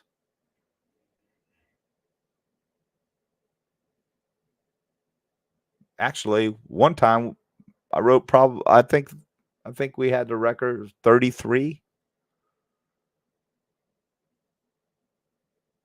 And 33 PCAs in one day. That's 33 probable cause affidavits for arrest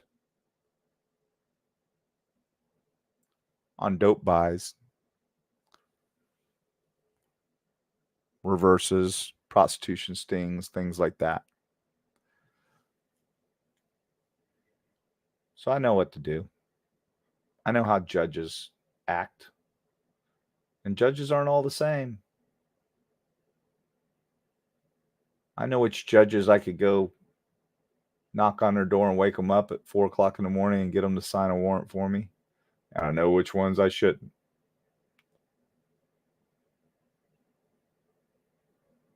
You think these guys know anything like that? You think these guys know what a PCA really is about? No. Tell us about one of your craziest cases, Detective John. Oh, I don't have time for that. Tell you a funny one. Funny's even better. It's kind of gross, and it kind of goes in line with old Dago, because the guy was toothless. You ready? So if anybody wants to take the time to look up the band shell, it's a band shell. You know, you see these shells shaped buildings that people, perform in. It's made out of coquina rock. It's in Daytona Beach. It's on the boardwalk. Behind that band shell is a place called Ora Street Park. It used to be called Oral Street Park. Why was it called that? Well, I'll let your imagination run with you. So we would have to do, because the city would get complaints, and there's a lot of prostitution going on and illicit drug sales and things like that. So you had various types of prostitution. You had hetero prostitution, you had homosexual prostitution, you had, bisexual prostitution, you had all that stuff. It's very diverse down there. So I dressed up in a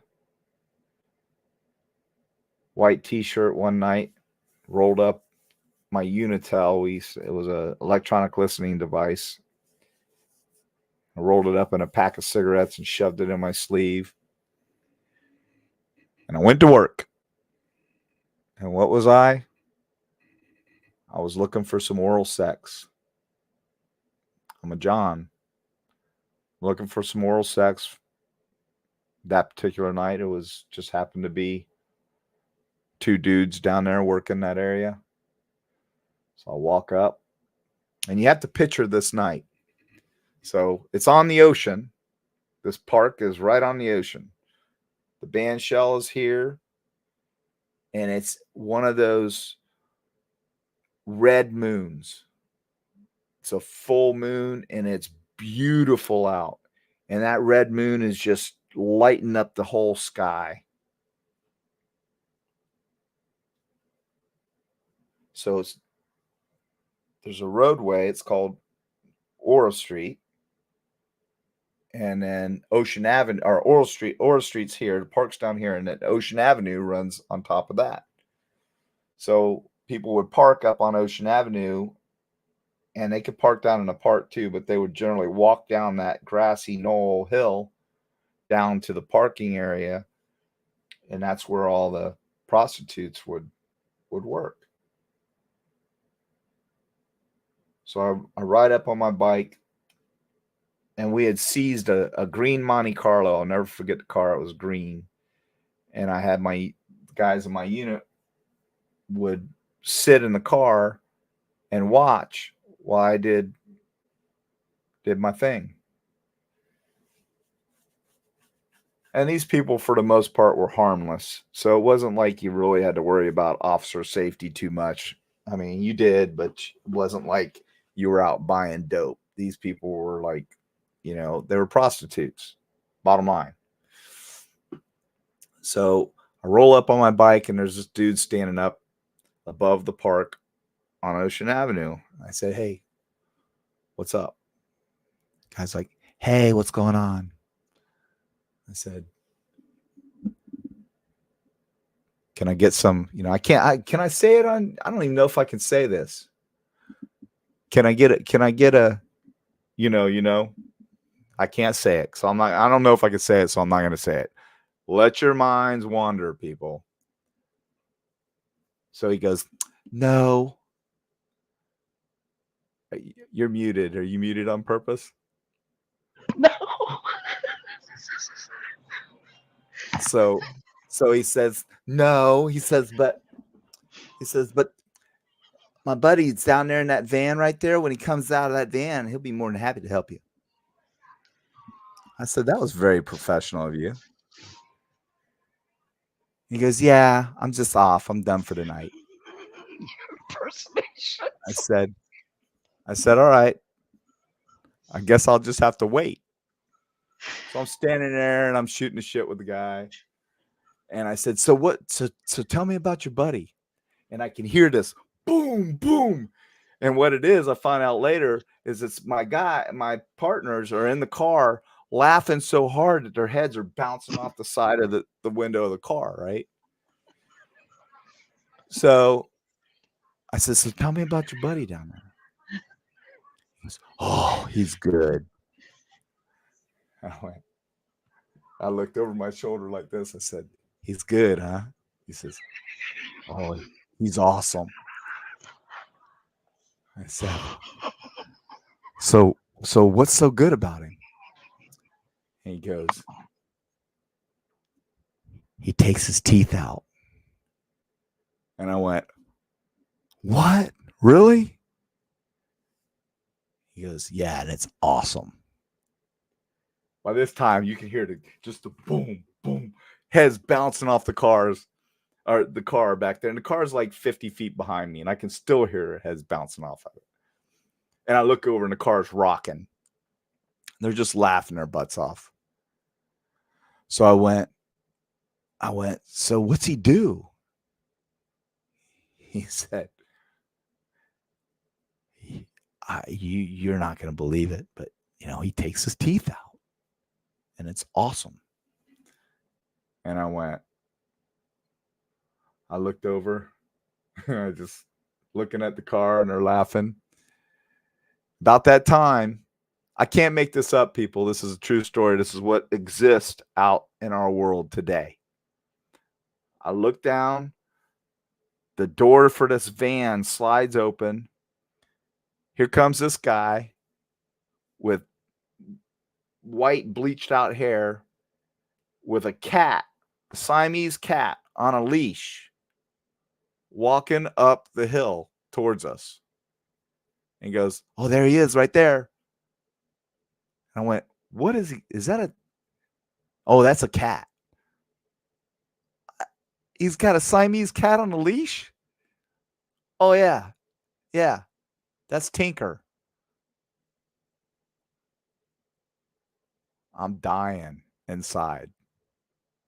So I look over, and I'm like, really? He's walking up the hill with a cat on a leash. He goes, yep. So he comes up. His buddy picks up his cat, right? He's holding Tinker. Guy comes up. He's got his hands on his hips. And I said, hey, I'm just looking for some.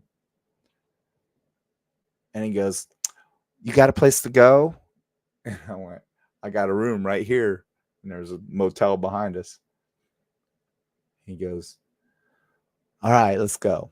And I went, oh, wait a second. I said, we got a full moon. It's a beautiful night. I said, he was telling me a story that you take your teeth out.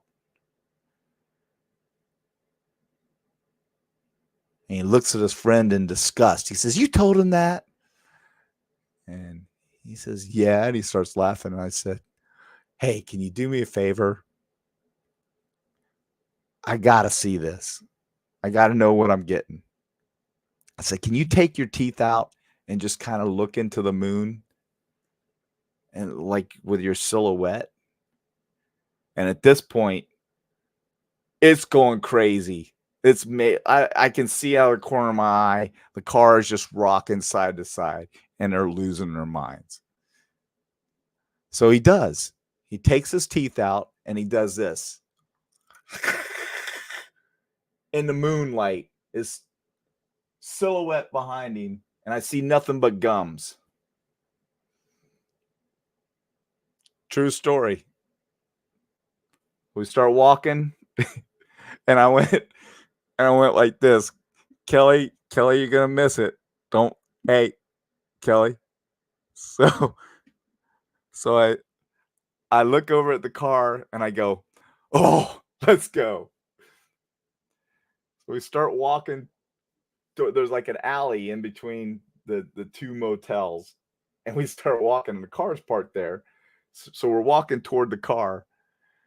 We get about, 25 feet away. The doors fly open on the car, and my guys are rolling out on the ground laughing. They can't even stand up.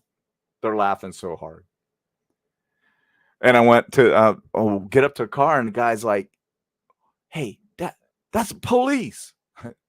I said, yeah, you're under arrest. The sad thing is, his buddy had a warrant out for him, and the cat had to go to the Humane Society. I don't know whatever happened to the cat, but hopefully it got adopted, because it's not a kill shelter, but it was a cool Siamese. It was, badass. It had a diamond studded collar and was a leash trained cat. Never seen that before. But that's the story, and I'm sticking to it, and it's true. We had a lot of fun. Stop. We had a lot of fun back in the day.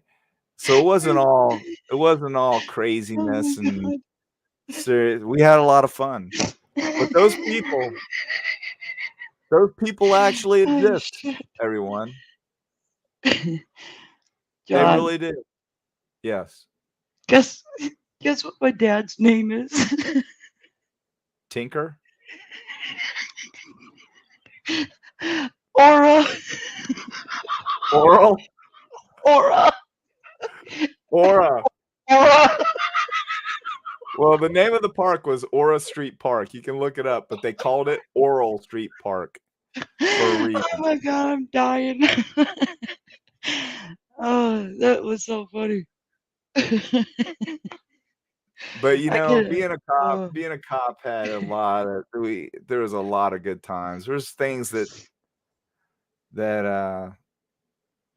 I've been a part of that would just you'd bust a gut. I swear my dad was telling you to tell that story. we had one time just chasing this guy through South. It's called Jean Street Apartments. And no, I'm sorry, it was PPU. We're chasing him. He's ducking between buildings. He's hauling ass. This is back in the crack heyday, right? He's hauling ass running through the yards, and all of a sudden it's pitch dark. I don't see anything. I'm like, did this every night. But it's like shooting fish in a barrel. I mean, there's cracks everywhere. There's stems. Everybody's got a stem on them. A stem is a crack pipe. And, they're always throwing them, hauling ass and taking off running. We chase them down. And I'm chasing this one dude, and he ain't letting go of his stem. It's in his hand. So he runs in between the buildings, and all of a sudden I hear this. I'm like, wait a second. That's not me. I didn't hit him. I've hit him with the flashlight, and he's out cold, laying like Gumby on the ground with his crack pipe in between his fingers, hanging out of his hand, and he's knocked himself out cold because he clotheslined himself, and there was a clothesline back there, and when he flipped back, he must have hit his head, and it knocked him out. And he's laying there. Rescue, I have to call rescue. They get there. We have to take a Polaroid of him because he's totally wiped out, unconscious. And I got a Polaroid. Still got it somewhere. I'd have to look in my stuff. But this guy with a crack pipe in his hand knocked out cold because he clotheslined himself, and he's got his stem. Those were good old days. Man, Casey Anthony's dad actually came over to Daytona Beach to allegedly, he was so depressed and distraught over that case. They had a bolo out for him, and we found him over here on Ridgewood Avenue in one of our motels. He was going to, allegedly, I don't know how true it is, but, he was threatening to do something to himself because he was so depressed over that scenario. And I felt so bad for that man. I didn't get to talk to him, but, I saw him. We found him. And, I said just a few words to him. I said, "I'm sorry, sir." And he just looks at me and he says, you have no idea. And I felt so bad for that man. But yeah. And then there's THI stuff, which we won't go into because that could get kind of disgusting. But homicides, you name it, I got all kinds of stories. Good times, though. I don't regret anything. But it's not the day and age to be a cop anymore because of what's going on now. I just talked a friend of mine's son out of doing it. So don't do it. Go into Homeland Security because we have a university here called Embry-Riddle Aeronautical University, and they have one of my good buddies is a retired FBI agent, and he runs that curriculum, Homeland Security. You get into some cool stuff, man. It's like you get into cyber crimes and sex crimes and stuff like that, and work online, and set people up and arrest them, and not get out there and get in the trenches and do crazy stuff like I did. Because everything's, I mean, look what we're doing.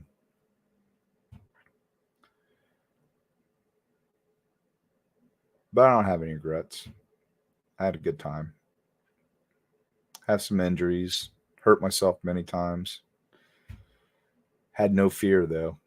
I look back on some of the stuff that I did, and I'm like, what the hell was I thinking? One thing I want to say, and it surrounds police shootings. Do you know, Kelly, how many times I could have shot somebody and gotten away with it? Many, many, many, many, many, many, many times. We have an intersection called South Street and Martin Luther King that was crazy, still is, but it was really crazy back when crack was crazy. Had a street level dealer that I ran across, got him up to the front of my car. He had a 380 shoved down in his waistband.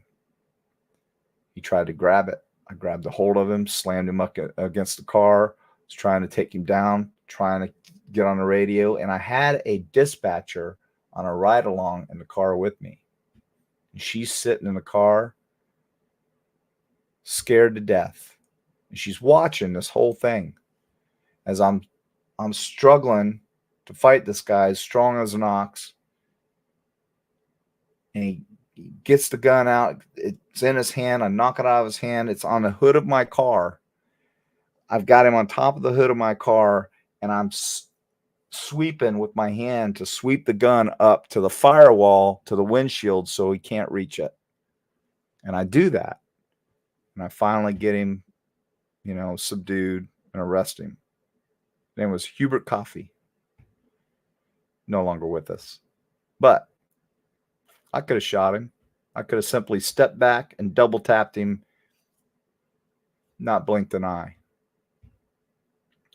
and got away with it.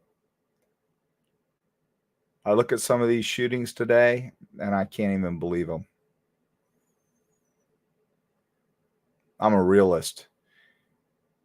If I'm trying to stop a car and it gets caught up in a dead-end road and we got him pinned, he spins around and he comes at me, I got time to get out of the way. He ain't going to outrun the radio. But I'm damn sure not going to put two in his head. Not worth it. Now, if he's, a convicted murderer or something like that, and we have intel that, he's a high risk to the community, then I might consider it. But just some guy that's traffic, doesn't have his DL, hit and run, something like that. Do we got to kill him? I don't think so. I don't agree with that stuff. When I see it, it makes me want to puke.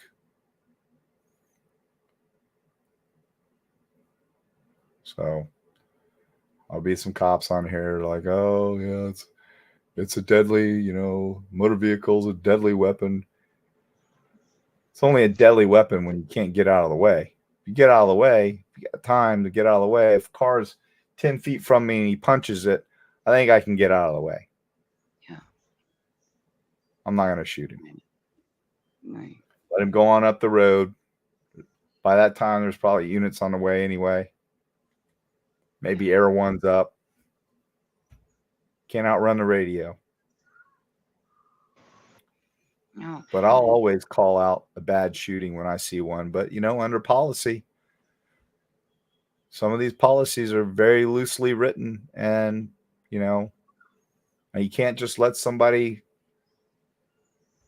wield a gun at you. But you know what? A lot of people that are wielding guns in a scenario like I just saw a lady, you guys will Google it. She walks into a police station. She wields a gun in the station. She fires off a couple rounds. She puts the gun to her head. Are you going to shoot and kill that lady? I mean, you're in an empty, it's like 3 o'clock in the morning. And they didn't. And I was very, very, very happy to see that. They took the time to where she turned her back and they bum rushed her. They tased her. They didn't kill her, but they could have. 100% justified to shoot that lady. Yeah. But just because you can doesn't mean you should. Just like everything else I say.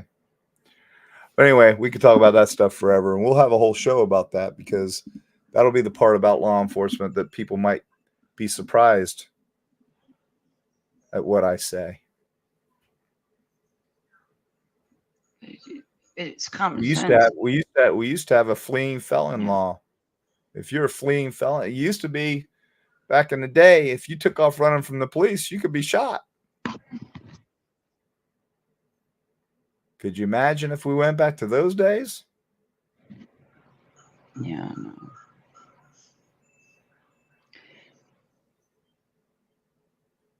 Liz There's says bad Detective people. John is more relaxed without getting some brownies from his assistant. I don't know about that. Damn it. Liz, why'd you have to say that? Babe, you whip me up some brownies? I love you long, long time. Rita's not still awake. Rita, yeah, Rita's half Japanese, so I tell her I love her long, long time because of the movie. She's a sweetheart. Yeah, she puts up with me. But No, we'll there's have bad fun people in every- every profession, you know. There's bad people in every profession. Absolutely. Yeah. There's bad cops, yes. But it's like I said, it's so hard to be a bad cop today. It really is. Yeah. You have body cams, which protect both the perpetrator and the officer. Mm-hmm.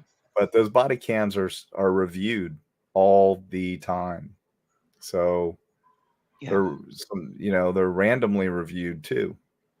And if there's an officer that's getting complaints, they're reviewed by IAD all the time. So officers have, they have to step up and be more professional today than they used to have to be. And, when I hear these guys like Turtleneck Boy, whatever, Richard Cranium, talking about corruption, give me a break, man. What do you think this is, 1970? Those days of corruption I'm not saying they don't happen. I'm just saying they're few and far between. And it's usually a little podunk police department that's corrupt. Like there was one in Tennessee that was pulling people over and telling them they had to come to the police station to pay their fine, and they'd pay their fine, do their little first appearance and everything right there, and they'd charge them like $300 for a speeding ticket. And then they kicked them down the road. There's departments like that. Again, few and far between. Right. You got to consider the amount of encounters that the nearly 800,000 police officers in this country go through every single day, and how many people are killed at the hands of law enforcement. Exactly. Very few. But anyway, you want to say anything? It's been a great time. It's been a good time. Good Lord, what is it? 2 o'clock in the morning? You said you wanted to go. Kelly, Hey man, we still got people. Kelly, what the hell are you doing? You're supposed to shut me down. No, Tanner's not there. So 10, 11, okay. 12, 1. That's 5 hours. Yeah. Yep. That's a 75 record. seconds. 75 That's seconds a, to go. Be 5 hours. that's a record, everyone. We'll wait the 75 seconds to get it. What are we at? 65 now, maybe? And then we'll shut it down. Yeah, he wore me out for sure. I was crying, laughing so hard. Oh my God. Listen, I that's hope I didn't funny. offend anybody with that story, but it's a true story. No, it's so funny. You have to do what you have to do to get the bad guys off the street sometime. And when you said I was still muted, I was trying to tell you oral. It's oral. That's what you say. Oral. Oral? Oral. I'm like, I'm never gonna think of my dad the same ever again. Poor guy. He had to grow up with that name. What was his mother thinking? What was his dad's name? Yeah, well, that's kind of a naive name. You just, back in the day, you probably didn't think anything of the word oral. Aura, not L. There's no L, just ORA. Aura? Yeah. Oh, whatever. But now it's like oral. That's all I hear is oral. Oh, yeah. He went All by right, his middle y'all. name, maybe that's why. So how many more seconds we got? Because we got to be official here. Oh, 5 hours, 58, 59 seconds. You got it. All right, y'all. It's been a great Listen, time. I want to wrap it up by saying again, I want to thank my mods. Kelly, who's my number one mod. She's my producer, and I'm so happy you could be here. associate creator, whatever, jack of all trades. And then Patty is actually, she lives in Washington, so she's awesome too. She helps. They work together She great. helps me big time. And we have Mindy. Mindy works hard all day on her own job, and then she takes the time to come in here and help us mod. And then Diane, she's actually biology girl. She is Biology 101.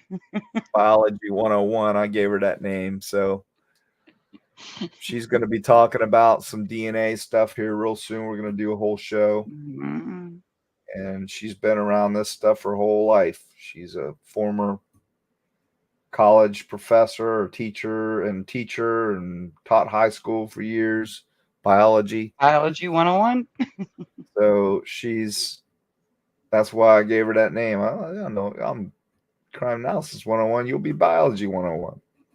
Mm-hmm. So she's all aboard. She's done a lot of, she's preparing for a big show that we're going to do with her. Yeah. And then we got a couple more that weren't with us tonight. Tanner, of course. Yeah. But I appreciate you guys, and I'm gonna cut you loose. Thank you for hanging out with us. If you haven't liked and subscribed, please do so. And hey, listen, if you have a friend, a relative, husband, wife, give your husband a kiss or your wife a kiss. And say, hey, I really enjoy Detective John and Crime Analysis 101 team. And, we're trying to grow this show. Honey, can you go on in there and just go onto your YouTube and click subscribe? Doesn't cost you anything. He won't ever bother you. Just do it for me, baby. Hey, solicit your kids as long as they're adults. Hey, help mom out, dad out. We really like this show. We want to help them grow. It's called networking. We got to do it. Mm-hmm. I ain't afraid to ask, but I ain't going to beg like some. All right. Any closing words? Quit bouncing. I'm laughing. You're bouncing again. Every time I got to tell Kelly, quit bouncing. She buys a damn keyboard that bounces. All right. So, hey, everyone, you won't see me for a little bit because I'm going to be on vacation next week. So don't think that old Detective John was run off the internet by Dago. Detective John is going to be on vacation with his girl. And Kelly and the team are going to be working on stuff that we talk about. Excuse me, I'm tired. Sleep on us. All right. Yeah. Yeah. I'm glad you got to see me. I'm glad I got to see you. I like you. Peace out. We love you. Bye.